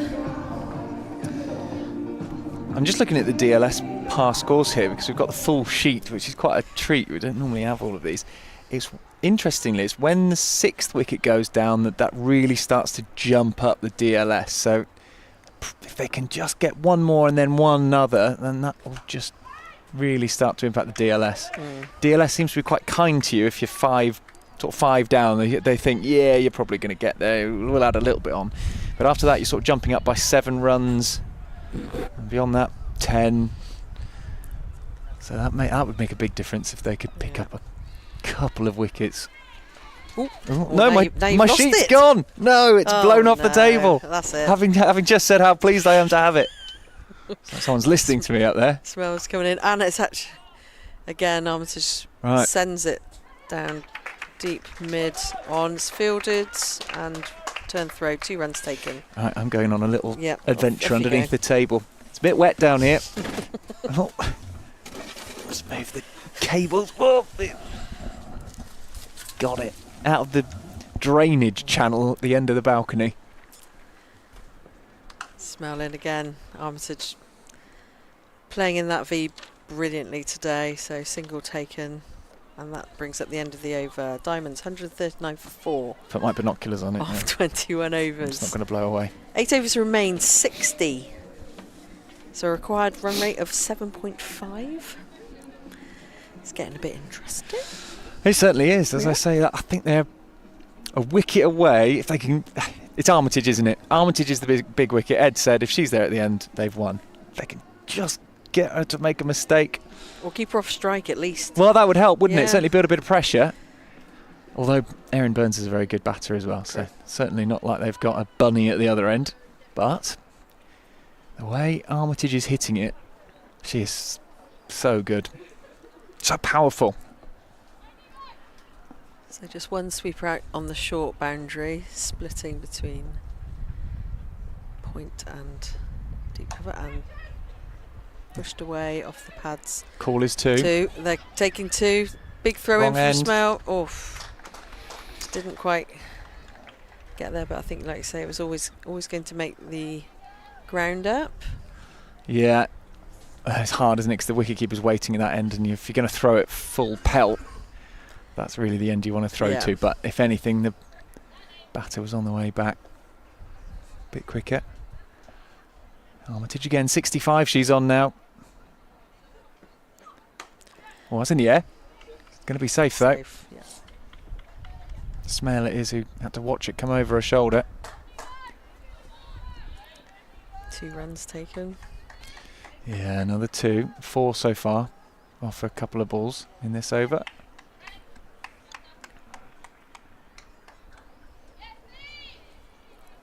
Bit of pressure here on Western Storm. What can they make happen? Holland's picked up 2 wickets so far from her 2 overs. This is her 3rd over. Dug in or pulled away.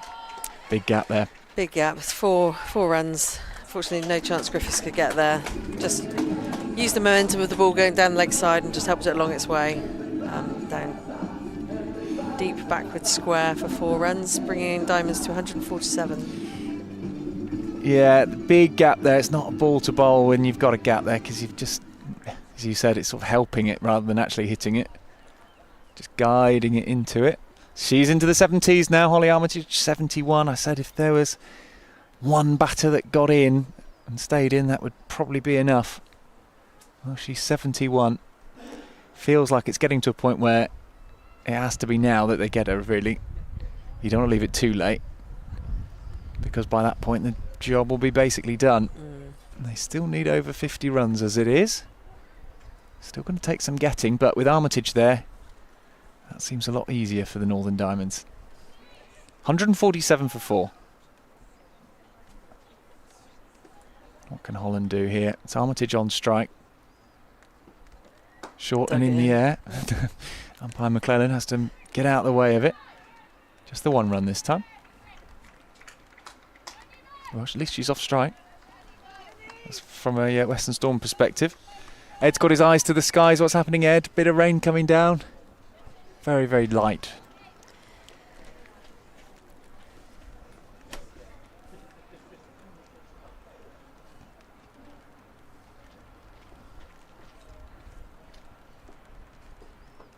Fuller, cut. Well stopped by the fielder, Anderson. Just the 1 run.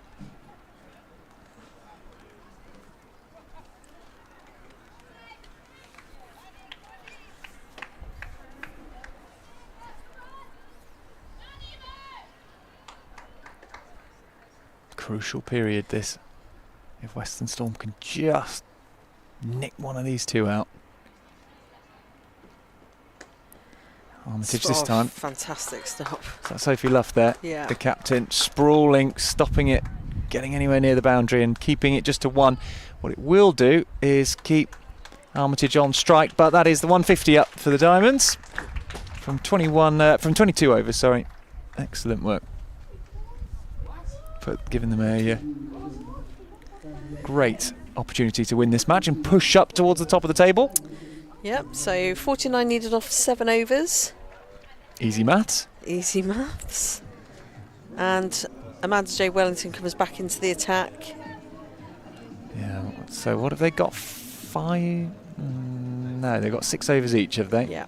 Although we lost 1 over, didn't we? So 1 can only bowl 5. 5, yeah. So they'll certainly use Wellington's full quota, I'd have thought, which gives her another couple of overs in the 7 that remain. Yeah. This is where you want your big name player to pull something out of the hat. That's what they're here for. It's going to take something to get Armitage out. Yeah, it really is. It's going to take something very special. I mean, she's great. I do love watching her play, Armitage. But if anyone can, I think Jade Wellington can. So reverse sweep very finely through the slip area. They're looking for 3 and they're taking... Ooh, nearly did. Thought about nearly it. did. Armitage fancies the strike. Yeah. Nicely paddled around the corner. She's on to 75.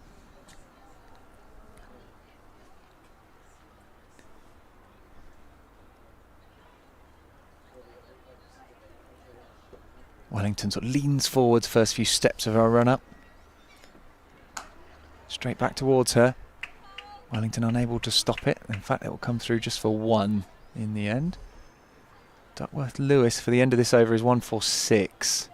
And they're currently on 153. Wickets here. That's what's going to be needed. Wellington tinkering with the field after that single. Interesting move. Quite like it though. We got a lot. So we got? He's, 2 out on the short boundary. Yes, Someone in close, fine. Backward point, deep gully. 2 sweepers out. 2 on the drives. So there's a big gap on the short boundary, but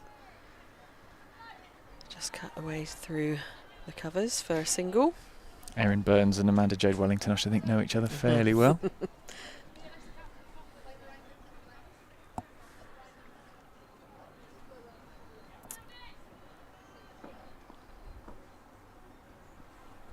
Certainly would have played against each other a lot of times, I'd have thought. This is in the air, and it's going to bounce once and over the boundary.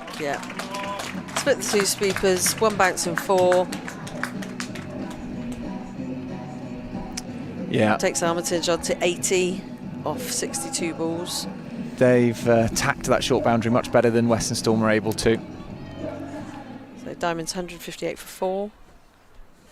Getting to the point of no return here.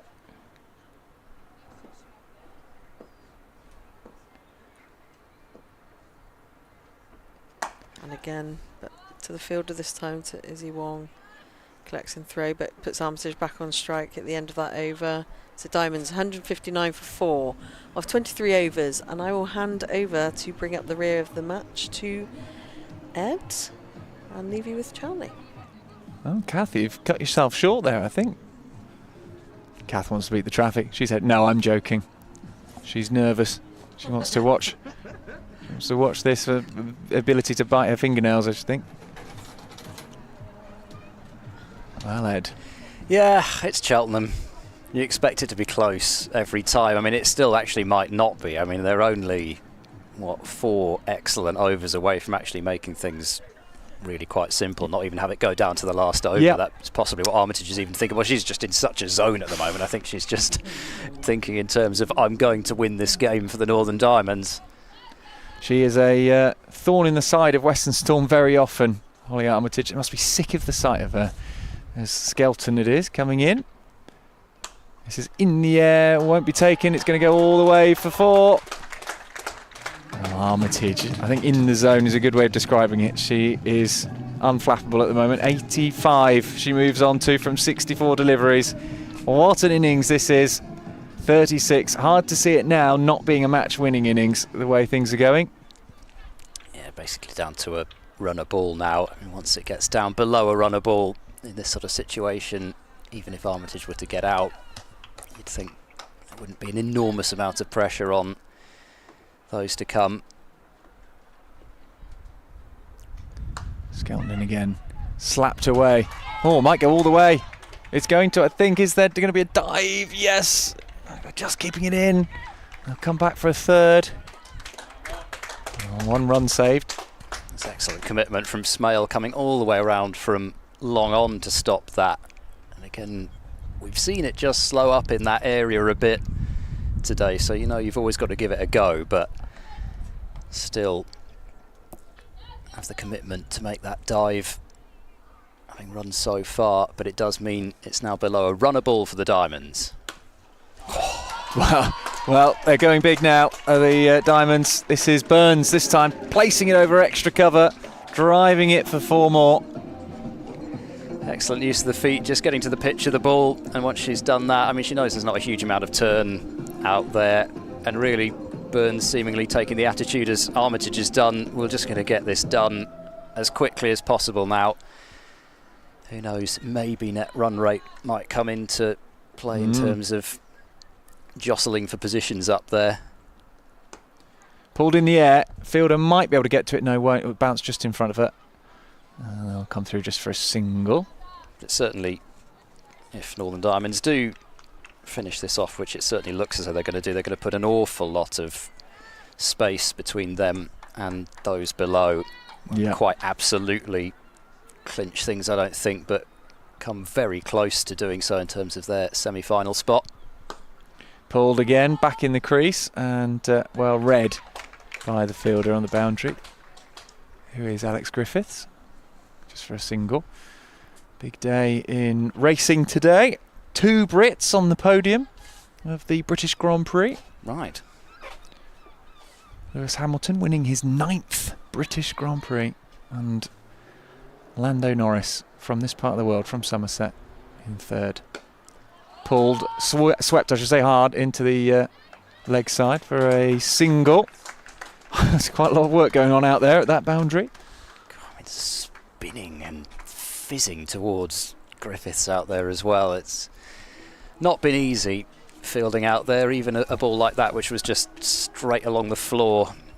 Just don't really quite know exactly what it's going to do when it reaches you. So really an excellently managed chase from Diamonds, particularly from Holly Armitage. I mean, the noise it makes off her bat, you really do have to be here to experience it. It's just a booming, kind of rasping sort of hitting noise as it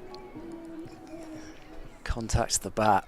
It is just a magnificent effort from her. Yes, she's been dropped a couple of times. I think I mean, Storm, unfortunately, it's a eerily history repeating itself as well, because when she made that 100 in the reverse fixture, she was put down in that innings as well. So they've certainly done their best to give her some lives, but goodness me, she's taken them. Well, it was a dolly, wasn't it, for Amanda Jade Wellington, who dropped her when she had just 23. Oh, what a difference that would have made. What a difference. There was those what-ifs moments you look at as a player or a fan, you look back on a game, you think, what if that catch had been taken? What if? Smale back into the attack. Storm needing a minor miracle from here. And they're just making sure they score off just about every ball as the rain just returns. I'm not sure. Having said that, it's not the lightest rain that we've had, but very close to the end now, so really it's last rights either way. Good stop from Smale. Armitage is probably thinking in terms of 2 whacks, and I'm there to another 3-figure score. Yeah. And nobody would say that she didn't deserve it. Nope, she's been brilliant. That's in Looking the air. to go over extra cover. It's going to be safe though. And spinning again, and they've just been so alert with these extra runs as well. Not that Storm didn't do that themselves, but they've just been so harsh. As soon as they've seen any little fumble, they've known that it's such a long throw to that far side. They've just turned instantly and gone. Same again. Call of 2 immediately. I mean, just basically hit it and it's a call of 2, but this time they can't turn it back. But with only 5s needed, just got to make sure you at least score.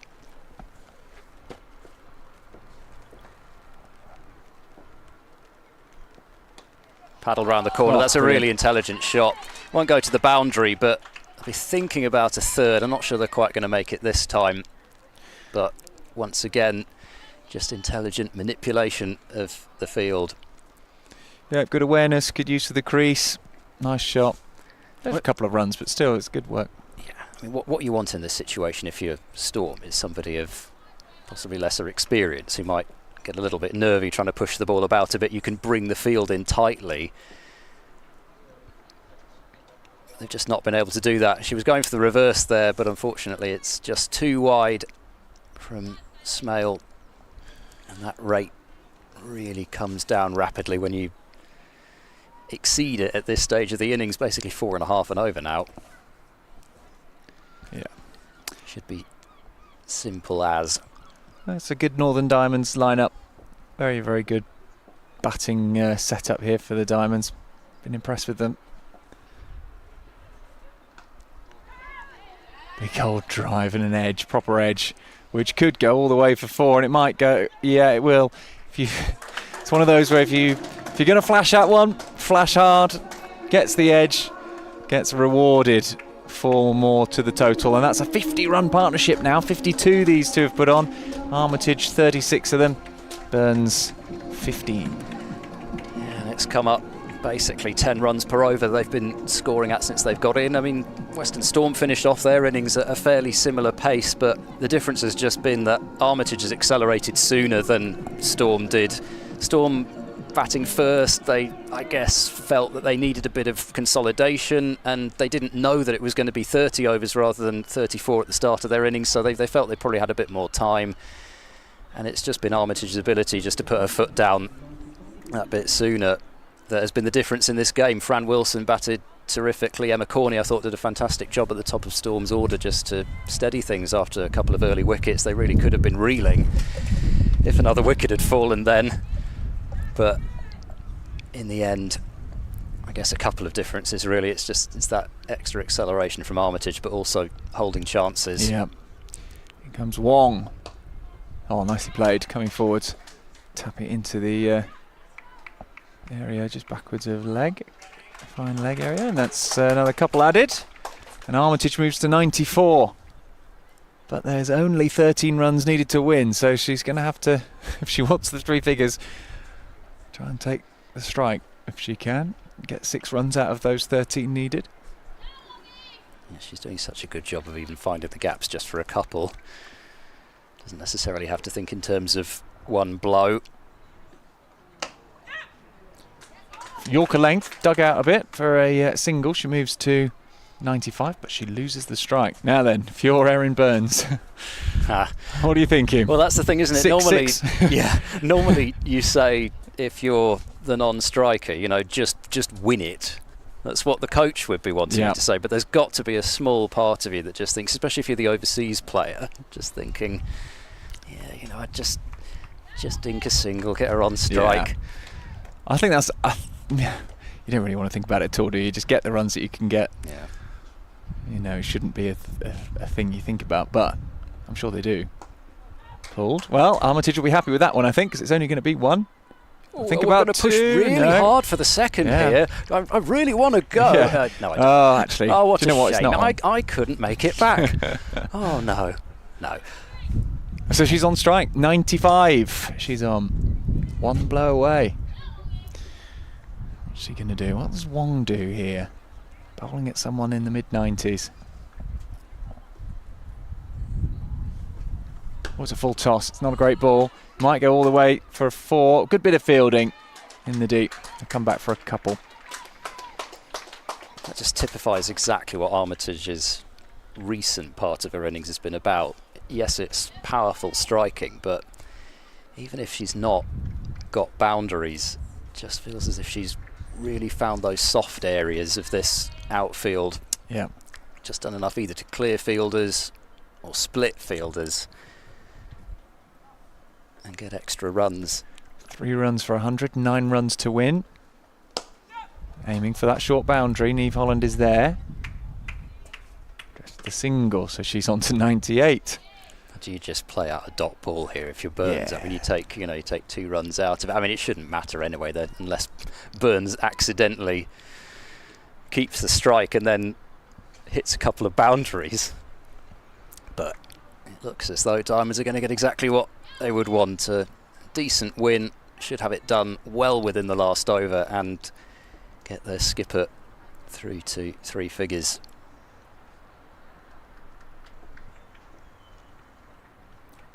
Wong in the air, and is it going to be 6?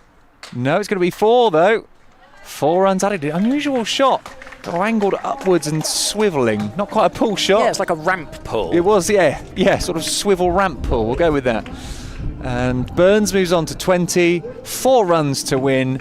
Armitage will take the strike. She's on 98 with 4 to win.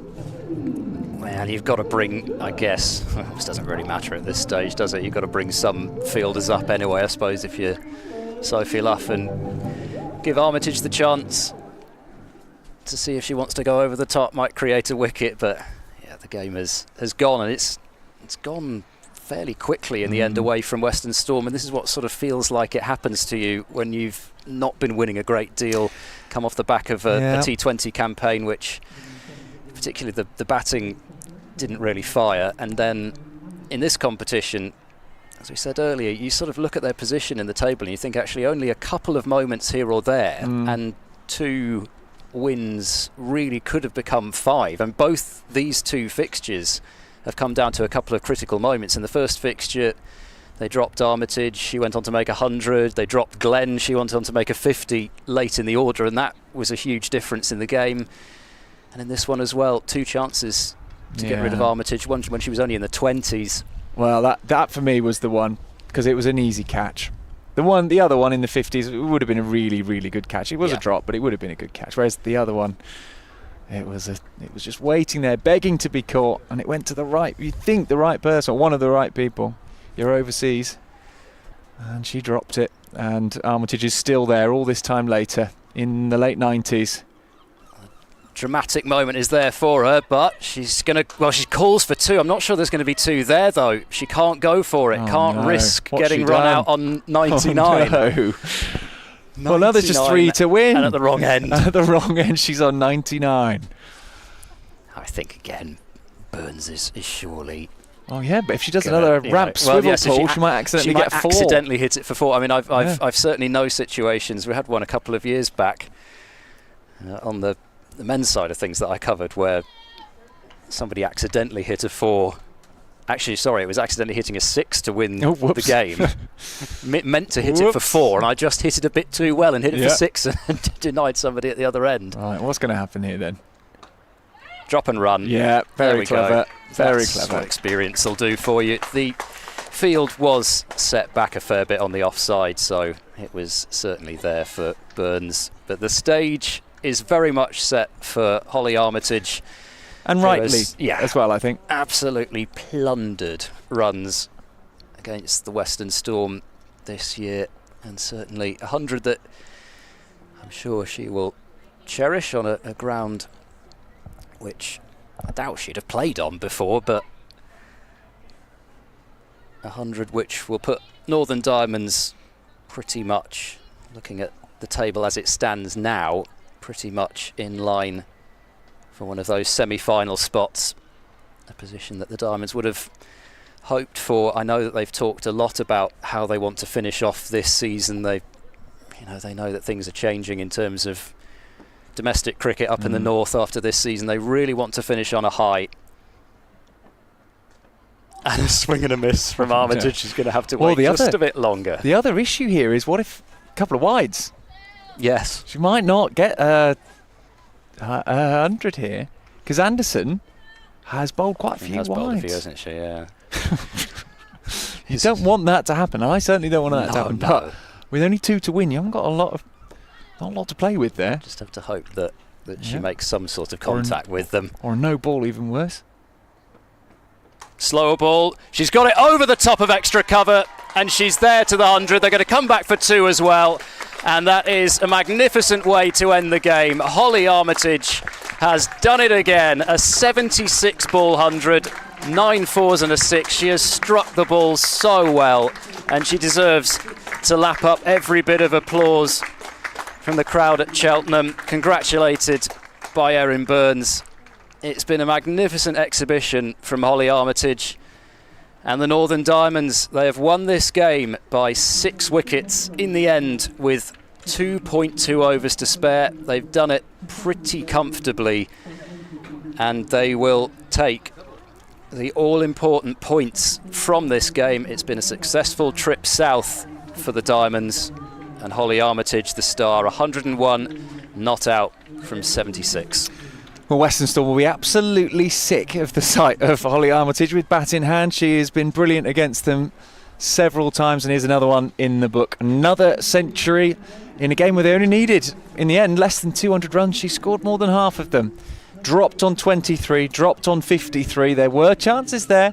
Western Storm were nearly through that excellent top order of Northern Diamonds, but in the end, it was enough, and Holly Armitage guides her team home. So an excellent result for the Northern Diamonds. Their trip back up to Yorkshire will be much better than it would have been otherwise, I suspect. They'll be home late, but they'll be home happy. Yeah, absolutely. The important thing from their point of view. Western Storm, another defeat, and it's not a good season. The Rachael Heyhoe Flint Trophy has been a particularly difficult one for them recently, and so they have struggled again here at Cheltenham, and they'll be back on Wednesday, as will I. Are you back? Yes, Ed, we're all Wednesday? back. I think it's all us three once again. Brilliant. As we see another beautiful rainbow in the distance. Yeah, it's been a strange day. We like to call it? her Kath, but if you want to call her a beautiful rainbow, then I think that's lovely. She's not in the distance, though.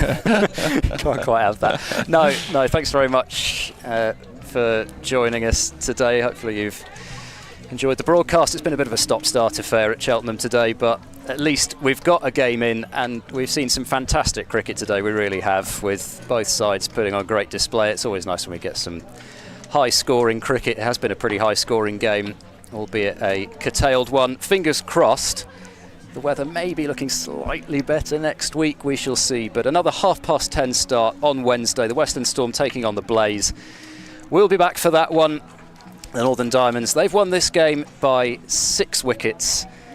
And once again, on behalf of all of us, thanks for listening, and we'll be back on Wednesday.